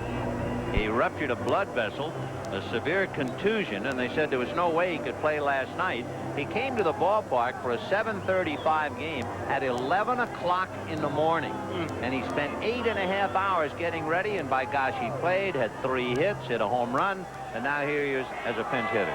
He was one of our finalists then in the baseball decathlon, which will be seen on NBC in May, which is a quite interesting measure of the natural ability of a ball player. Tony Gwynn won it, but Hayes lost it in the last event, which was the home run hitting contest. Quite a talent. 0-1. In that game last year where Philadelphia beat the Mets 26,000 to 12, I think he hit 2 home runs. And he's got a chance to hurt him again. Von Hayes.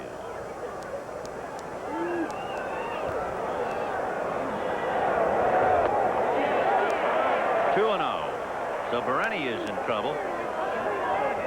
Then, of course, Mike Schmidt, who's the player at first base defensively and is at the second base right now, he'll finish up the game at third, and Hayes will stay in and play first. The one fellow with bad hamstrings and the other with a bad calf. And remember, Samuel went out hurting his back. 1 out.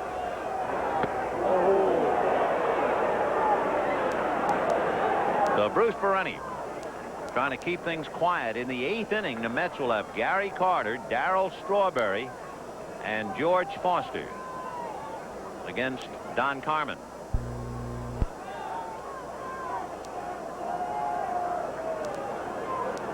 The Phillies traded 5 players to Cleveland to get Hayes. There's only one of them still with the Indians, Julio Franco. 3-1. Mike Schmidt at second. John Russell at first with 1 out. Bottom of the 7th, 4-3 Philadelphia.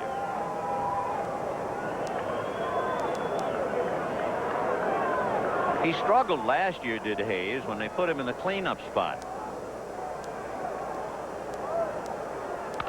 Trying to clean up now as a pinch hitter. Fouled it away. In fact, when they look back over the year, they found out that last year, in all 10 games where Von Hayes batted cleanup, the Phillies lost all 10. He's off to a great start this year.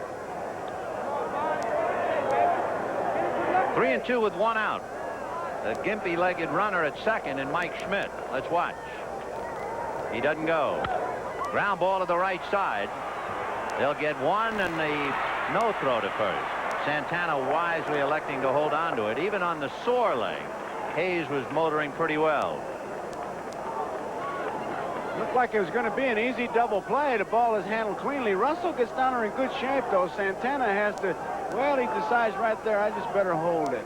He got far out of the line. Russell went. They say if you can touch the bag with any part of your body, you're all right. But Russell made sure that Santana wasn't going to throw that ball. With Neiman and Bedrosian heating up, both managers ready if they have to make an extra move, and Steve Jeltz walked aboard on a fielder's choice and grounded out. Right.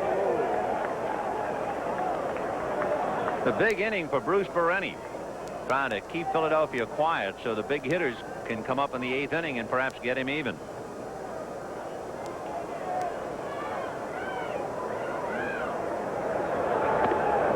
One and one. Look at that. Kansas City shut out Toronto 1-0 as Dennis Leonard returns after 3 years. That's a heartwarming story.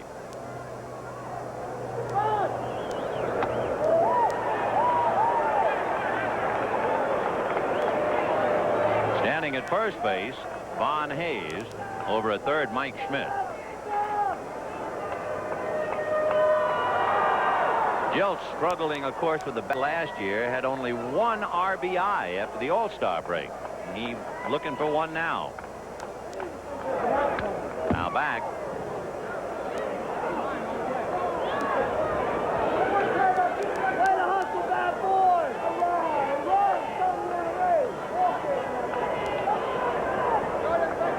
And to all you good folks who are watching the Toronto-Kansas City game, and particularly that magnificent effort by Dennis Leonard, welcome to Philadelphia. The Phillies have runners at first and third, leading 4-3 in the 7th, and that's ball 2 to Steve Jeltz. You have another pitcher coming back out on the mound, and that's Bruce Bereni. With Hayes at first, Schmidt at third. Bereni last year had a partially torn right rotator cuff, and now he's trying to come back in relief. 2-2. Ground ball down to shortstop. Santana hangs it for Tuffle, and that's it. No runs, 2 hits, and 2 left. And at the end of the 7th, we got a dandy. Phillies 4, Mets 3.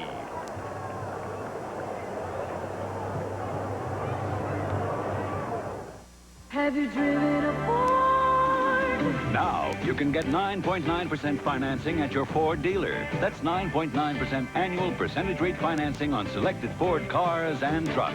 And now, your Ford dealer is also offering 7.7% financing on Ford Escorts and Escort EXP. Plus, Ford's new 3-year unlimited mileage powertrain warranty on all 86 Ford cars. Take advantage of this special financing at your Ford dealer today. Looking for a loan? Tried talking to a financial institution?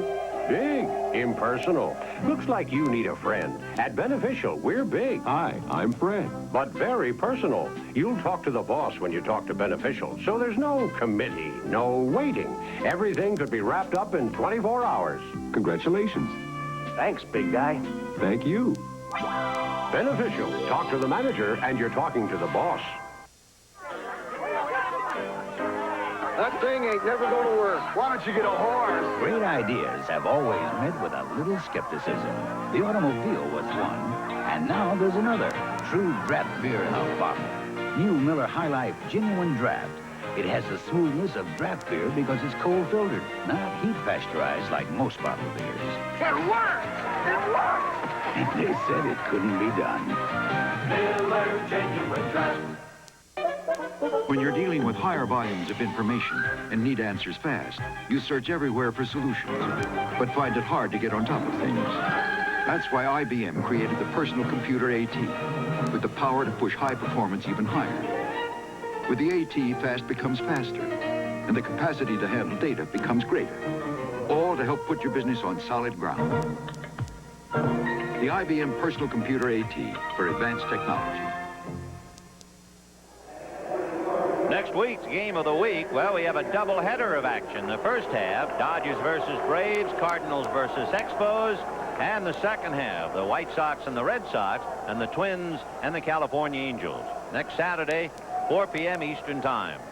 In the 8th inning, Carmen pitching to Gary Carter. And it's 4-3 Philadelphia. Carter has grounded to third, flied to left, and singled to left.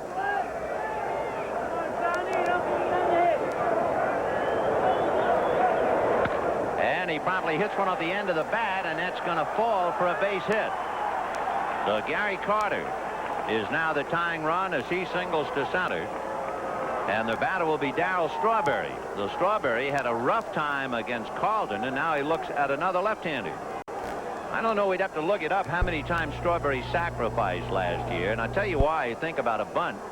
You have Von Hayes with a bad leg playing first defensively. Mike Schmidt with tightened hamstrings playing third. So Don Carmen will really have to be cat quick out there if there is a bunt. Right. The old adage, of course, you bunt to tie at home, you swing away on the road. But the corners are hurting defensively here. And Strawberry's had a tough time. Right.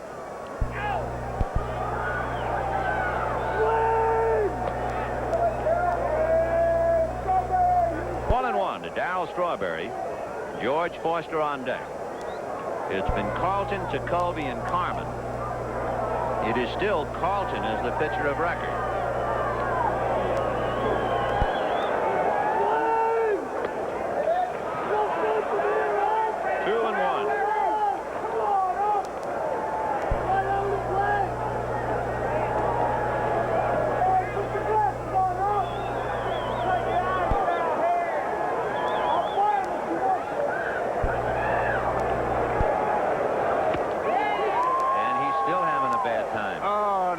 Such a great pitch. He had a good swing, but if he would have hit that ball, wouldn't have taken it anywhere. It was just in the perfect spot. By the way, we finally found the answer. How many times did Darryl Strawberry sacrifice last year? The answer is zip, none. 2-2. Just did lay off that breaking ball. With a full count and the way Strawberry has been swinging, what would you do with Gary Carter? You certainly doesn't figure to have him going. No, I'd hold him if I were managing. He'd have to hold. 3-2.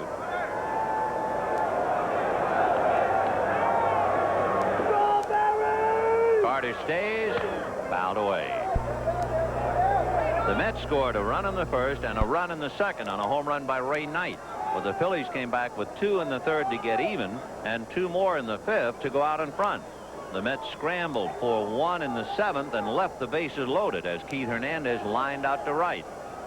And now the Mets with Strawberry battling Don Carmen and Gary Carter standing at first. April was a very good month for Carmen last year. He was in 9 games without allowing an earned run. 3-2. And he got him on the corner. That's the third time Strawberry has struck out today. He just sidearmed him, and he just buzzed one right by him. Look at the concentration. He really had something on that one. He coming sidearm, he backed Strawberry out of there, and Bob Davidson right on top of the play. And Carmen, that was really a good pitch. So Strawberry has had his big days and, like everybody else, bad days. And today he has struck out 3 times and grounded into a double play. Foster has struck out, singled, and grounded out. He's 1 for 3.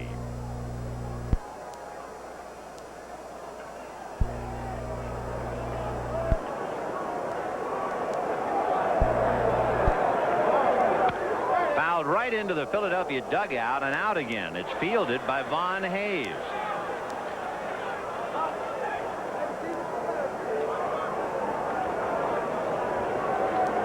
And 1 to Foster. The tying run, Gary Carter, held on by Von Hayes.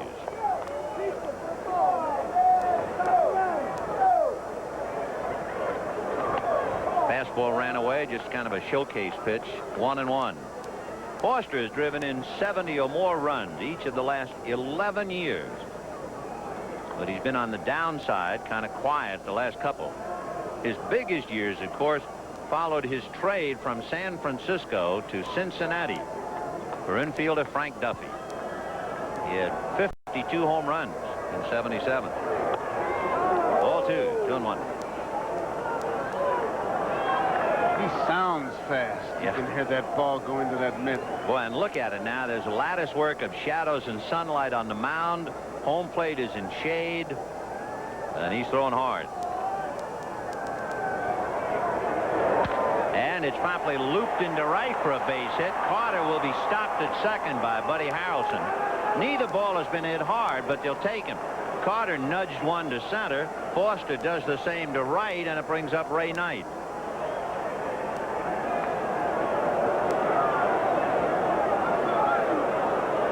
A reminder, this telecast is presented by authority of Major League Baseball and may not be reproduced or retransmitted in any form without the express written consent of Major League Baseball. So here is Knight. Homered against Carlton, hit back to the box, and singled. His single was almost a double. Rick Shue made a good stop on the ball. The Philly infield, Von Hayes, Luis Aguayo, Steve Jeltz, Mike Schmidt. Fouled away. 4-3 Philadelphia. We're in the top of the 8th.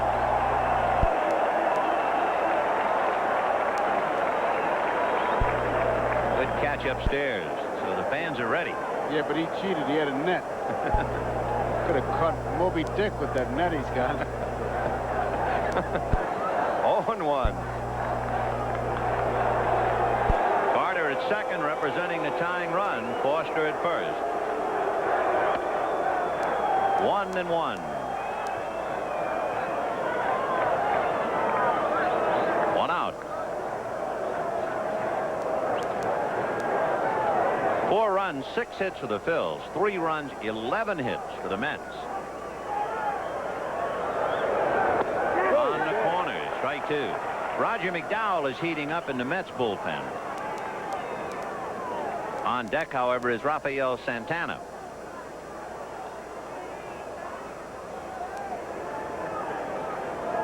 One and 2 tonight.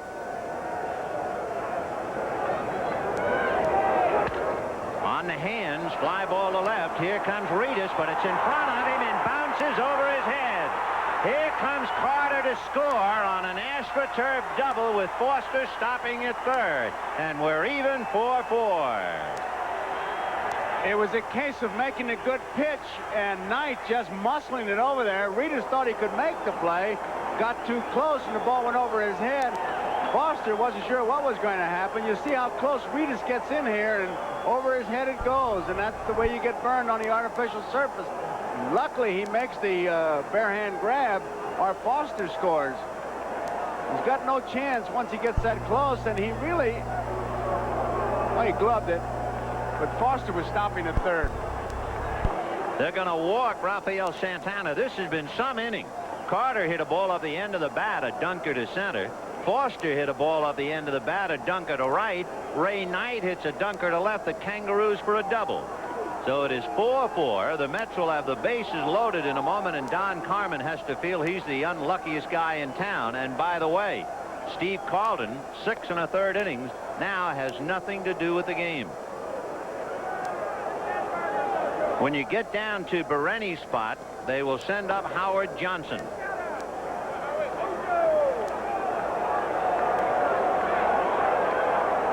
There you can see on the bench the men available to Davy Johnson, so you can manage right along with him.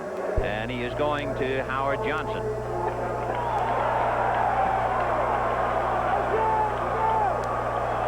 Technically, Howard Johnson is the third pinch hitter used because Danny Heap batted for Kevin Mitchell. So the base is loaded. 1 out, 8th inning in a 4-4 tie. George Foster is at third, Ray Knight at second, and Rafael Santana at first.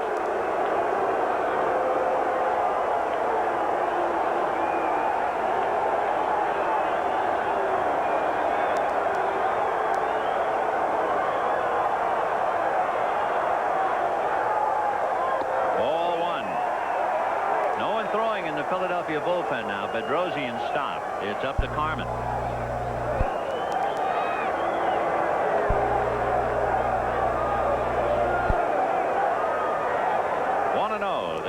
pinch hitter, Howard Johnson. Boy, was he late on that. Oh, the pitch was already in the mitt. He was just starting to come around. Well, the way the conditions are now, Carmen would really be doing you a favor to throw you anything but that fastball. He's rearing back and pumping. Got some runs and some base hits, but they have not smoked him. And it, of course, is a little darker here in Philadelphia now, and the lights are not on. 1-1.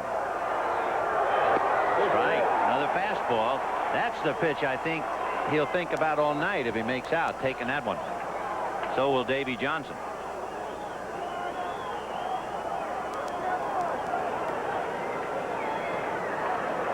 One and two.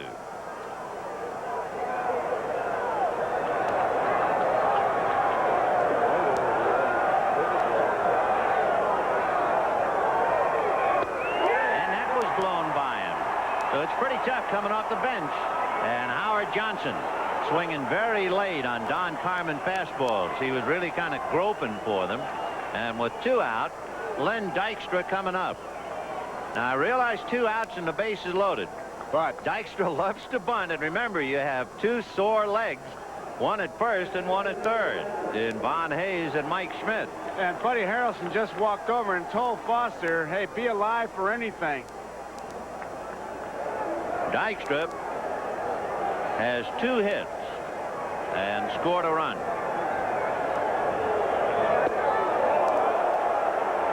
Yeah, I wouldn't take one for the club in that spot either. Yeah, but I've had managers ask you to do that. If he's wild, let him hit you. Well, one thing, if he had hit him, it would have been where he sat. Well, it's not where, like Sparky says, pain won't hurt you. 1 ball and no strikes. In there.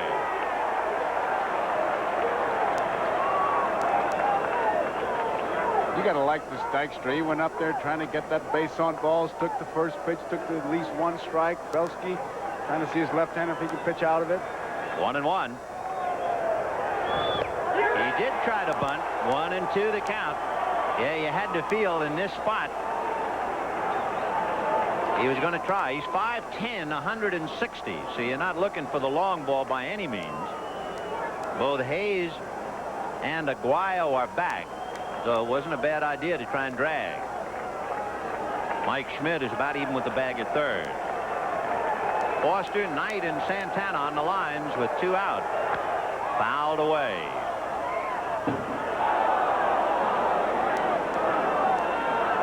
Four.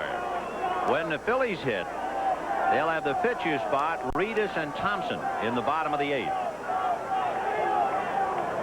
Waiting his turn on deck, Tim Tuffle, who already had a shot with the bases loaded but fouled out in the 7th.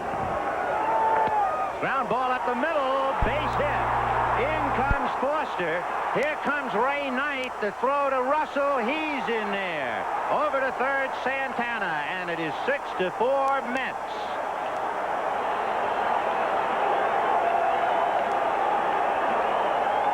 Little and Dykstra, a clutch base hit, gets a handshake from Bill Robinson. He just hung right in there and tried to get a piece of the ball and sends it right back up the middle. Carmen has no chance. On the artificial surface, it's through there. And Ray Knight really hustling, headfirst slide across home plate.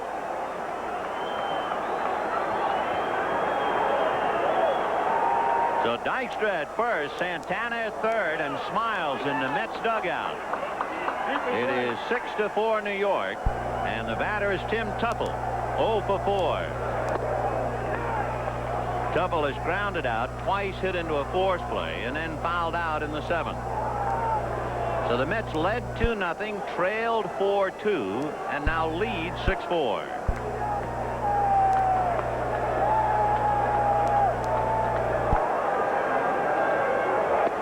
Mets doing a lot of hitting, 13 base hits.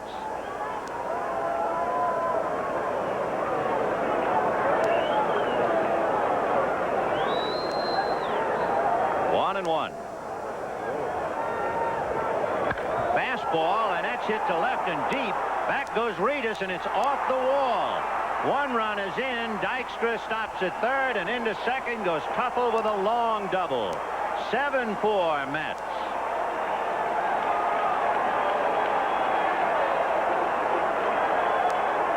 So Santana brings it in. And Carmen now is charged with 4 runs. And with first base open, Keith Hernandez, the batter. And this is when the fire salesman comes to the ballpark because the fans are leaving. They're starting to sell fire again. Keith Hernandez flied to left, hit into a force play, struck out, and then in the 7th inning with 2 out on the bases loaded against Carmen, hit a bullet but right at Glenn Wilson in right field. Now he comes up with first base open. And the Mets leading 7-4.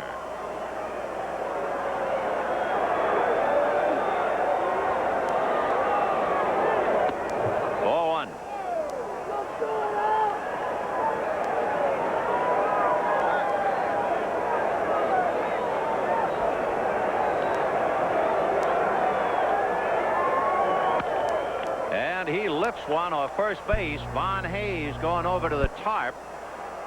It's in the crowd.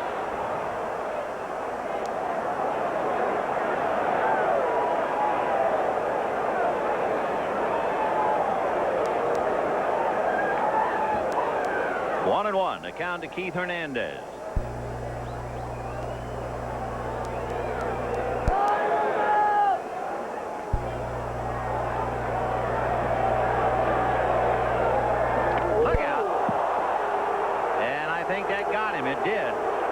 Keith Hernandez hit by the pitch, and that will load the bases. And Felsky going out there because that's going to bring up Gary Carter with the bases loaded. So all Carmen wanted to do, you know, is come inside, and he got it too far inside. Got him on the elbow. Apparently right, maybe a little bit above the elbow because Keith's not even rubbing it. Tough inning for not only the Phillies, but young Mr. Carmen. He made some good pitches. They dunked him in it, but that's part of the game. And then the big base hit by Dykstra. You got to give that little fella a lot of credit. He battled. Well, that was the clutch hit of the day up to here. Sir. 7 runs, 14 hits for the Mets. 4 runs, 6 hits, 2 errors for the Phils. Carlton, Tekulve, and Carmen. The Mets with Fernandez, Lynch, and Bereni. These runs belong to Bereni, so Bruce could be the winning pitcher, and Dave Stewart is going to be brought in from the Philadelphia bullpen.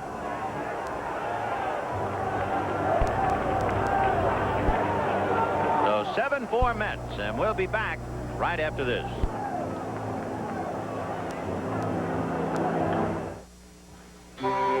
Ford Escort is the world's best-selling car. Nobody can seem to catch it. Escort outsells Nissan Sentra, Honda Civic, and Toyota Tercel by nearly 2 to 1 or more. And with its more powerful engine, Escort could make the gap even wider. So while Ford Escort continues to be the world's best-selling car, the competition somehow seems to miss the boat. Get 7.7% financing on new Ford Escorts at your participating Ford dealers now. The other day, I took out my stamp collection. You know what I discovered? Myself. Oh, it's no fancy collection. But I handpicked all these because I liked them. I put them together in my own way. I created this. I did it. This is me. Start collecting stamps at the post office. Begin with this set of 5 beautiful fish stamps. When you look into stamps, you discover yourself. Here to tell you, nice and neat, why you should eat what the big boys eat. Pure and simple toasted wheat. Great big crunch that's not too sweet. So hey, banana, move aside.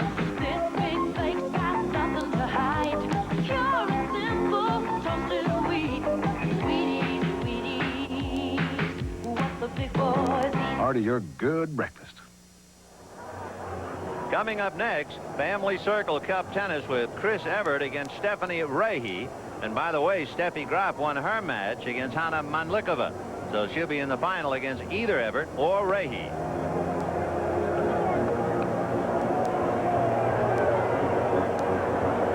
Dave Stewart will pick up the pieces now for Don Carmen.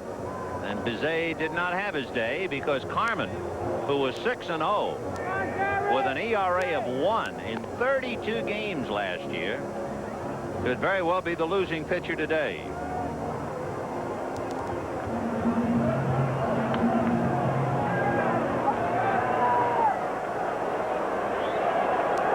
spot for Dave Stewart. Look at those numbers. 9 slams by Carter. Remember, 36 home runs against the Phils, 22 home runs here at the Vet. And he's up there now with the bases loaded. Hernandez, Tuffle, and Dykstra on the line. Right, breaking ball. 0-1. 2 down, top of the 8th. Mets have scored 4 times to take the lead.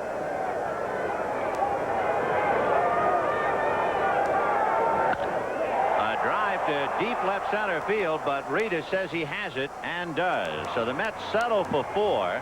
They lead 3. And at the end of 7.5 innings, the Mets 7, the Phils 4. The key hit in the inning, Len Dykstra. Base hit up the middle.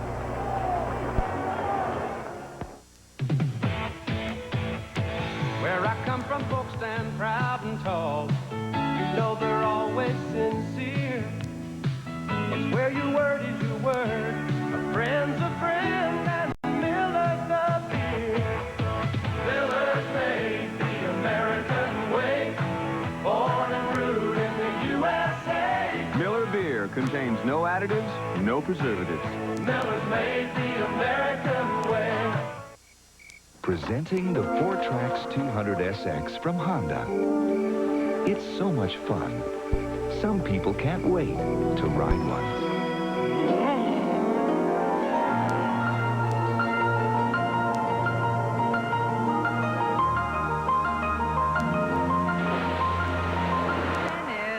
The 4Trax 200SX from Honda. More fun than you've ever dreamed of. Yeah, a while back, some guy comes up and says my car has struts. Fancy shocks. And he says they're not riding good. I says, well, car's only a few years old. It rides fine. Then he wants me to ride test Monroe Gasmatic struts. So I did. And I tell you, the car rides much better with them Monroe struts. Funny name for shock absorbers. Save during the Monroe Best Ride sale. Plus, get a $10 cashback bonus on every pair of Gasmatic struts you buy. Couple of scores of other games. A tremendous story in Kansas City as Dennis Leonard returned after a 3-year layoff and shut out Toronto 1-0. Quite a story indeed. The Yankees have one building. Home runs by Dave Winfield. Butch Weiniger with a couple of men on. They're leading Milwaukee 6-2 in the 8th inning. Cleveland with the strength of a home run against Jack Morris, leading Detroit 3-2 in the 7th inning. And Chicago edging Pittsburgh 1-0 in the 4th. Seattle 3, Minnesota 1. They're in the 5th inning. And now we'll get back to the bottom of the 8th inning. Roger McDowell comes out of the Mets bullpen, the sinker baller, who is not very well liked in the city of brotherly love, especially after he hit Tom Foley on the hand on an 0-2 pitch. We talked about that earlier. It occurred on St. Patrick's Day. Greg Gross is the pinch hitter now.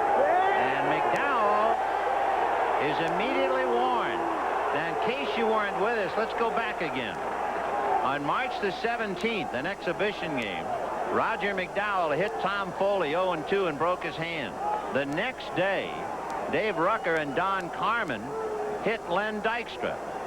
You go back to a home plate collision in spring training in '84 between Joe LaFay and John Gibbons. And now McDowell walks in, and the first pitch is a knockdown, and he's warned.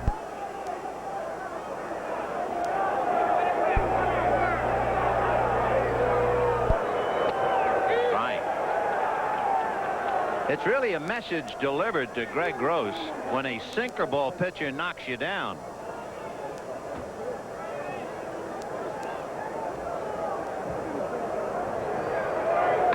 Little nubber. McDowell has it. One away.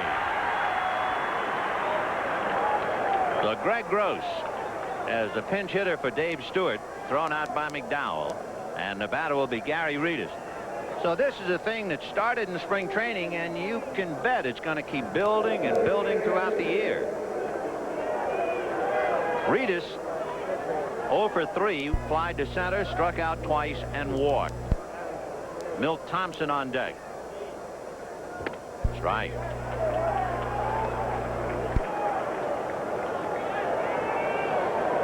And John Felsky just chews his gum. 1-1. Davy Johnson going to give him one of those who me. Just got away. If you're a hitter and a sinker ball pitcher comes in out of the bullpen and decks you, do you think his control is off? Little fly ball to right. Strawberry in a hurry, and it's going to land, and he smothers it nicely.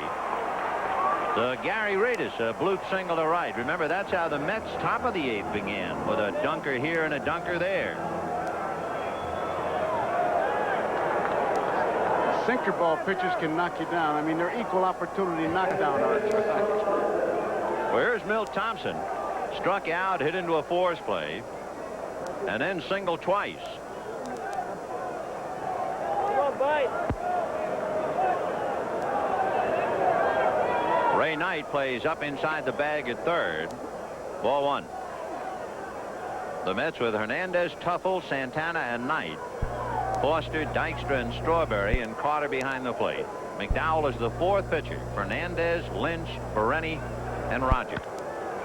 Hit in the air to left, and that's where Foster was hanging out.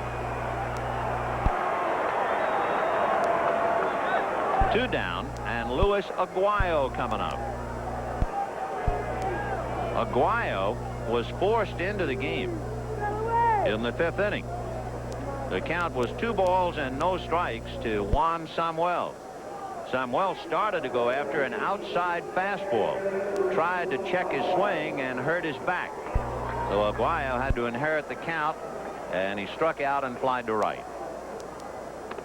That makes it a little easier for the Mets, too, looking at Aguayo instead of Samuel right now. And Mike Schmidt on deck.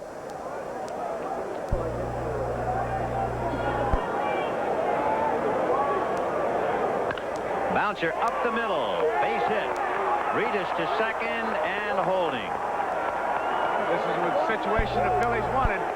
So Mike Schmidt will represent the tying run as he comes up with 2 out and Roger McDowell on the mound.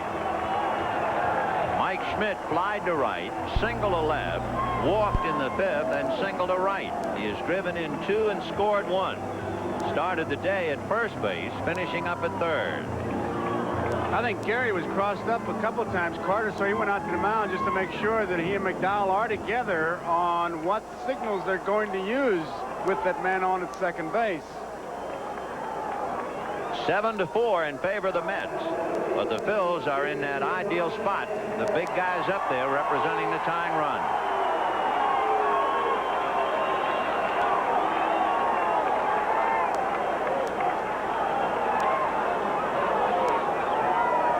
McDowell last year tied Jesse Orozco with a club lead in saves. He had 17. Big chopper foul. 0-1. You might think with that center field shot that Mike Schmidt is a long ways from home plate and the stance he's got, but when he strides into that ball, and he can drive it to the right center field slot just as well as he can the left center field. Well, against a sinker ball pitcher, certainly Aguayo did the right thing, trying to go up the middle with him. There was a good sinker. Interestingly, last year, McDowell picked up his first major league save, relieving Sid Fernandez against Philadelphia.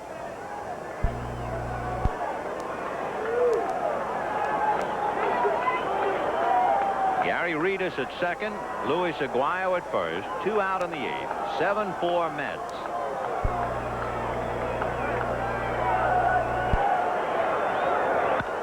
And he hits him on the hands, and it's a fly ball to Strawberry. So the chance is gone for Philadelphia. They leave 2 as Schmidt flies to right, and at the end of 8, 7-4 Mets.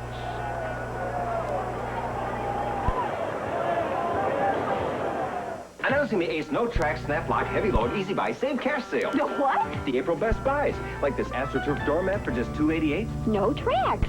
This Ace 32-gallon trash container. Has a snap-lock lid. Only $5.49 with the $2.50 rebate.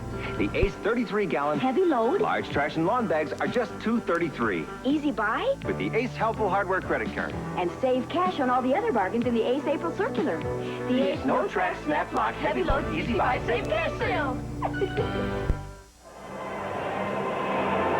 Friends, the Major League Baseball game of the week has been brought to you by Ford and your local Ford dealer. Have you driven a Ford lately? By Miller Beer. Miller made the American way since 1855. By Castrol, the motor oil engineered for smaller cars. And by IBM and the growing family of IBM personal computers.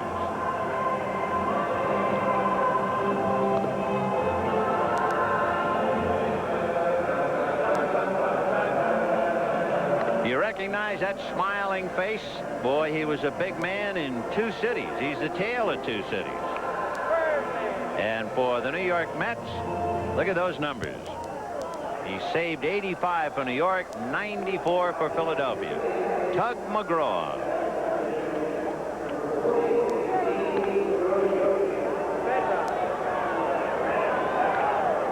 Steve Bedrosian will become the 5th pitcher for Philadelphia. Bedrock, as they call him. And if he sticks to his pattern of years gone by, underneath that Phillies shirt is a Boston Celtics t-shirt.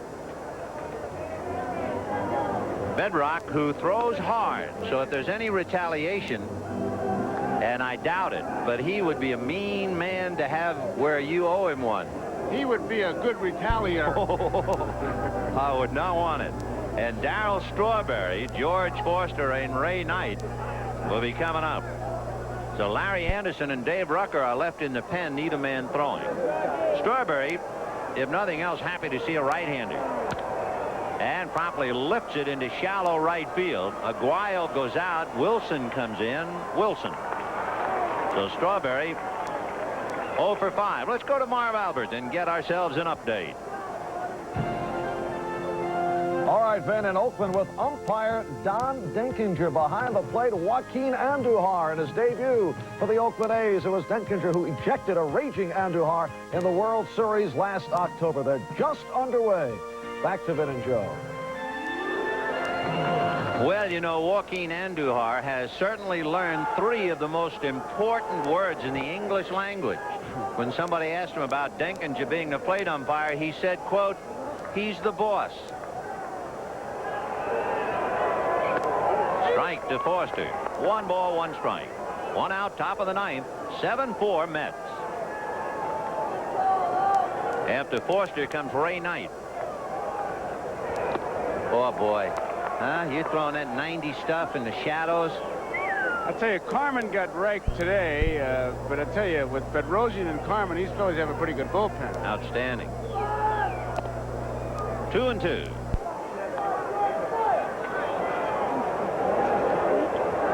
Dave Johnson and Mel Stottlemyre have seen the Mets blow a 2-0 lead and then fight their way back to a 7-4 lead in the 9th.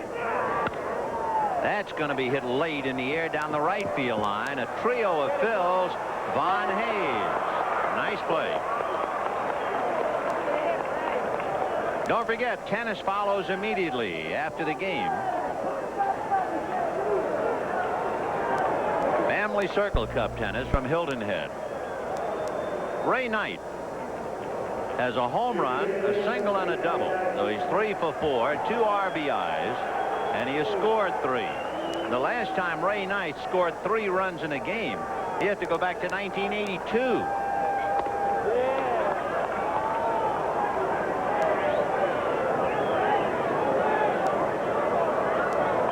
The count to Ray Knight. Keith Hernandez, who was hit by a pitch, seems healthy and happy in the dugout.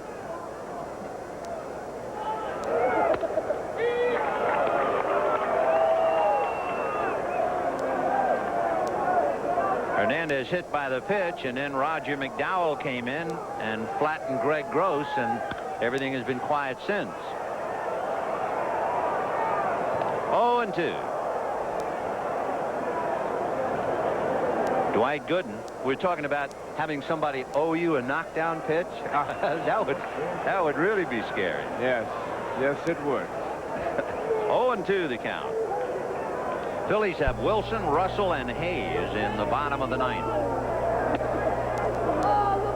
1-2. Remember, the pitcher of record to lose Don Carmen and to win Bruce Bereni. And for Bereni, that would be something. Remember, we told you his relief appearance the last time was in May 2 years ago, and he stands to be the winner today. Maybe.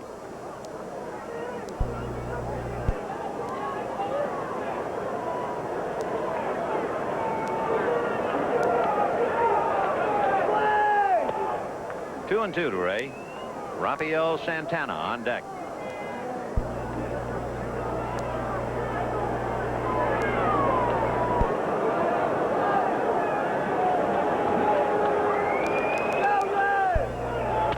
Busted bat and a comebacker. Sounded like a stalk of celery, and Hayes dropped it but recovered. And Knight is out 1-3. And at the end of 8.5 innings, the Mets 7, the Phillies 4. Just take a second look at that. Looked like a routine play, but whoops, look at here, a little adventure. That ball was all over him. Try to catch a white rat. Hit an air pocket. So it's 7-4. We'll be going to the bottom of the ninth inning, but first we'll have an update. All right, Ben, this is Marv Albert in New York in the Family Circle Cup Women's Tennis Tournament coming up here at NBC. Defending champ Chris Everett Lloyd has taken the first game of the first set over Stephanie Rahe. We'll be going live to tennis following the Mets and Phils. Let's return to Vince Scully.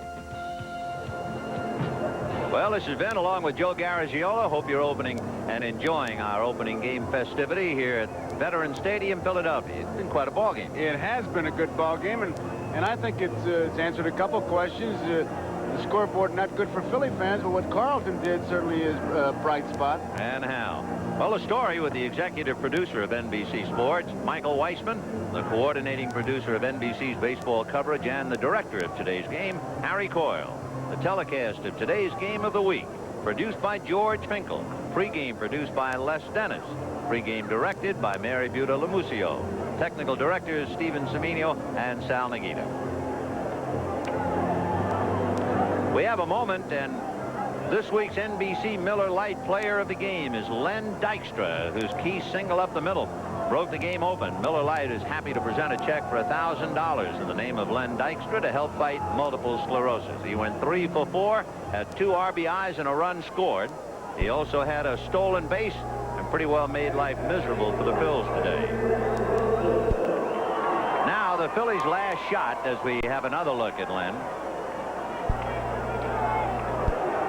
Glenn Wilson, John Russell, and Von Hayes against Roger McDowell.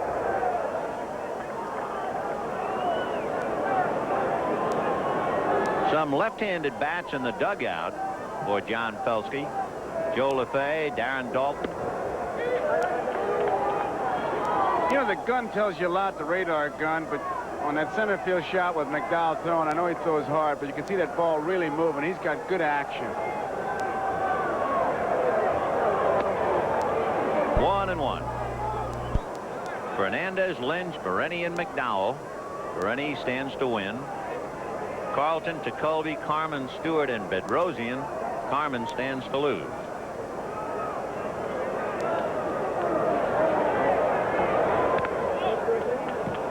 Two and two. Whoa. Wilson has walked twice, hit into a force play, and flied to center. Glenn 0 for 2. Gary took that off the left knee, shin guard.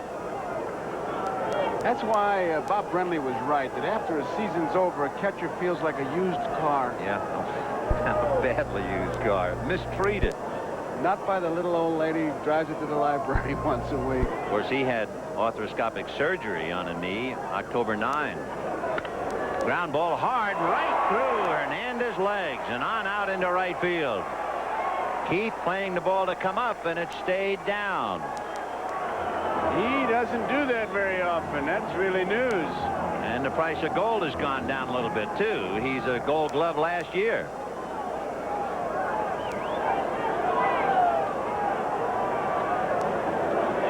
So Wilson is aboard on the error, and John Russell, the batter.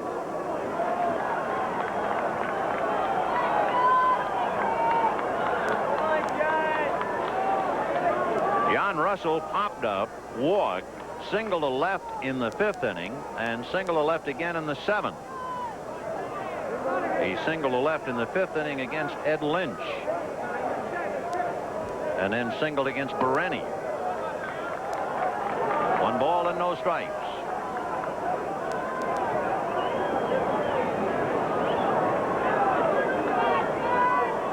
Seven runs, 14 hits for the Mets, 4 runs, 8 hits for the Phils. We've had 1 home run by Ray Knight. The Phils have not had an extra base hit. They did get 7 base on balls, so they've had a lot of base runners. A lot of opportunities. It's hand blowing time, and they're allowing him to go to his mouth because of the weather. Although it hadn't been bad, it was around 60. So John Russell is wrapped up and put away, 1 down.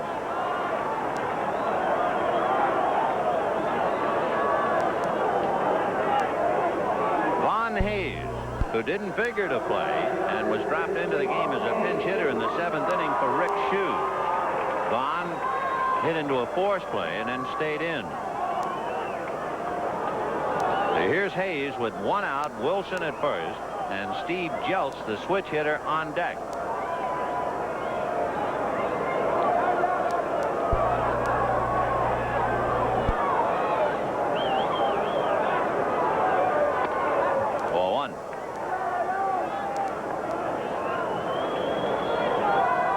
Jesse Orozco throwing in the Mets pen, but the Phillies pen is quiet. Phillies have to look ahead to thinking about hitting for Bedrosian, and the Mets have to look at those left-handed bats, Joe LaFay and Darren Dalton. 2 balls, no strikes. Hayes protecting that right leg as best he can with a little shin guard, and it's also carefully wrapped in there. 2-1. There you can see the protection. That foul ball in Cincinnati really ate him up.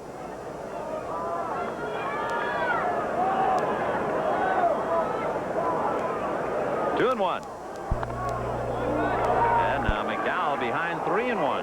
Got that one up. He's flirting with danger when he gets that ball up there.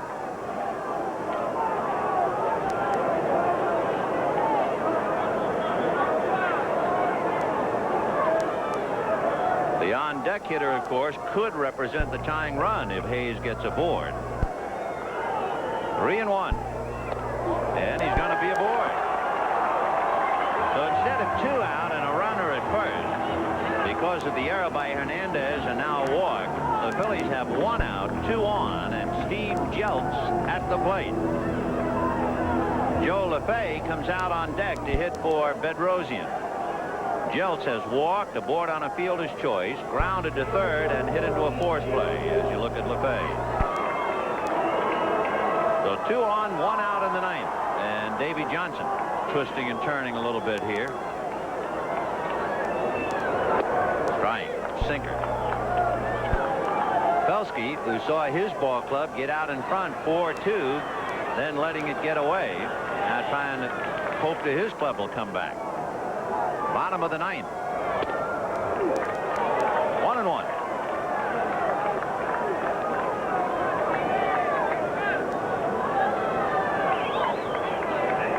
Two on. Wilson at second and Hayes at first. 1 out.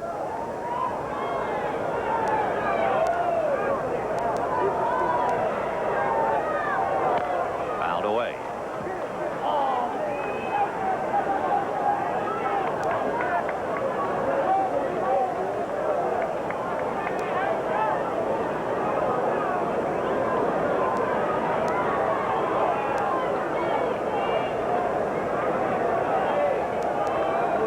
Jeltz trying to keep the Phils above water here. 1 out in the 9th inning.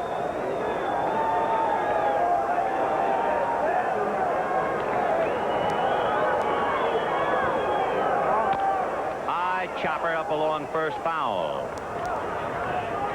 So he's still there. 1 ball and 2 strikes. See, when he keeps that ball in that spot, he's just extra tough because you can't get under that ball at all. The Phillies, because of all the walks plus the 8 hits, they've had 16 men come up with runners in scoring position today. And they have only cashed in 2 for 13. And there were 3 others who walked. But that's not very productive. It's the kind of stats you usually get in spring training when you're playing Clearwater in the B game. 1-2. And he hits a sinker in the gap to right center field. And that's going to go to the wall. In comes Wilson. In comes Hayes. And Jeltz has himself 3.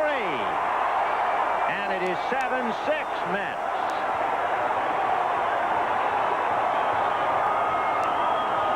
Well, all the time he spent in that batting cage learning how to switch hit really pays off with that base hit.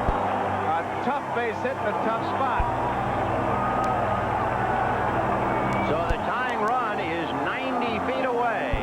Take another look at that left-handed stroke of Steve Jeltz. And it's a good one. He got it up, belt high, and he just went with it. He had missed with the pitch earlier, and every time the sinker baller gets that ball belt high, that's considered high. Davy Johnson is coming out, but he wants to have a say with the umpire before he gets there. Now, one problem that Davy Johnson has with the tying run at 3rd and 1 out, Joe LaFay, who's in the on-deck circle, has a career batting average of .338 against Mets pitching. That's going to be off of McDowell. Jesse Orozco will be brought in. But the question then will be, will LaFay hit against Orozco? And with a runner at 3rd and 1 out, we'll find out after this. Introducing new Tyson Entrees, your passport to a world of great tastes. International classics like exotic chicken oriental with crisp snow peas. Romantic chicken francais with green beans almondine. And zesty chicken fiesta with Spanish rice.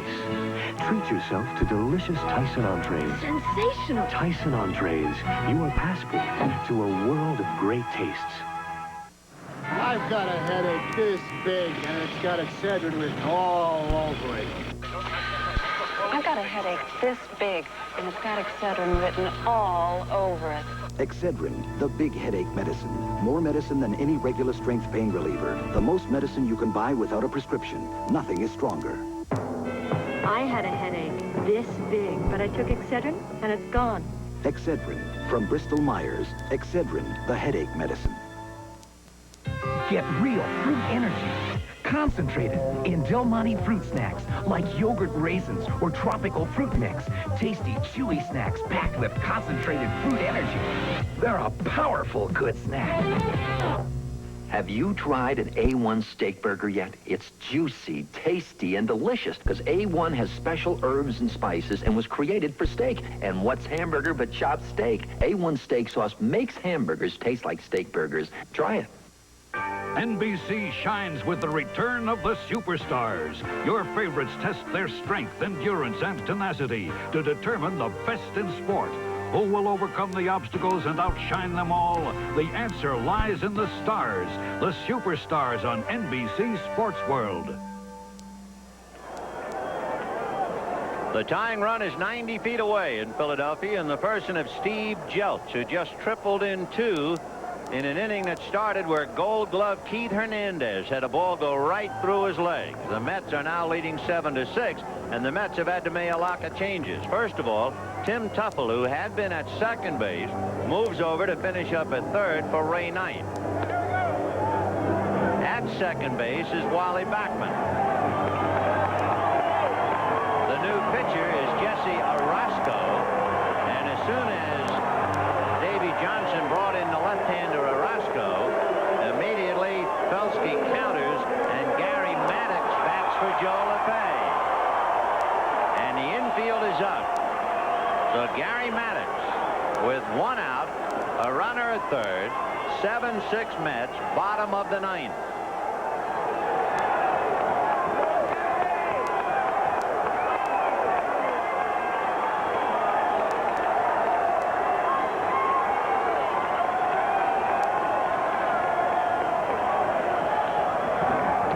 Strike. We mentioned at the start of the game.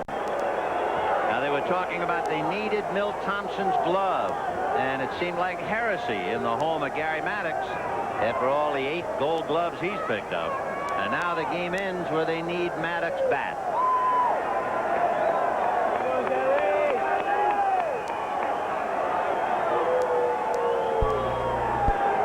Foul back. So Orozco comes in and immediately asserts himself and has an 0-2 count on Gary Maddox.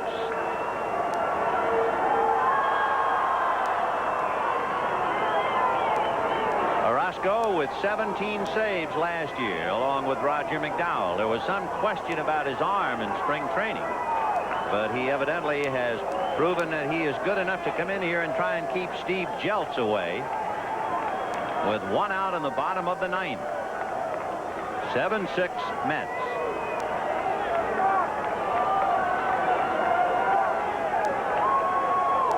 Oh, and 2 the count. Busted bat foul, I believe. Yep, he'll have to get another. That's the umpteenth bat I've heard crack today. And on a day like today, that really puts those bees into your hands. You crack that bat. That was a breaking ball right in on the belt buckle, a real good spot. Dave Rucker and Larry Anderson are throwing in the Philadelphia bullpen now that Maddox is hitting for LeFay, who is hitting for Bedrosian. Randy Neiman is not throwing in the Mets pen.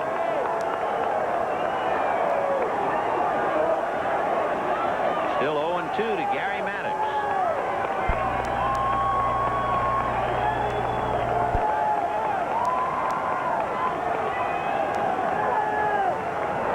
Sinker, and it's going to be hit by the drawn-in infield to tie up the game.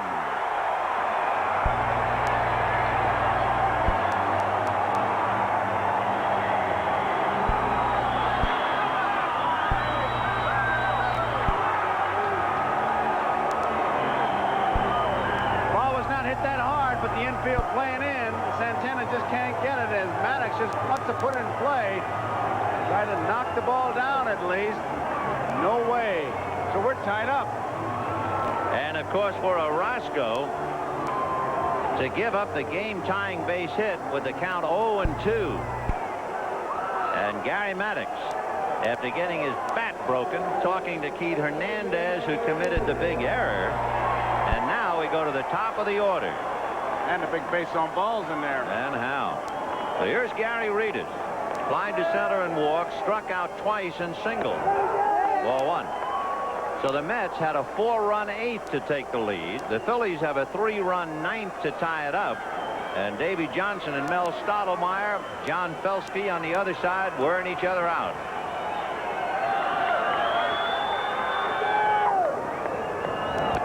On the corner, 1-1. Mets won last night 9-7, and it's 7-all today. On deck, Milt Thompson.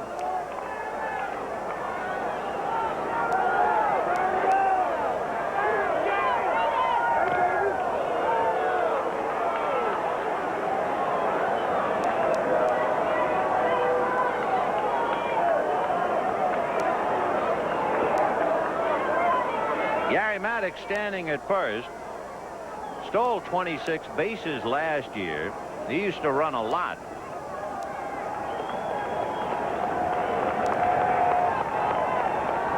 Stole as many as 33, but those were years ago. Ground ball, foul. Foul ball. They'll make a play, but it won't count. I tell you, that was quite a play that Tuffle made at third base. You can't umpire that play. You got to make it and let the umpire call it. He backhanded it nicely. Look at this. And remember, he's just moved over to that position. He's been playing second base all day. course, that's one thing Davy Johnson is quite outspoken about. He wants a 25-man roster because he's a platoon manager. He has platooning personnel, and he feels the Cardinals have a decided edge if you hold at 24. 1-2 to Gary Reedus.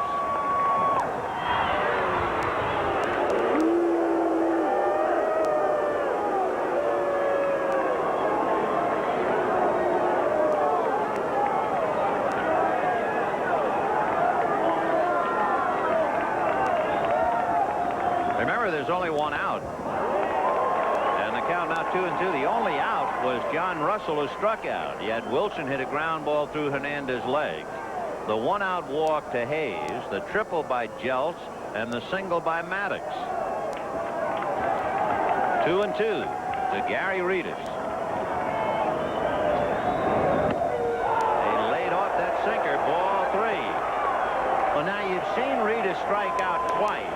If you're John Felsky, are you going to let Maddox go 3-2 and play run and hit? Definitely. Got to run him. Got to run him. Got to start him. Kickstart that body and let him go. On deck, Milt Thompson. Maddox goes, and it's foul back. He didn't have a very good jump. Well, he didn't want to be picked off, so with that left-hander eyeballing him, play a little bit on the side of caution, I guess. Sir, Roscoe put a pretty good move on him, and should Reedus strike out, you're going to have yourself a strike him out, throw him out. So a full count to Gary Reedus with a potential winning run in Gary Maddox at first base, and one out in a 7-7 tie, bottom of the 9th. Not a bad opening act. Oh, man. For game 1 of the game of the week. Maddox goes, curveball on the fists, foul back.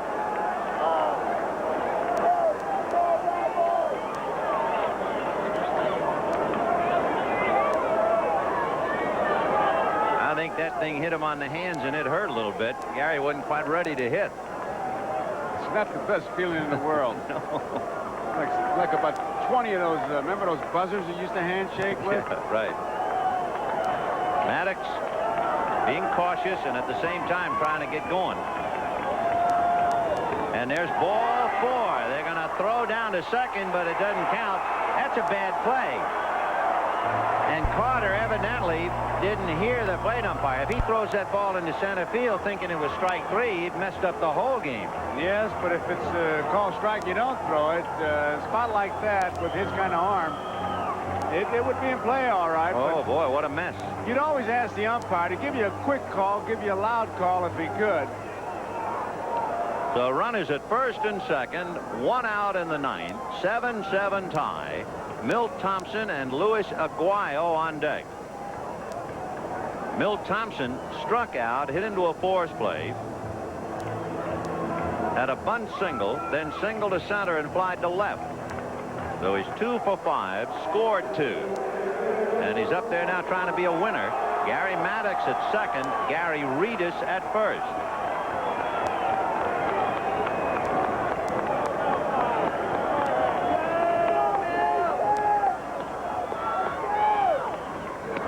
Strike.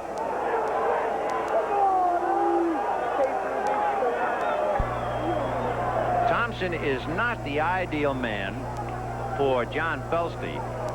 In his career going into this game, he had only 3 hits in 33 at-bats against left-hand pitching. Until he got his bunt single, it was 3 for 35. Fouled away. For the Phils, Milt Thompson now represents the 19th man to come up with runners in scoring position. 19. So far, just counting 3 walks, the others have gone 4 for 15. So they've sure had their chances. 0-2.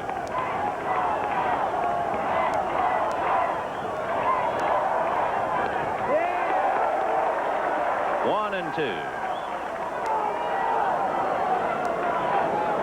1 out, bottom of the 9th.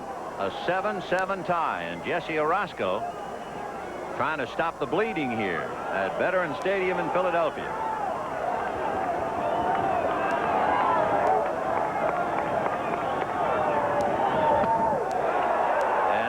reaches out and rings up Milt Thompson.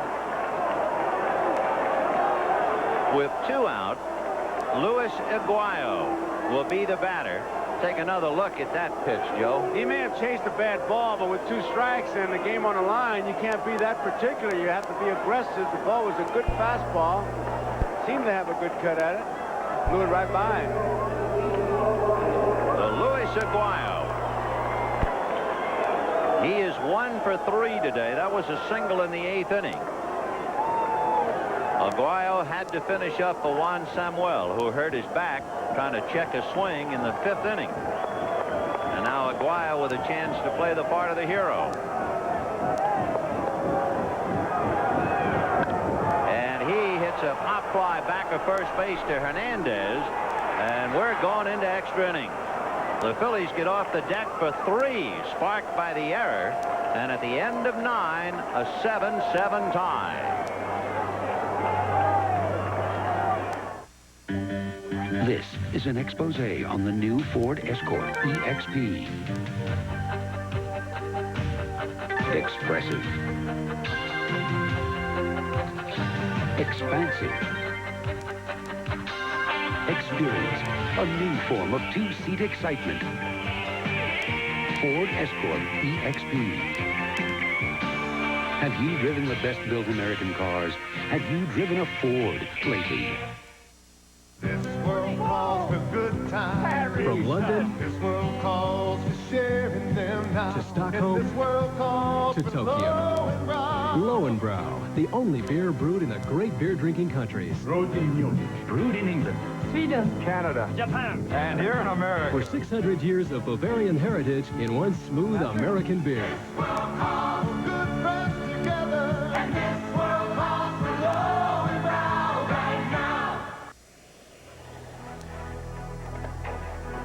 The American Express card buys state dinners, cameras, umbrellas, suits, crystal, computers, Broadway shows, exotic vacations, golf clubs.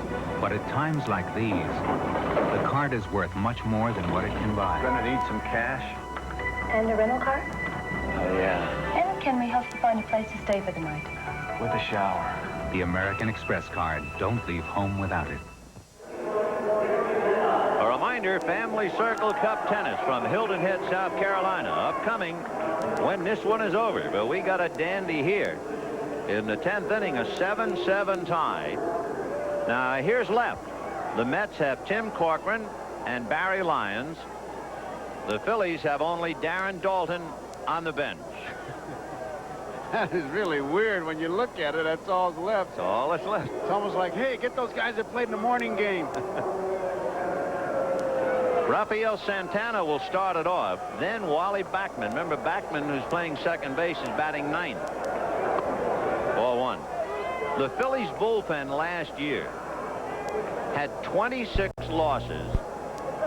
They had 29 blown leads, and they had 17 blown saves. So that was the area that they felt really had to be built up. One reason why they got Steve Bedrosian. Well, now they have used Tekulve, Carmen, Stewart, Bedrosian, and now Rucker, following the starter, Steve Carlin. Right.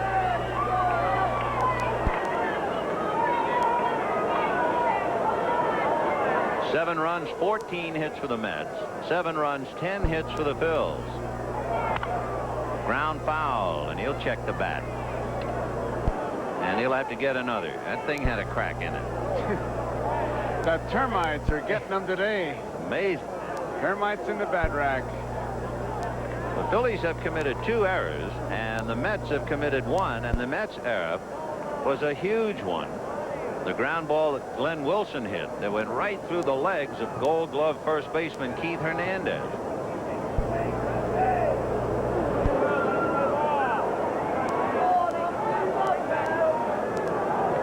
If Hernandez, and of course it doesn't work that way, but if Hernandez makes the play, when Thompson strikes out, the inning would have been over.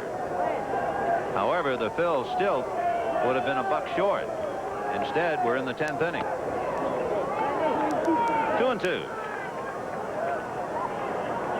We told you who would be available for pinch hitting. In the bullpens, right-hander Larry Anderson for the Phils, left-hander Randy Neiman for the Mets. And that's it. Found away.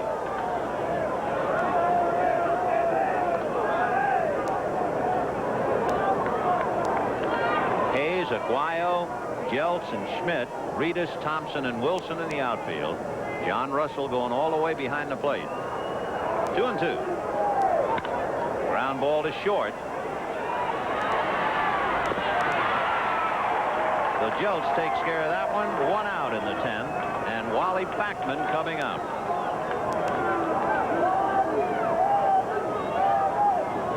You know, it's interesting to show you just how close a season can get. Last year, after 159 games, when the Cardinals had virtually won the division, the Cardinals were 2 games ahead of the Mets. At that stage, after 159 games, the Cardinals and the Mets had the identical records against every other team in the National League. The difference was that the Cardinals had beaten the Mets 10 times to the Mets 8. Those 2 games were the difference. That's how finally they cut it. The Mets wound up winning 98 games. That's a pretty good year. And still finished second. So it's so early it could almost be forgotten, but this is a big game. 2-0. 3-0. Wally Backman, interestingly enough, has the greatest differential, I think, against any player in the league. Look at those numbers.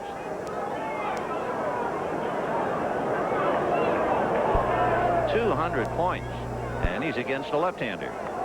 But he has the count his way, 3-0. In there, 3-1.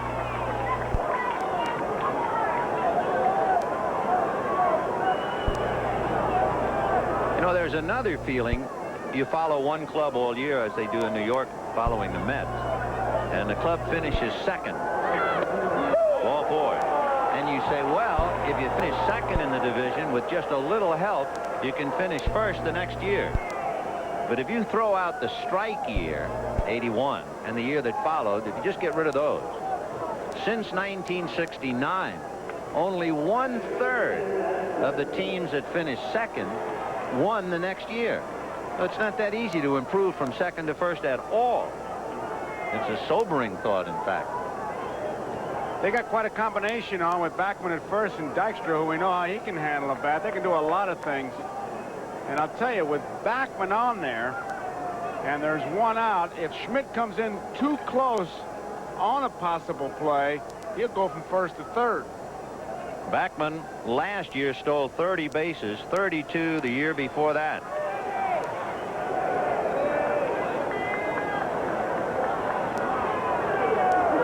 Whoop. That looked like he just hung in there too long. No, that was not a knockdown pitch. No way. No. That wasn't even close. I don't blame him for getting down. I mean, it's easy enough to say here, but it was not that close. It was almost a strike. 1-0 the count. He kept looking. He just was hanging in there. Is what he was doing.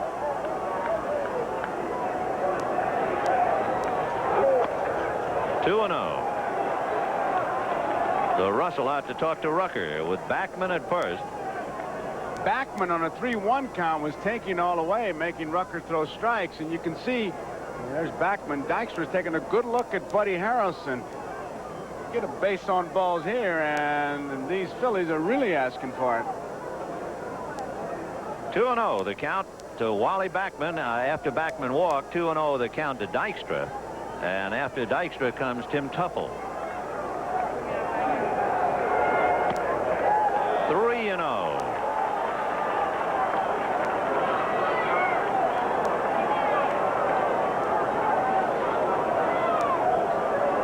Larry Anderson gets up down in the Philadelphia bullpen.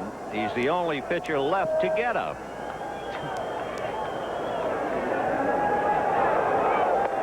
Ball 4. So with 1 out, Rucker walks 2. There's Anderson. And John Felsky has dispatched Claude Osteen out to the mound. So the pitching coach is going out. The batter will be Tuffle, followed by Hernandez. Got to throw strikes. You can't be thinking, you have to be throwing, and you have to be throwing strikes. And that's all Osteen is telling them is, hey, you don't have that big a margin of error. Don't be throwing in spots. Put something on and give it some strikes. So Dave Rucker, you might remember, was with Detroit for a while, then moved over to St. Louis and came to the Phils. He was acquired from St. Louis for Ivan DeJesus and Bill Campbell. One of the other things you warn a pitcher in a spot like this is don't ease up to throw a strike, because it's not guaranteed that the hitter's going to be taking that first pitch. You're going to have to keep good stuff on it. Tuffle ripped a long double off the left field wall in the 8th inning to drive into. He's 1 for 5. 2 on, 1 out in the 10th. And it almost hit him. It goes to the backstop, and the runners move up. And now Rucker is really in a mess. If he puts Tuffle on with 1 out, he then has to pitch to Hernandez. Russell got a glove on it, but obviously Rucker missed the target by so much. He's on the outside part of the plate. You can see how far inside. Russell doesn't move. It goes off his glove, and the big thing about that is the possibility of double play is gone. Now you got to pull your infield in. Percentages really swing with the hitter.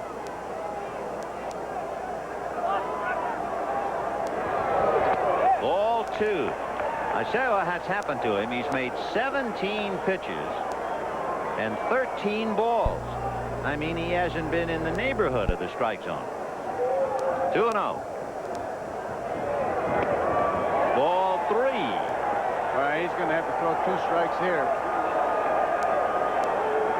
So 3-0 the count to Tim Tuffle. Polsky just said, is he ready? So he's talking about Larry Anderson down in the bullpen. And the 3-0 pitch, they let him swing. Oh, I don't believe that. I don't either. I do not believe that. That's harder to believe than Ted Williams smelling the burnt wood when he fouled the ball off. Tuffle, I could see Hernandez maybe. Whew. So Dave Johnson rolling the dice, and Tuffle fouled it off. And there's ball 4. So the bases are loaded with 1 out, and the man who made the error that ignited the bottom of the 9th is now trying to burn down the top of the 10th. Keith Hernandez. Keith has flied to left, hit into a force play, struck out, lined out to right with the bases loaded, and he's been hit by a pitch. Rucker has only thrown 5 strikes, and he's made 20 pitches. So here's Hernandez. He finds Tuffle at first, Dykstra at second, and Bachman at third. 1 out, 7-7 in the 10th. Strike. And on deck, Gary Carter. Anderson is probably getting ready in the pen, I would guess, to go head-to-head with Carter. 0-1.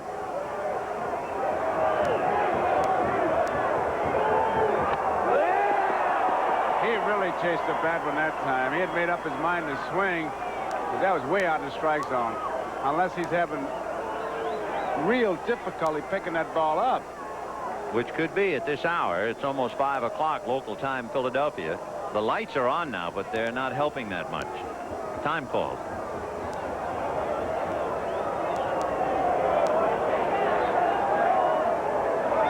Two to Hernandez with the bases loaded, 1 out in the 10th, a 7-7 tie.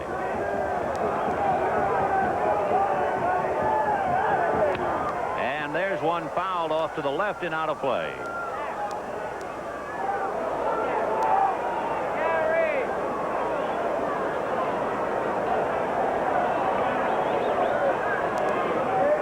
Bases loaded, Bachman, Dykstra, and Tuffle. Reading left to right.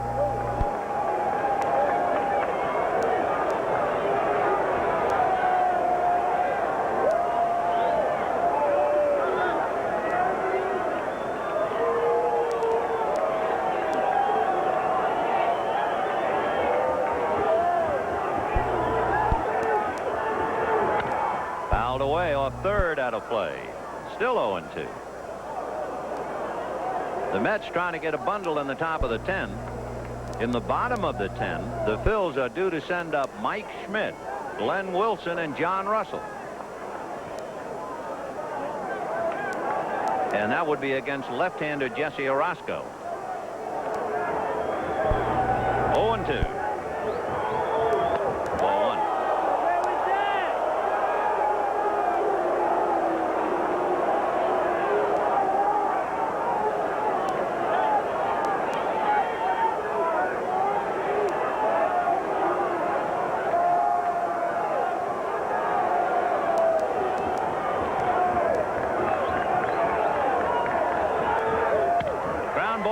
Shortstop, Jeltz takes it to his second baseman. The throw is double play.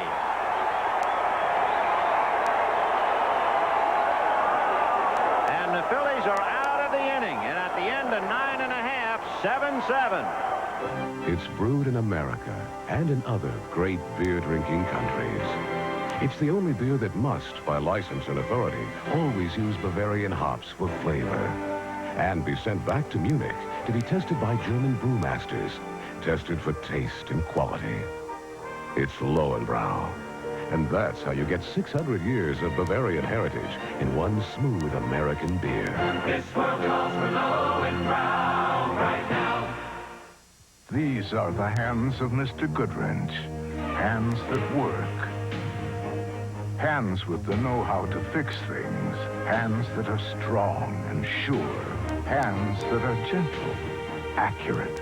Hands that can almost see where the trouble is and how to make it right again. Hands of skill. Hands that care. The working hands of Mr. Goodwrench. And no one knows your GM car better. No one.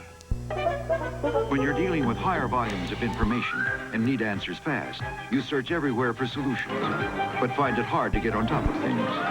That's why IBM created the personal computer AT, with the power to push high performance even higher. With the AT, fast becomes faster, and the capacity to handle data becomes greater, all to help put your business on solid ground. The IBM personal computer AT for advanced technology. This is Marv Albert in New York in the Family Circle Cup Women's Tennis coming up here on NBC. Defending champion Chris Evert Lloyd defeated Stephanie Rahe 6-2 in the first set of the semifinals. We'll go live to tennis following the Mets and Phils. Now back to Vin and Joe. In the bottom of the 10th inning in a 7-7 tie, Mike Schmidt will start, but look at this. It looked like they lost a double play. Jeltz didn't get a real good hop. You're watching a lead run try to score, but of course Aguayo on a good pivot, and they get Hernandez, and the inning is over. That's good play on both ends. I thought when Jeltz bobbled that ball, they lost a double play. I thought it might have hit part of a seam the way it bounced up into the left side of Jeltz, but he made a good play. And sure did. Aguayo, a gutsy middleman turn, and now here we go in the bottom of the 10th. Mike Schmidt flied to right twice, single to left and right, walked, and he's broken a few hearts in extra innings.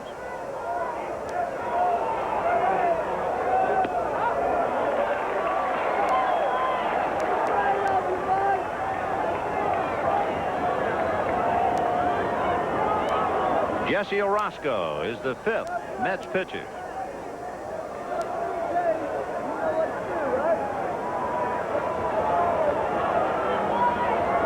Ground ball, but look where they were playing him. Right, perfectly positioned, and the throw to Hernandez. Santana was deep in the hole, and Schmidt hit it to him.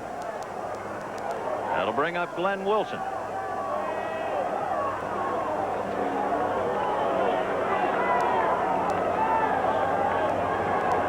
Wilson walked twice, hit into a force play and flied to center, and then hit the ground ball in the 9th inning, opening up the 9th inning that went right through Hernandez's legs. And that was the beginning of a 3-run 9th to get the Phils back in the game and tie it up. So Hernandez has had a tough day. He not only commits the error, he lined out with the bases loaded in the 7th and hit into a double play with the bases loaded in the 10th. Tough game, even for the good ones.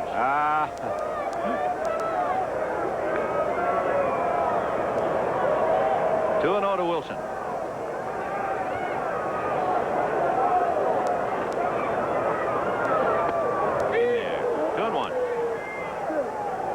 Talking about Orozco losing some of his fastball. They always talk about where he's a yard shorter. He's throwing pretty good. Sure is. The 2-1 pitch. Ball 3. Orozco had to come in the 9th inning. Maddox singled, and then he finally got the last 2 outs. Wilson, and it is Wilson who is now a possible winning run as John Russell comes up.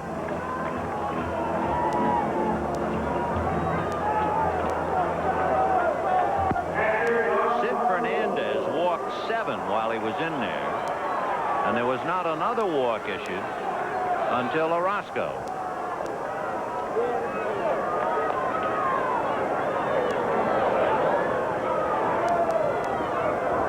John Russell with 1 out in the 10th inning.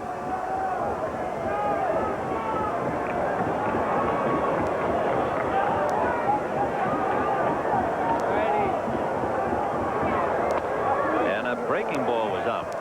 1-0.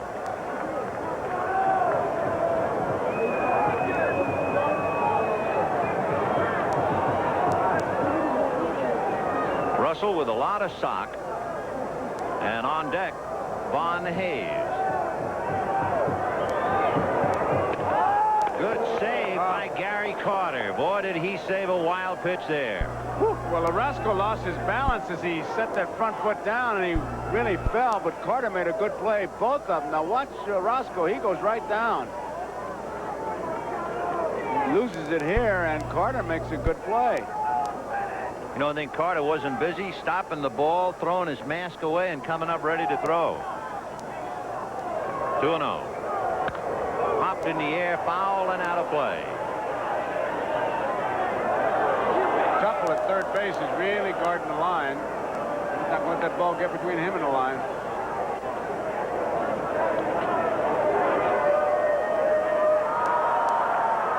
The outfield on Russell, almost straight away.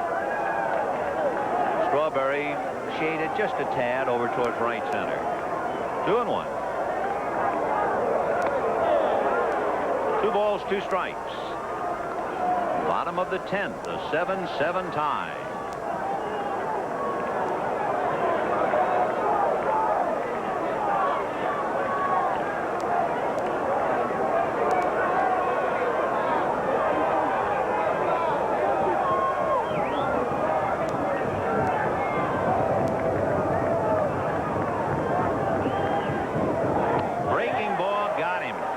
He broke off a dandy. The Russell down on a good curve. Take another look. He was well out in front. Orozco, a big break on a curveball, took something off, and Russell really commits himself early. Look at here. You know, you really don't see the break of the ball as much as we do sitting high looking down when you take that shot. Boy, he really broke off number 2. Of course, some people will tell you it's an optical illusion. That optical illusion has put more guys in the broadcast booth than any other illusion I know.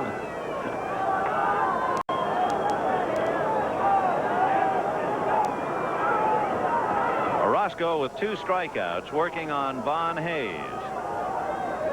Hayes hit into a force play as a pinch hitter. Stayed in the game and walked. So Von is 0 for 1 today. 7 runs, 14 hits, and a very big error for the Mets. 7 runs, 10 hits, and 2 errors for the Phils.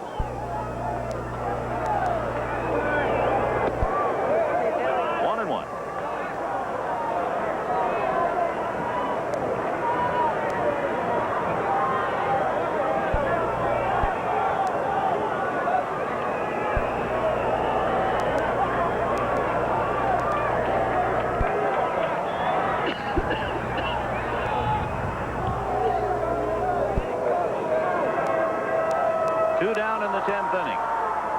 7-7. Fernandez anchored on the bag. Wilson stole 7 bases last year.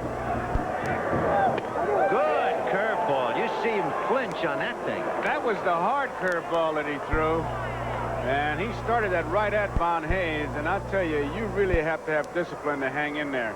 This is on the Super Deuce slow-mo. You can see the rotation, and you can see the little break dance that Von Hayes gave you. 1-2 to Vaughn. Fastball, and it's hit to the right side to Wally Backman. And so we've got 10 innings in the books. And at the end of 10, it remains a 7-7 tie. Carter, Strawberry, and Foster coming up in the 11th. We'll be back after these messages from your local station. Andy's back in OP2. Barney Fife and Thelma Lou. Outstanding. When they all return to Mayberry. Right in the fast lane. Tomorrow. This is the Anderson Windows Test House, located in some of the ugliest climates on Earth, where it's always too dry, or too wet, too hot, or too cold.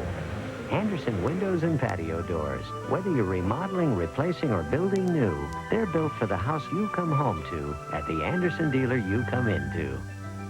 Available at Manning Building Supplies, Ocala, Birds Windows, Merritt Island, and Thomas Lumber, all locations.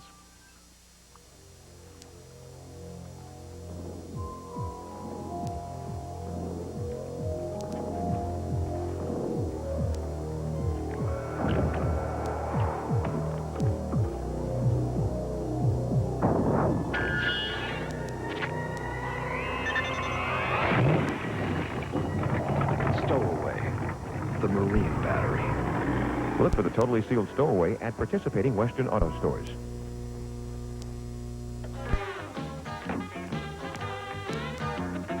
I keep loving you, so for me we're still brand new. You're my pride and joy. If your pride and joy is a car, protect it with a Wix oil filter. Inside, Wix has 1/3 more filtering area than the leading brand. A steel core and metal end caps, not paperboard.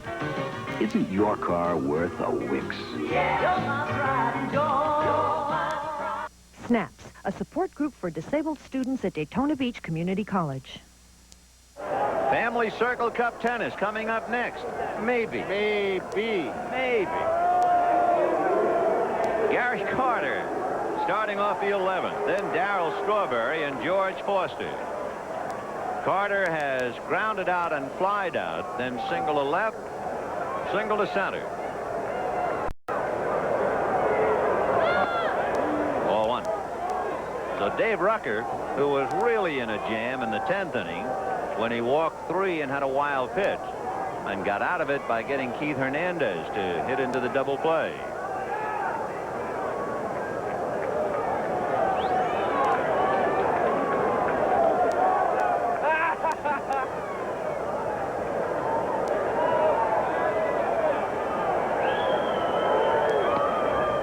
Ball 2. Give us time to drop in a little tidbit. The shortest 9-inning game in history was between the New York Giants and the Philadelphia Phillies in 1919. It lasted 51 minutes. It must have been awfully late in the year, and everybody was packed and ready to go home. Last day of the season. This one is already 3 hours and 48 minutes old. 3-0 to Carter. Ball 4, because after seeing Tuffle allowed to swing 3-0, Rucker sure wasn't going to throw anything too good to Carter 3-0. So Dave Rucker has now walked 4, but he has not given up a run. And here comes Darryl Strawberry. What a day he's had. Strawberry has struck out 3 times, grounded into a double play, and flied out. He took a good look at Harrelson, I'll tell you that. Well, he looked at Carlton and Carmen, and now Rucker, and a big chopper to short on the bag for 1. Double play. And you can't hit the ball too much harder than that. That big hop, Jeltz was able to get it and gun it. Ball is well hit. Off the mound, the big hop. Undecided whether he's going to flip it. Now he decides to take it himself. makes the double play. And I'll tell you, for Strawberry, it's a kind of a day, Ben. You could come to the ballpark feeling great and get on the bus going home, but you're in a slump. He's 0 for 6. With 3 strikeouts and 2 double plays. And so with 2 out in the 11th inning, the batter is George Foster. Boy, I'll tell you, have a day like that, and the steak you think is going to taste good is going to taste like a Brillo pad. If you can eat it all. You will eat it all and think it's a steak. 0 for 6. Foster is 2 for 5, couple of base hits and scored a run. 2 out on the 11th, 7-7 tie. In the bottom of the 11th, Steve Jelks will start it off. Remember, the only man available to pinch hit is Darren Dalton. Lined into right field, so Foster comes up with his 3rd hit, but it occurs with 2 out, following the double play. I don't think Rucker's been ahead of any of the hitters. Strawberry hit the first pitch. Jesse Orozco, remember when they made all the switches, Orozco is coming up. Randy Neiman, the only pitcher left, so Jesse has to stay in. He's in Ray Knight's spot. Santana hits 8th, while Backman hits 9th.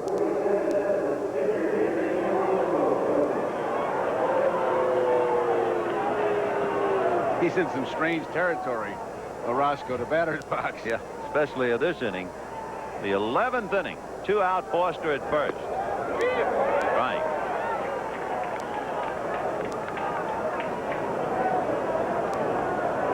Seven runs, 15 hits for the Mets. 7 runs, 10 hits for the Phils. 1-1.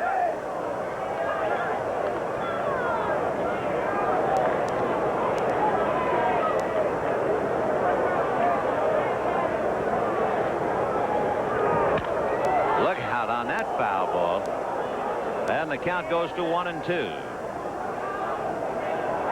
The winner. It's amazing to me, those line drives in the stands, and those fans come up with them.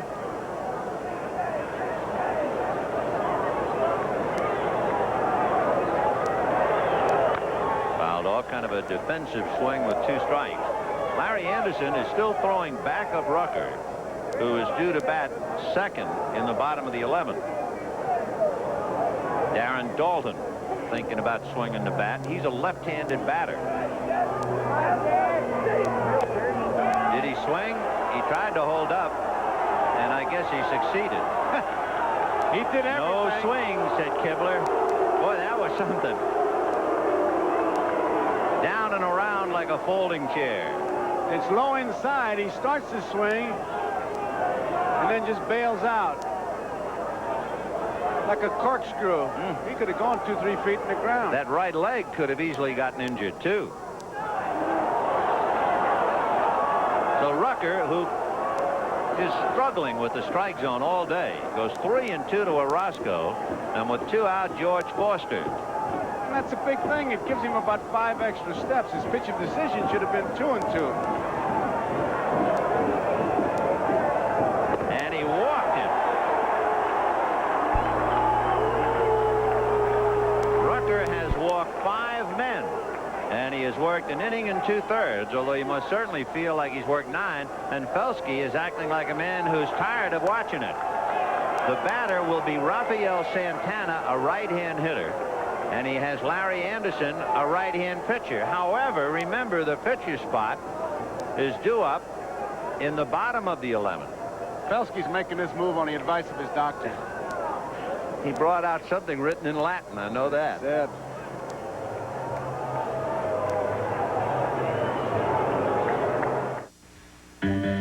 This is an expose on the new Ford Escort EXP. Expressive. Expansive. Experience a new form of 2-seat excitement. Ford Escort EXP. Have you driven the best-built American cars? Have you driven a Ford lately? From London This world calls to sharing them now. to Stockholm This world calls to Tokyo. Lowenbrow, the only beer brewed in the great beer drinking countries. Brewed in England, Sweden, Canada, Japan, and here in America. For 600 years of Bavarian heritage in one smooth American beer.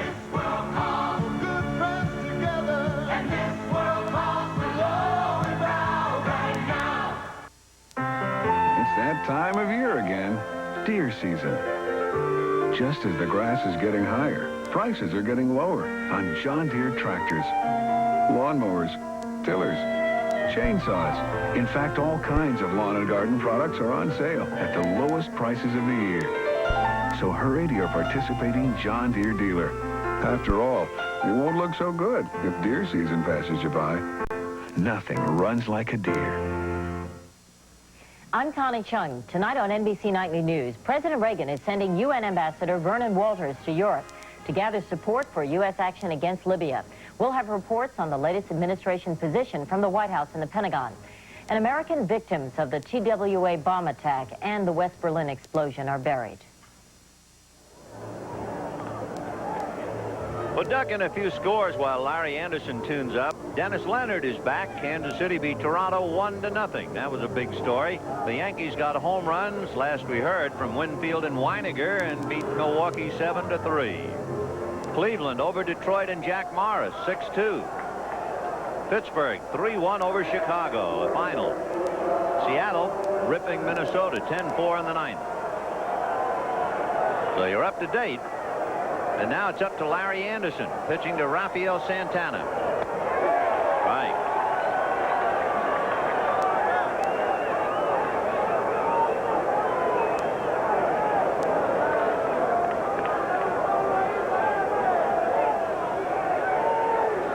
A busted bat and a little ground ball to Hayes, overhanding to Anderson in time.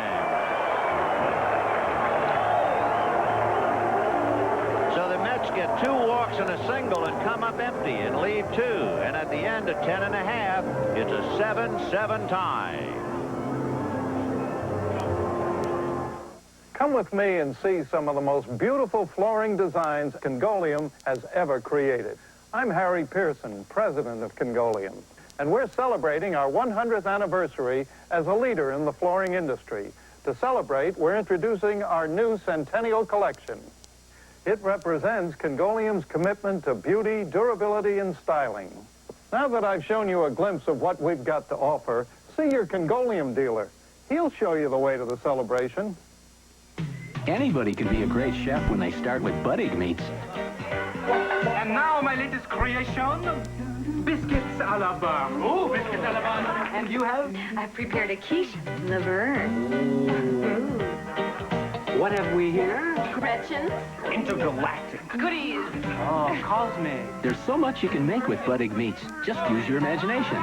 Budding, it always tastes like someone cares. Ever notice how some people wash their dishes before they put them in the dishwasher? They don't wash their clothes before they put them in the washing machine. Maybe they just don't have this new KitchenAid dishwasher. You didn't eat all your peas. Even this much food left on a plate isn't a problem, because KitchenAid's unique new triple filtration system with a hard food disposer gets your dishes cleaner than any other leading brand. So you can either get a KitchenAid, or you can eat all your peas. KitchenAid, the way it's made. That certainly tells part of it, this litany of frustration. The Mets have left 13 men on base, and the Phillies have left 15. As we go to the bottom of the 11th inning, and here's Steve Jeltz, who tripled in 2 and then scored the tying run in the 9th inning. 28 men left on base. Wow.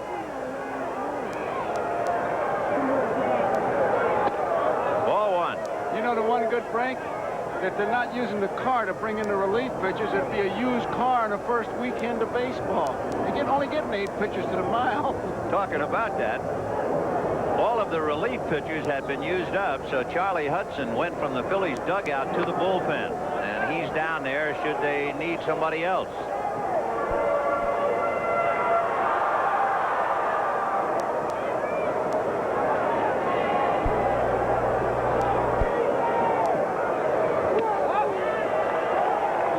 Carlos Hernandez is playing to the line. Vin guarding it with a right-hand batter up there, Jeltz. That's another one of those plays as far as I'm concerned. You can say guard the lines. Third base, yes. First base, no. Orozco came in here in the 9th inning, so here he is in the 11th. They'll have to watch him carefully. And he's behind 3-0. In there. 3-1.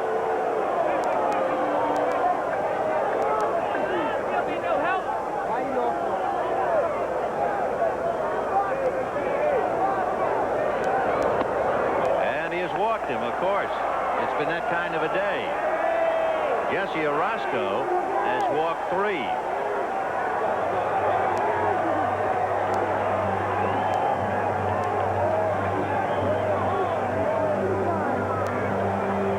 Poor Frankie Frisch. If he were broadcasting... Remember how he'd say, oh, the bases on balls. Bases on balls. The old flash. The hitter is Gary Maddox, who batted for Joe LaFay and stayed in the game. And Maddox will be followed by Gary Reedus.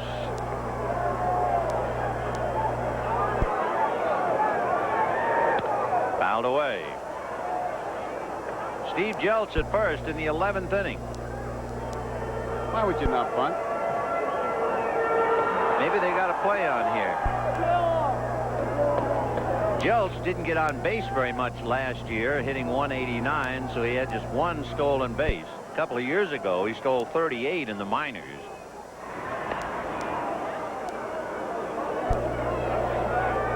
We've had 17 walks in this game. 17. The Mets have given up 11 walks. 7 by Fernandez, 1 McDowell, and 3 by Orozco.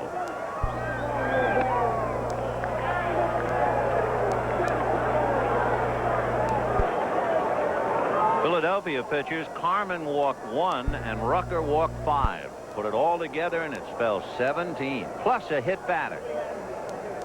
Rucker made 40 pitches in an inning and a third. 1 ball, 1 strike. Ball 2.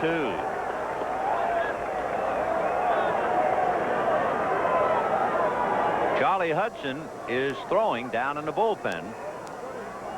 If there be a 12th, Charlie's getting ready. Maddox took a good look at Davenport. 2 balls, 1 strike. Nobody out. This is manager's delight if you want to put a play on. Well, watch Jeltz. He doesn't go. And a little fisted foul off to the right, out of play. 2-2.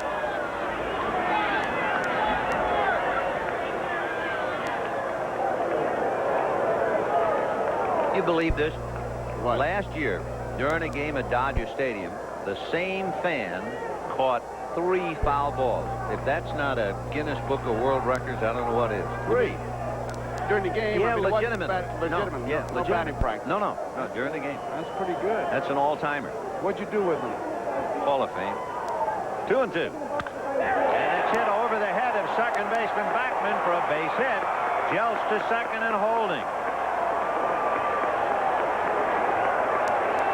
First and second. Nobody out. And Gary Reedus the batter.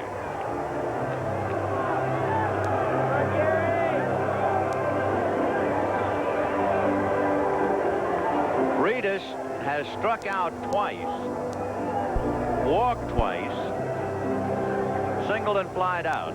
Davenport wants to talk to him. He definitely, because you have to be bunting. I mean, going back to way back, and he just wants to make sure, because apparently the look on Reedus' face caused some concern to Davenport, who now flashes a sign to the base runner, Jeltz. What's interesting is if he bunts, you have second and third. You have the pitcher, Larry Anderson, due up. The only hitter available in the Philadelphia dugout is a left-handed batter, Darren Dalton. I put him in there, and you got to stay away from that DP. So 2 on, nobody out. Hernandez well up in front of the runner looking bunt. But, of course, Tuffle has to stay near the bag in the event of a play there. Hernandez not coming at the last minute. Ball 1. And not bunting. No, Reedus was not squared away. got to go back to the library. It's a different book they're playing by. Reedus takes another look at Peanuts, as they called him for 100 years with the Giants, Jimmy Davenport.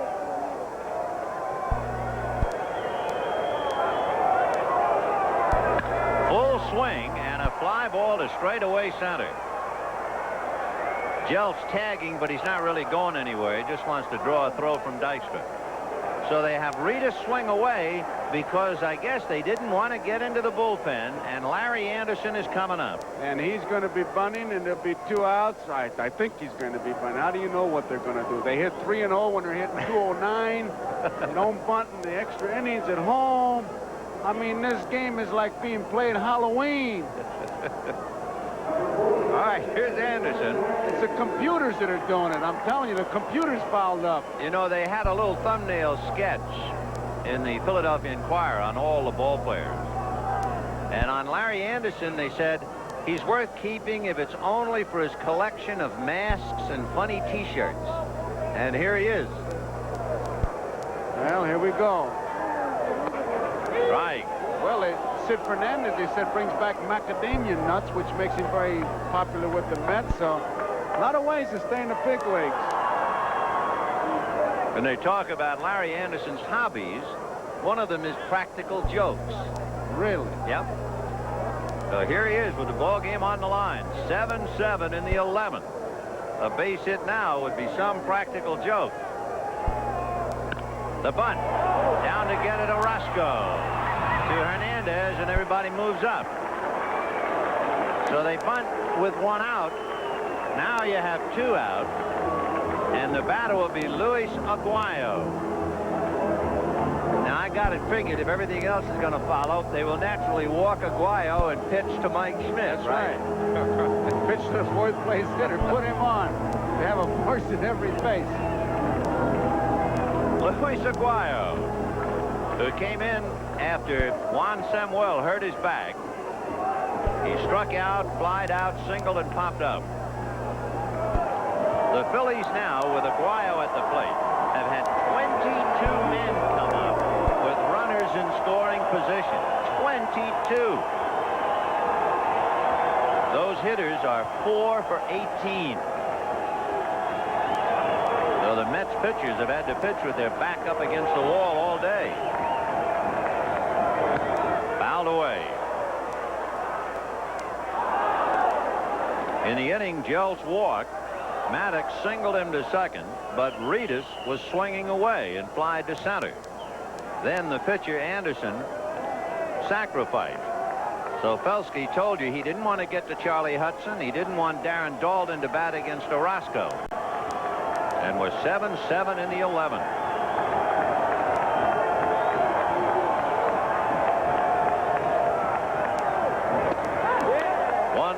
And Carter wants to talk to his man. That pitch was a little outside. Well, he wants to make sure he gets a decision here. He doesn't want Schmidt to be coming up there. I'll tell you, with all these base on balls, Vin, you get the feeling sometimes there have been 2 or 3 infields out there. Look at all the people. 17 walks, and there's Schmidt waiting on deck, hoping to get a shot. He's had 2 hits and a walk today, and has driven in 2. But it's up to Aguayo to extend the inning, or even win it. 1-1. Check swing foul. 1-2.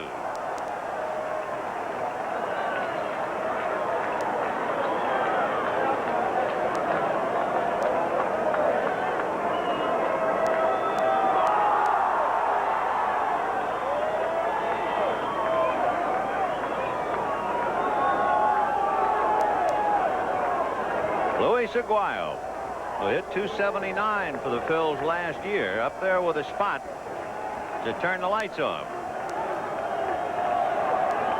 1-2. And he lifts a pop fly back to first. Hernandez is there. So Aguayo pops it up. 2 more men are left. 17 men left by Philadelphia, and we're locked up 7-7.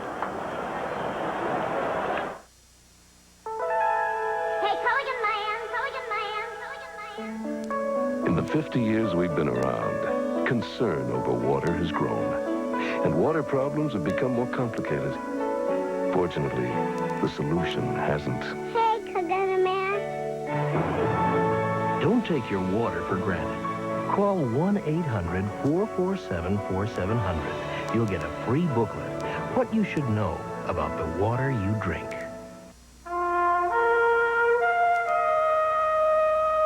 No people on Earth eat as many snacks as we do. Last year alone, we consumed more than 14 billion pounds of the stuff. Which is why Dannon introduced snack-size Dannon mini packs. After all, if we're going to eat that much snack food, the least we can do is feel good about it. Dannon is yogurt. At Duracell, we're always trying to climb higher, even if it means topping our own copper top. The result? Today's highly improved copper top battery. So improved, it'll last up to 30% longer than the ones we made just 1 year ago. Today's copper top. Once again, we've reached a new peak. Duracell, when it comes to making them last longer. We never stop.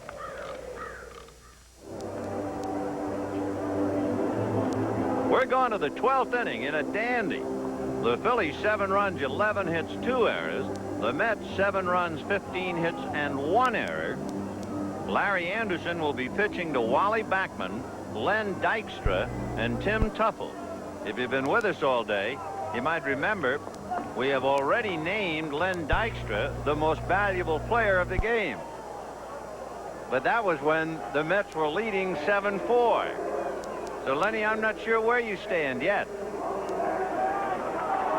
It has taken us 4 hours and 11 minutes to get here, and we're just warming up. Anderson, the 7th Philly pitcher. The Mets have used 5. Randy Neiman is throwing in the New York bullpen. But here's Wally Backman. Ball 1. Backman walked in the 10th inning, and there's Neiman. Backman got as far as 3rd, but that was when Hernandez grounded into the double play to end the 10th inning. Line drive right through Anderson's legs into center field. So Backman opens up the 12th with a single. For the Mets, they have not had a hit since the single by Foster in the 11th, and before that, a single in the 8th inning. So they've not been attacking the ball, but they get a base hit to open it up. Watch Anderson just getting out of the way. Talk about sending it back up the middle, and I tell you, it's 60 feet 6 inches from the mound, but when you follow through, you're 55. Dykstra bunting, and Anderson's play is to first. Aguayo covering. So Dykstra sacrifices the potential tiebreaker to second. Now Waller leaves it up to Tuffle and Hernandez. Well, if Dykstra wouldn't have bunted there, I'd have gone home. You wouldn't have believed it at all. No, I would have right? gone home. Believe it or not, Mr. Ripley, here's a story for you. 12th inning, 7-7 tie. Tim Tuffle doubled off the left center field wall to drive in a couple in the 8th inning. He walked his last time up. Ball 1. On deck is Keith Hernandez, and of course he's really got something to settle. He lined out with the bases loaded, grounded into an inning-ending double play with the bases loaded, committed the error in the 9th inning that got the Phillies off the floor. He's going to have another opportunity to atone in a moment. 1 ball, no strikes. Slider missed. That was Larry Anderson's bread and butter pitch. He had a dandy slider, and as so often happens, suddenly just left him. 2-0.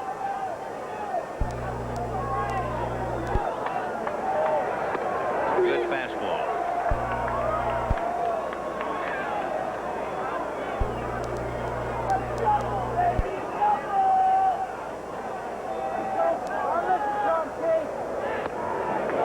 And now he falls behind. 3-1 to count to Tuffle. Looked like he was trying to take a shot at the outside corner, and with the kind of stuff he's got right in this spot, you'd think he'd just be throwing hard strikes. Check swing for a strike. So a full count with 1 out and Backman at second base. 7-7 in the 12th.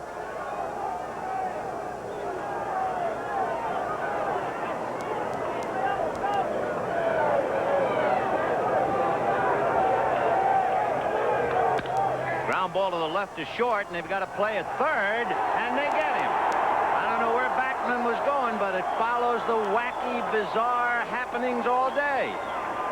Tell you, did you read the disclaimer yet? Yes, I did. You wouldn't have to for this game. On a hard ground ball, Backman tried to come over. And the throw from Jeltz to Schmidt got him easily. Many times they come over, but it's how hard the ball is hit. That ball was hit too hard. Well, here's Keith Hernandez. Kind of a day for Keith. The best thing that has happened to him, he was hit by a pitch. That was in the 8th inning. Come on, Gary, let's go. Ground ball to the right side to Aguayo, and we're going to the bottom of the 12th with Schmidt, Wilson, and Russell coming up in a 7-7 tie.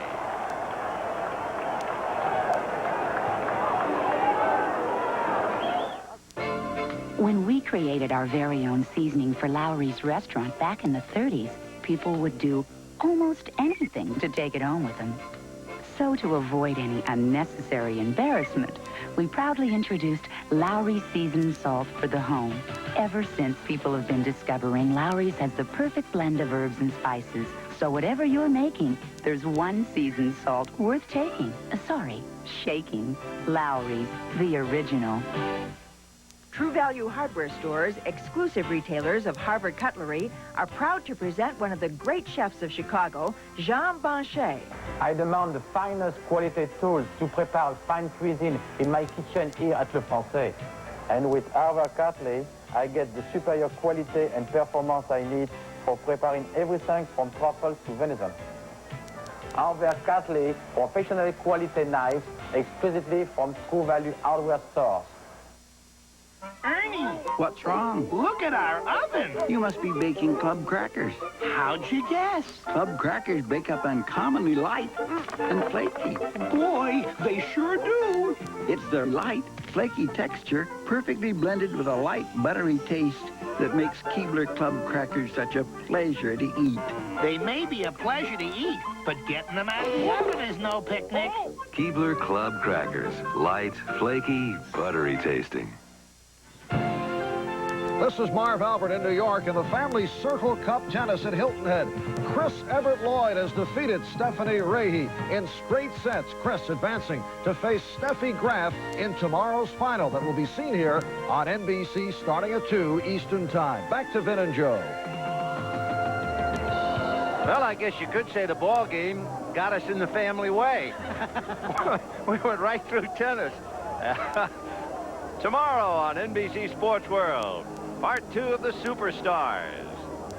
Mark Gastineau of the Jets, Willie Gault of the Super Bowl champion Bears, Vince Coleman of the Cardinals.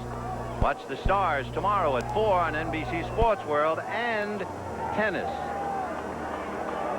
How about Marv Albert on his first weekend, huh? You're going to think it's always like this. Hang in there, Marv. Randy Neiman, who was a non-roster player and made the ball club. Last year, he went to spring training with the Chicago White Sox, was dealt to the Mets and assigned to Tidewater, and now here he is. He was in 4 games last year for New York. Randy will be pitching to Mike Schmidt. Right. No Schmidt, Wilson, Russell. No sweatshirt. Well, chilly for no sweatshirt. But Carmen was that way, too. I didn't notice him. Yeah. 0-1. A line drive into left field for a base hit. Foster plays it on the hop, and so for the umpteenth time, we have the potential either tiebreaker or winning run on base. And the batter is Glenn Wilson, followed by John Russell and Vaughn Hayes.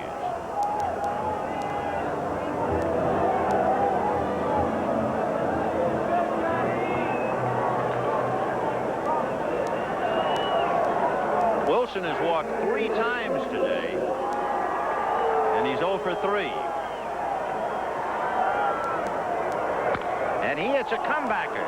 Neiman to his shortstop, Santana back to Hernandez. So they didn't want to bunt.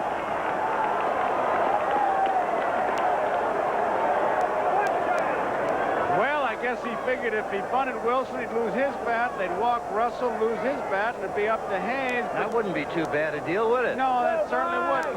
I think that I would go in the clubhouse and say, can you spell bunt? Yeah.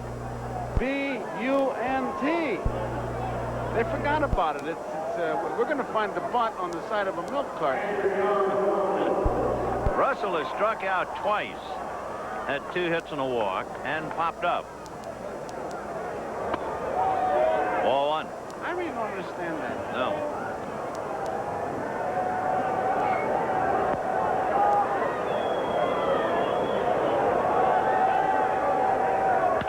And that's a ground ball to the right side. Bachman is there. There you go. 12 innings are in the books, just like that. And at the end of 12, the Mets 7 and the Phils 7. And we'll be right back after these messages from your local station.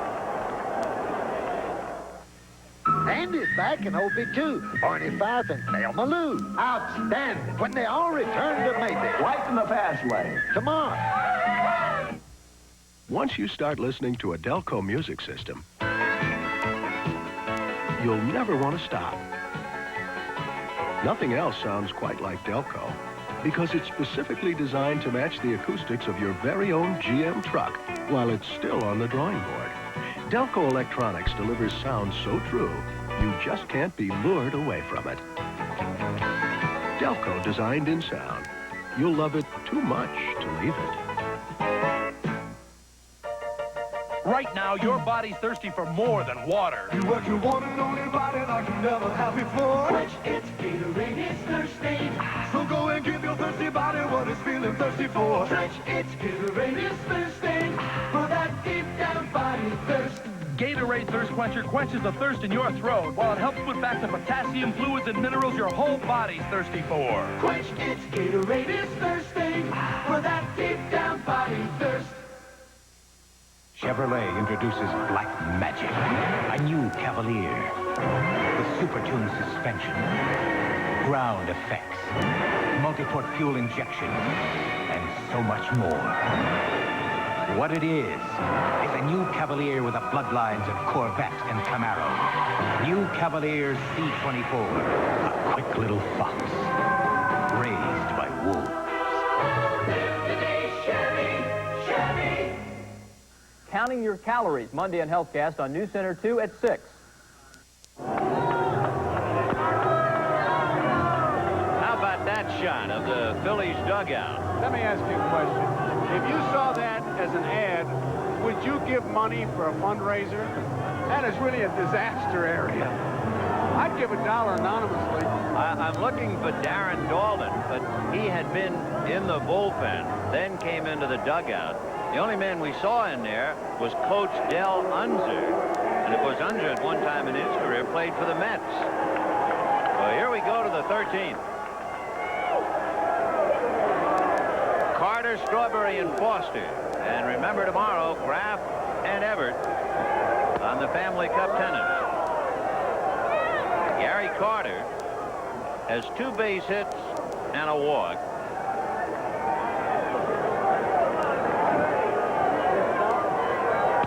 Fouled away. Talk about a picture worth 1,000 words. That Phillies bench really told a story.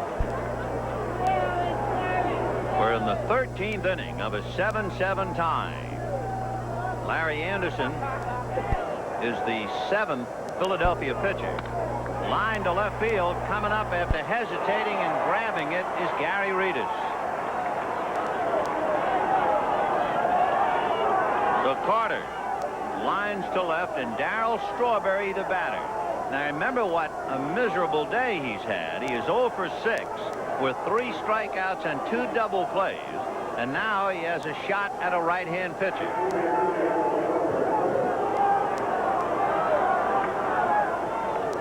Ball 1.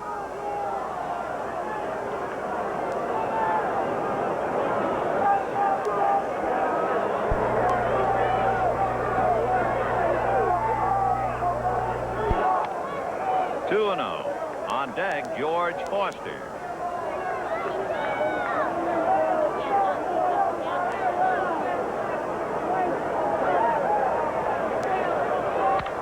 And he hits it the other way, down the line, foul and out of play.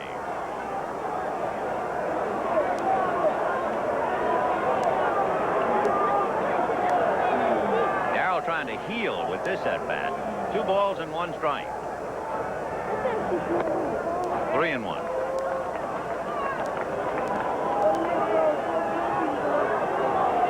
Boy, would he love to get a pitch to drive. Chase the whole bad day. Instead, it's ball 4.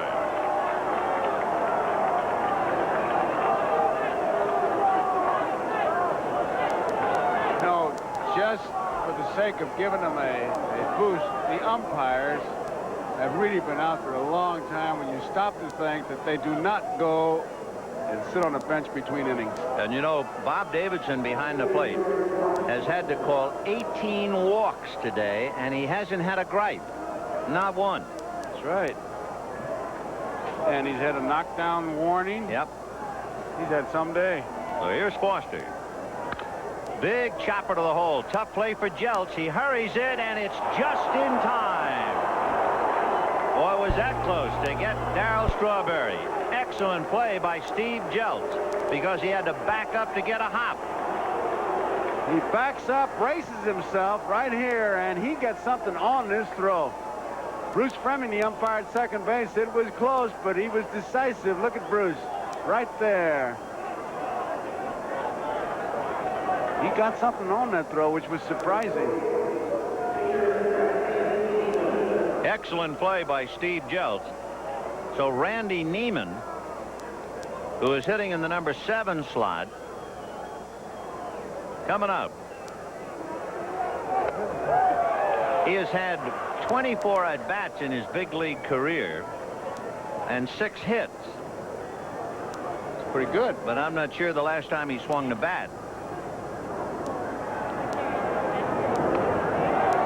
I think it's been a while. I think the way he's swinging in that batter's box is missionary country to him. Yeah, I think it's been a while. Probably 1983. It's a pretty good guess to figure the last time he swung a bat was over 3 years ago. That's a pretty good slump. 1 for and 2. 84, 0 for 85, and 0 for 86. Talking for slump, Darryl Strawberry, sitting in the corner, has gone from 333 to 167. That's a beating for your average. Fisted in the air foul, and Mike Schmidt is there, and that's the top of the 13th. The Mets leave a man. 12 and a half, 7-7.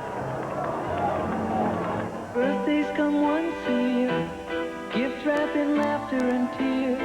It's when dreams come true, friendships shine through, and we hold our families dear. So, Papa, here's our wish, may all your days be as happy as this. We've shared your joys, we've dried your tears, we've touched your life through all these years. Kleenexes, bless you.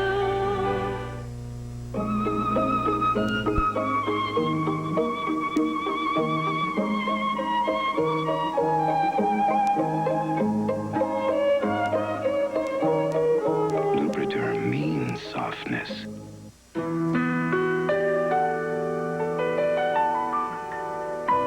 Now there's a beautiful disposable. Personal touch disposable.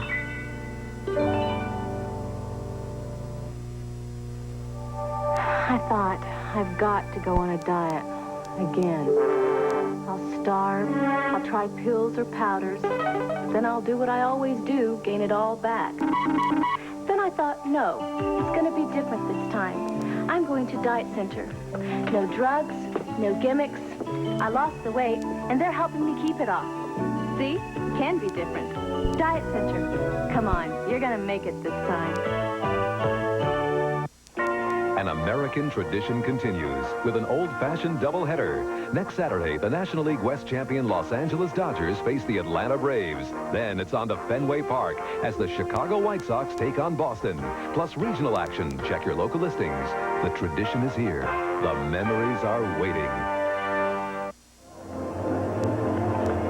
Well, trying to give equal time, we saw that rather desolate area in the Philadelphia dugout. It's somewhat of a wasteland in the Mets dugout as they burned up their players.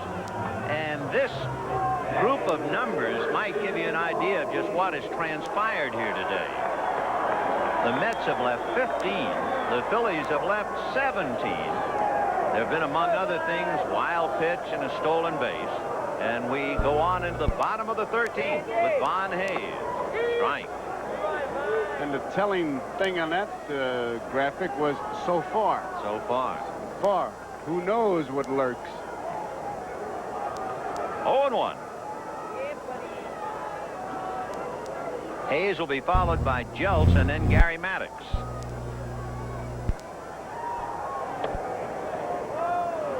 One and one.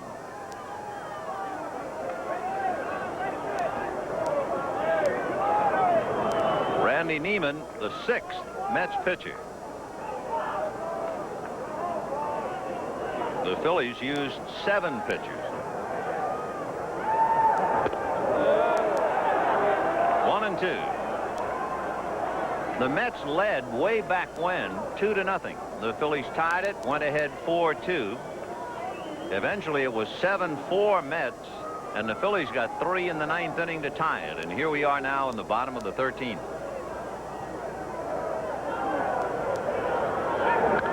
Fouled away. So after a little 9-7 gem they played last night, wearing each other out today, and it has taken us 4 hours and 31 minutes to get here, the bottom of the 13th.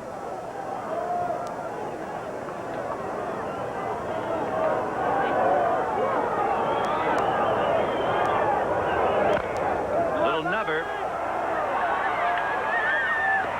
One away. Neiman takes care of Von Hayes.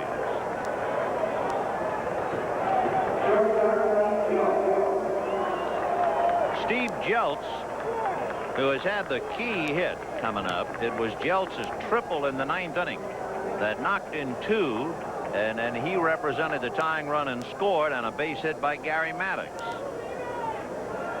Jeltz has handled himself very well at shortstop. Ball 1. Jeltz made a particularly big play on what appeared to be a bad hop on the ground ball hit by Hernandez in the 10th, and Aguayo was able to turn it and get the double play from it. Line drive, base hit.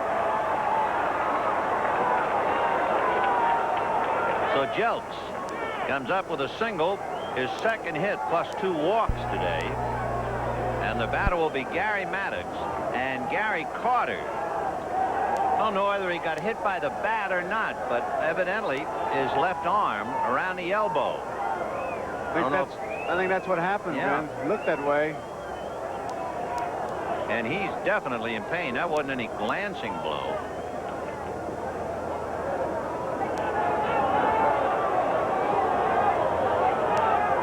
See if we can see it. Keep an eye on the bat.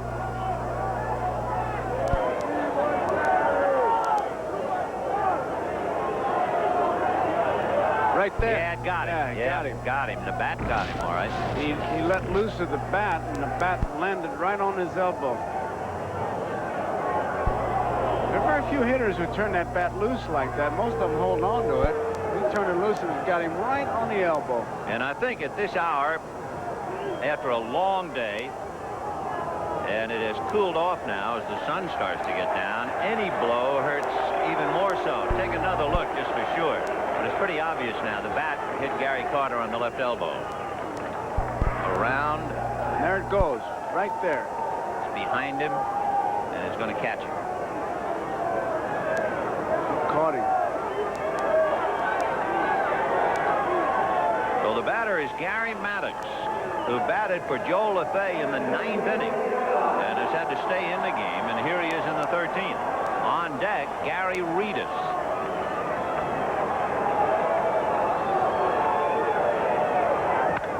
And he hits a fly ball to right center. Dykstra moving over to handle it, and Jeltz back to first. And Gary Reedus, who has one hit, and that was in the 8th inning. He has struck out twice, walked, and hit a couple of fly balls. It has been a long day for him in an extra inning game like this to be the leadoff man, and have only gotten on base twice makes it difficult.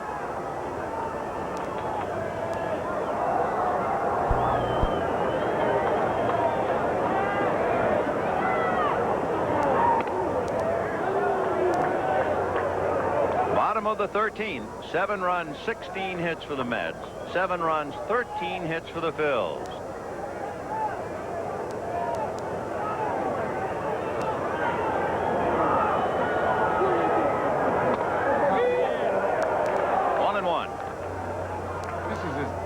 Time at bat. There are some guys don't bat 8 times in the season. 8 times.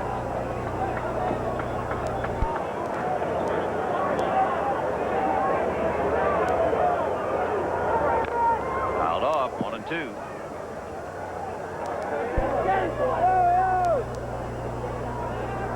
Charlie Hudson is up again in the Phillies bullpen. Remember, after Reedus, the pitcher, Larry Anderson. So it might be, although Felsky tried to avoid it earlier, he's still going to have to use his left-handed hitter Darren Dalton and against a left-hander. He tried to avoid doing that when Jesse Orozco was pitching.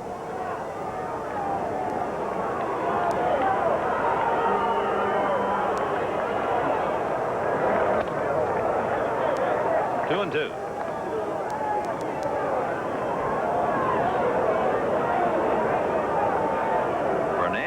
Lynch, Bereni, McDowell, Orozco, and Neiman. Carlton, Tekulve, Carmen, Stewart, Bedrosian, Rucker, and Anderson.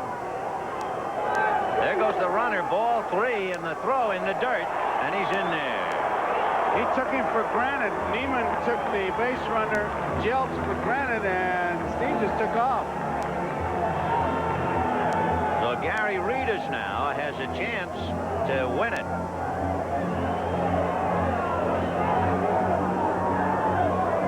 See how long it took him to deliver that ball. Jeltz is in easily. And now they're going to walk Reedus with 2 out. It's ruled an intentional walk. That is the 12th walk given up to the Phils, and Darren Dalton will now come up. So Dave Anderson. Dave Johnson saw Fernandez walk 7. He has all told given up 12, and Dalton will come up and hit for Larry Anderson. And this does it. Outside of pitchers, no one else available. It's turned out to be one of those games that you want to go up to the pitcher and say, here's your keys, you lock up and turn out the lights. This is one of those games where they say the game is never over till the last man is out. This game is never over till the last man. They're just going to burn them all up. Mike Schmidt, alone with his thoughts, hasn't really had many chances to decide the game because, among other things, Schmidt led off in the 7th, led off in the 10th, led off in the 12th. He had one chance in the 8th inning, and he flied out.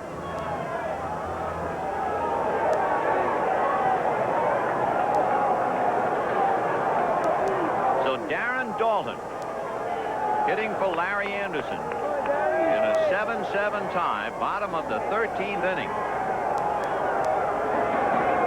Ball 1.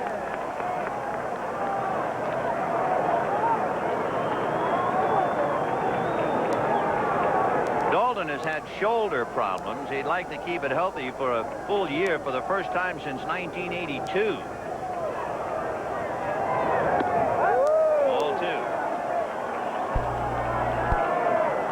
Dalton last night unloaded a 3-run home run against the Mets.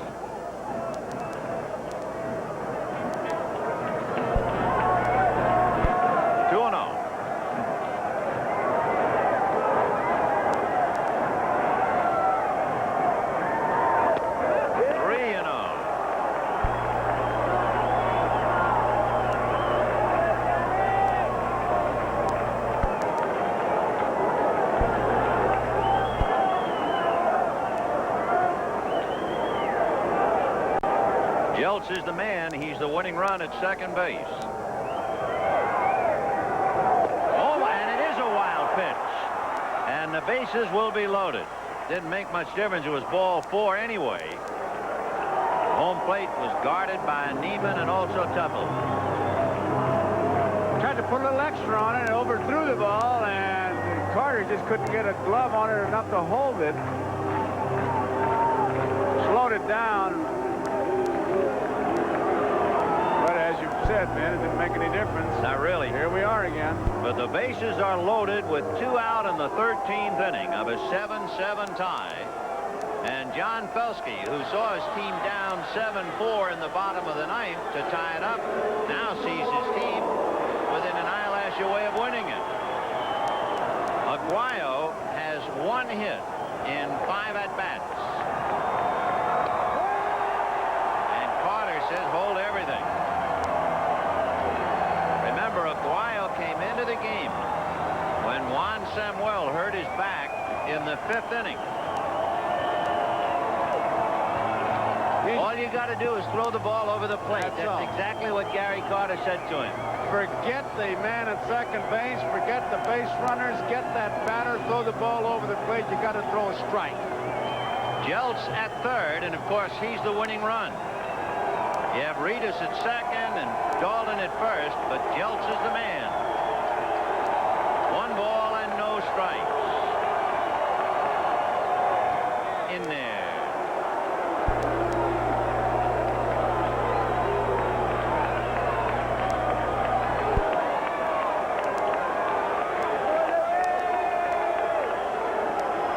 The Phillies have already left 17 men on base. Ball 2.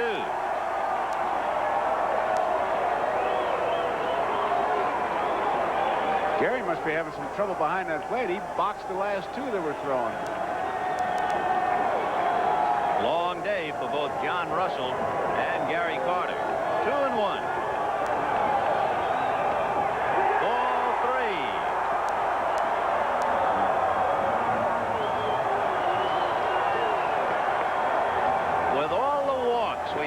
Today, it would be fitting and proper, I guess, if the game was decided on a walk.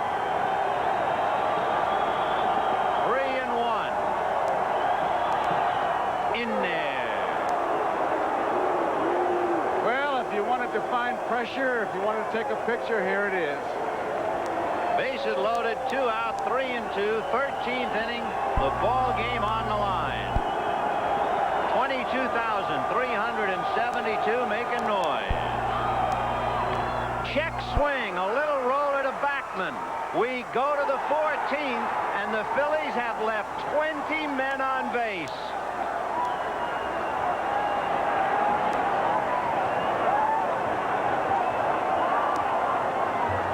We'll see you in a little bit, huh? Hopefully.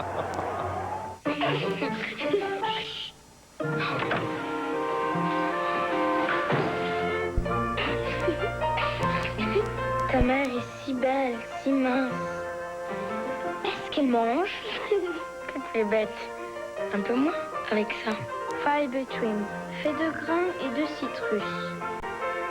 Ça t'embête qu'elle soit si belle? Non, je connais tous ses secrets. Fiber Trim, the European way to help you stay slim. Introducing the best handling iron on earth, the new cordless Freestyle from West Bend. Because the Freestyle works without a cord, you can easily take on sweeping curves, hairpin turns, quick changes of direction, even 360-degree spins. And thanks to its electric power base, the Freestyle heats up faster than most conventional irons. The new West Bend Freestyle cordless iron. Sold with Garage. Enjoy extra sugar-free gum. You get extra flavor, extra fun, in extra sugar-free gum. Extra, the only leading sugar-free gum with NutraSweet, gives you extra refreshing flavor that lasts an extra, extra, extra long time. Extra flavor for that extra long play. Extra flavor for that extra long day. When you chew it extra, the extra fresh flavor lasts an extra, extra, extra long time. Extra lasts extra long. Paris in the spring. Tennis whites on red clay. Celebrate the French Open in June on NBC. What a little swing in such a big moment.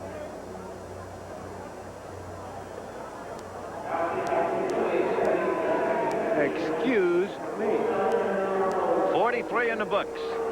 Ground ball to the second baseman, and we go to the 14th inning of a 7-7 tie.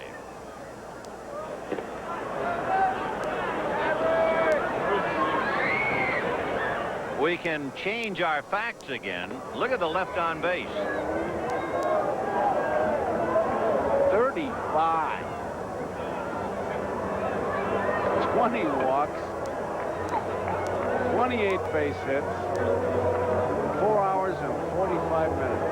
And here we go in the 14th. It'll be Rafael Santana, Wally Backman, and Len Dykstra. Santana has had 1 hit today, plus a walk. That's Charlie Hudson out there. Hudson becomes the 8th pitcher. Right.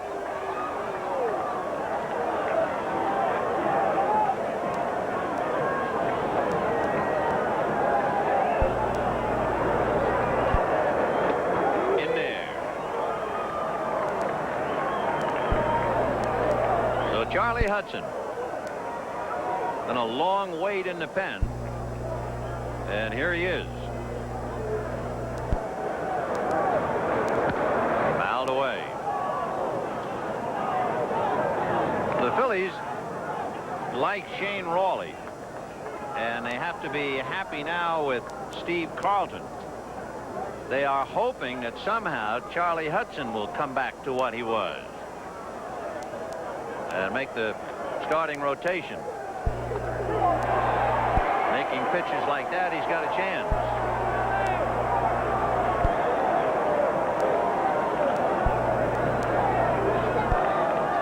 It's a breaking ball. It's out of the strike zone. Santana, whoops. I'll tell you, the last 2 swings we've seen, Maguire and Santana, have not been from the Spalding guide. No. 1 down, and here is Wally Backman.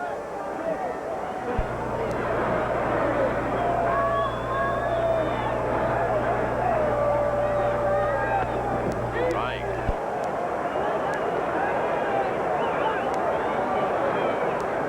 Charlie Hudson, in 1983, when they called him up, he won 8 games and was outstanding in the clutch. Pitched a great game in the championship series. Then last year he tailed off, although he did set season high in a lot of things, but not in victory. He struck out 10 in a game against Montreal last year, so he can bring it. Big chopper to the hole and through. Base hit for Backman.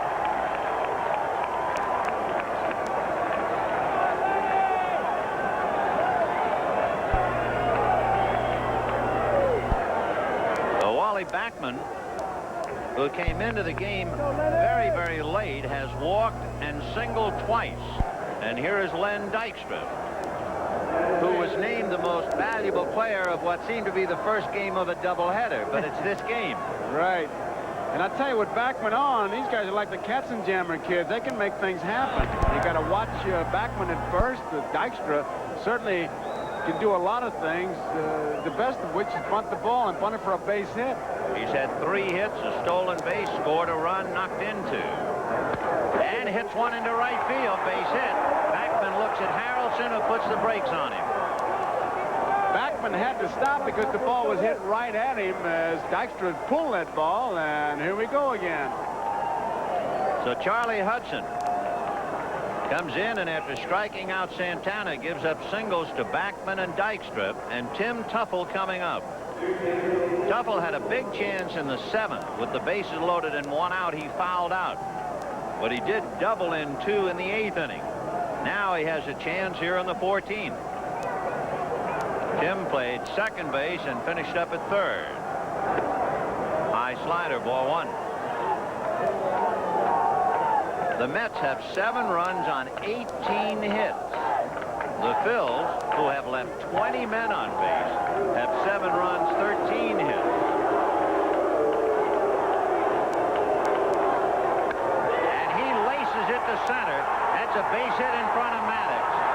Here comes the runner Backman to score. Dykstra to third, and the Mets lead 8-7.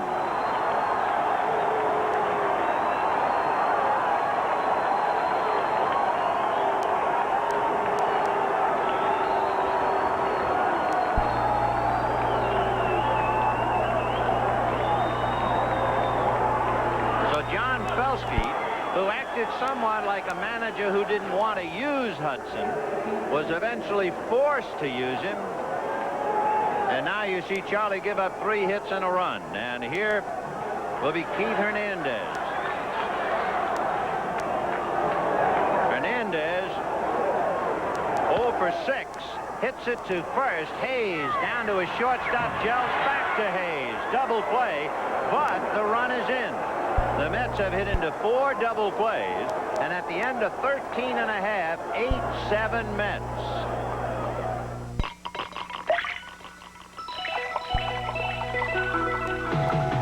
Anchor has created beverageware as unlimited as your imagination, at prices that won't go beyond it.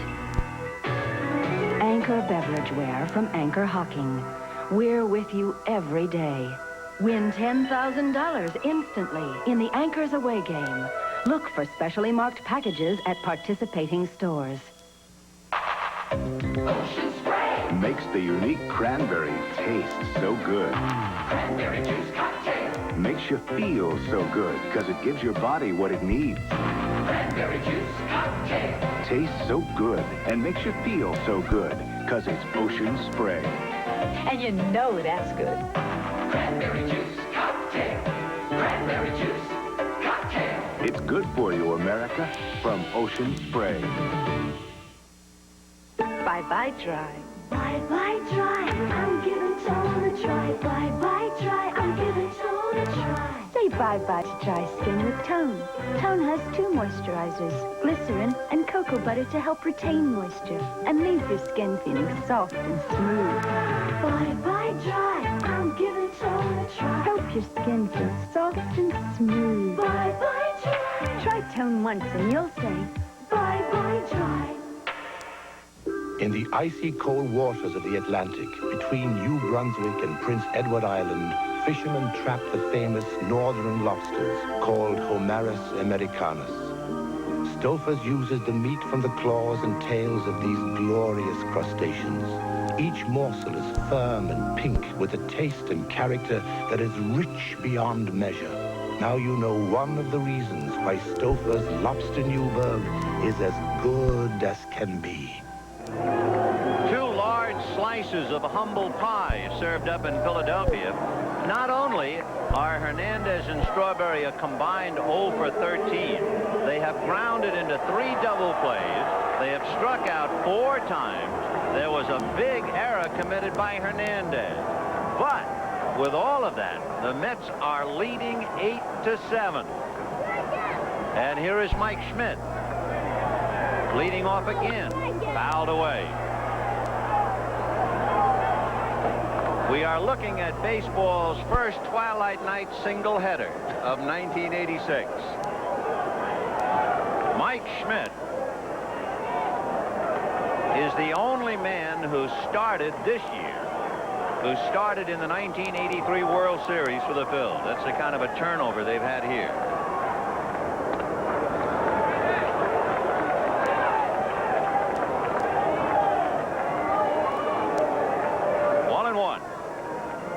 Mike has 3 hits and a walk and 2 RBIs. Ball 2.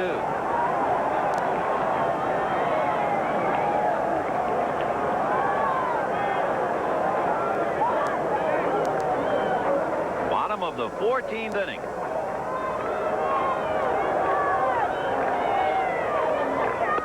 In there.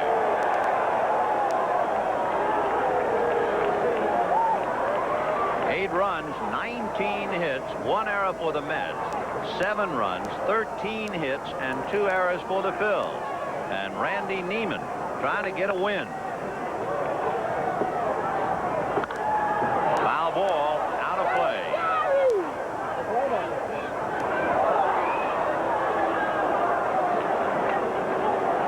Joe, hey, what's the longest game you ever caught? Do you remember? No, I really don't. I want to say 14 innings. 14? I'm just looking at Gary Carter and thinking about John Russell. Oh, what a day in the ballpark. I'll tell you, that'll take its toll. Whew. It is a long, long day. Up and down, up and down. All the base on balls kill you. 2-2. Base hit up the middle, and here we go again. With all those base on balls, it gets like you're playing catch with a guy you don't like. Well, the tying run is aboard. And here comes Glenn Wilson. Wilson has walked 3 times, and he's checking with Jimmy Davenport. The Phillies have not bunted when you would expect them to bunt at all, and Wilson wants to talk to Davenport.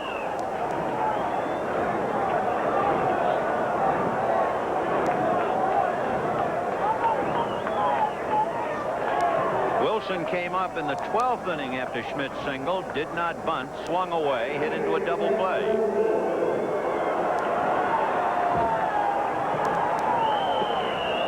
We're coming up to the 5-hour mark. It had really been something. Strike.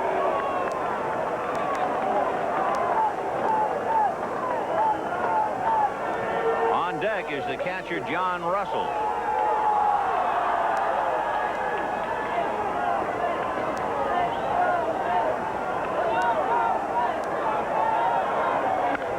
Hit foul down the line, and the count 0-2. Remember, the Phillies, through 13 innings, have left 20 men on base.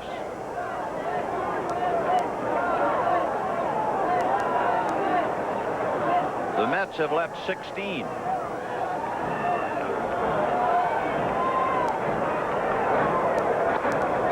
One and two.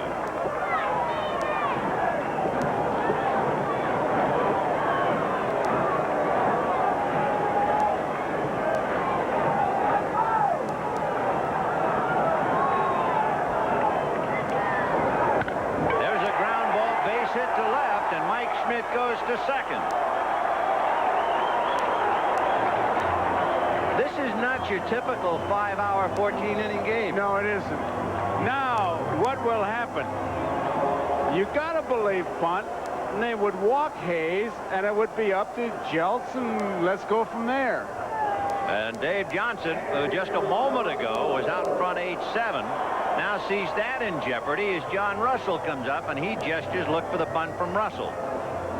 Russell has struck out twice, walked and singled, grounded out and popped up, and let's see if Felsky puts the bunt on. Well, Hernandez will force him to bunt to third if he is. Ball one.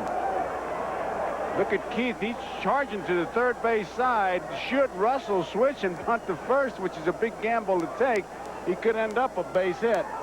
Both bullpens are quiet. They're shut down, really, is what it is. It's after hours. 1 ball, no strikes. A bunt. They're going to let it roll. It will go foul. And that started out in great shape, but apparently that tells you a little bit about the way the infield is sloping. But that ball started in pretty good shape and just kept drifting foul. Here's the bunt once again. Now watch how far in fair territory it is. Look at there. That's pretty good shape. Yeah. And now he decides to let it roll, and there she goes. 1-1 to count, and John Russell back to the plate. Von Hayes on deck. And of course, if Russell gets him over, you have the left-hand hitter waiting. And then the switch hitter, Jeltz.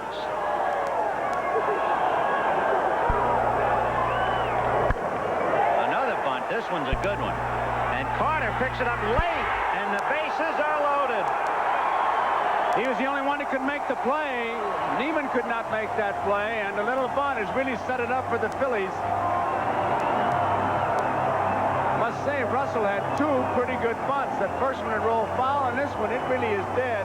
Looks like Neiman's going to get it, and Carter says, I got it, but it's late. So the Phillies have loaded the bases with nobody out in the bottom of the 14th inning. You have Russell at first, Wilson at second, Schmidt the tying run at third, and the Mets leading 8-7. The Mets had a 4-run 8th. The Phillies had a 3-run 9th. And now let's see about the 14th. The infield is up. Ball 1.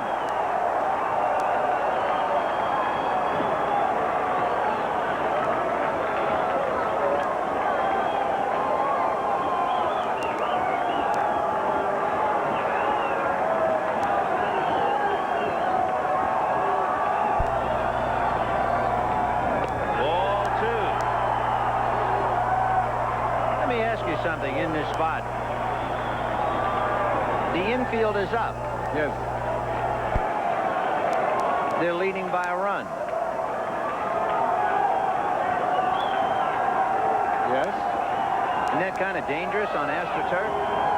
2-0. Well, not now. 3-0. In other words, your back is against the wall. If you play your infield back, you got a chance. You allow the tying run, but you get a double play, maybe. Yeah. Infield up, any ground ball goes through. See you later. Winning run. Yeah. Here's the danger spot, 3-0. Oh, yes. And time called. 3 balls and no strikes. The count to Von Hayes. Davy Johnson has had his infield up, but you can't defend against a walk.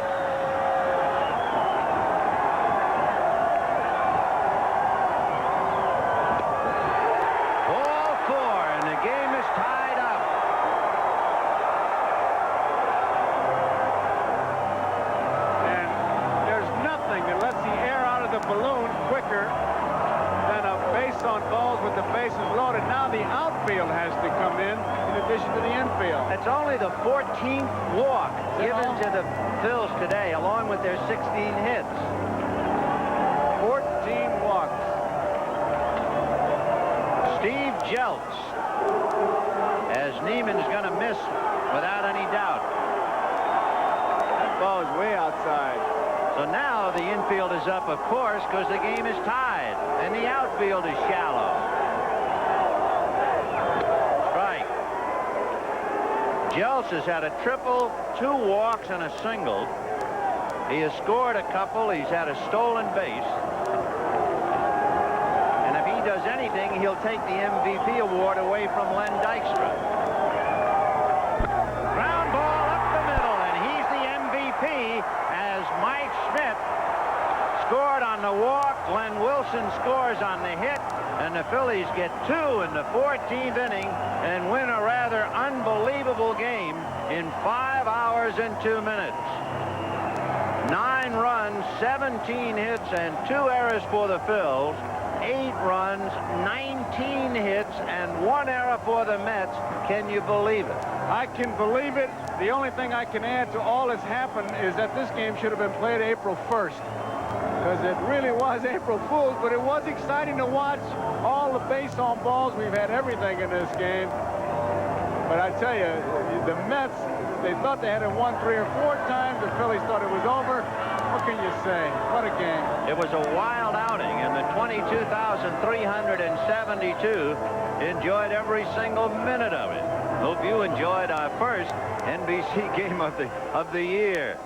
Well, tomorrow, Family Circle Cup Tennis along with the NBC Sports World. For Joe Garagiola, this is Vin Scully finally saying good evening. A promotional fee has been paid to NBC by United Airlines, serving 13 cities in Asia and the Pacific. United, a fresh breeze across the Pacific.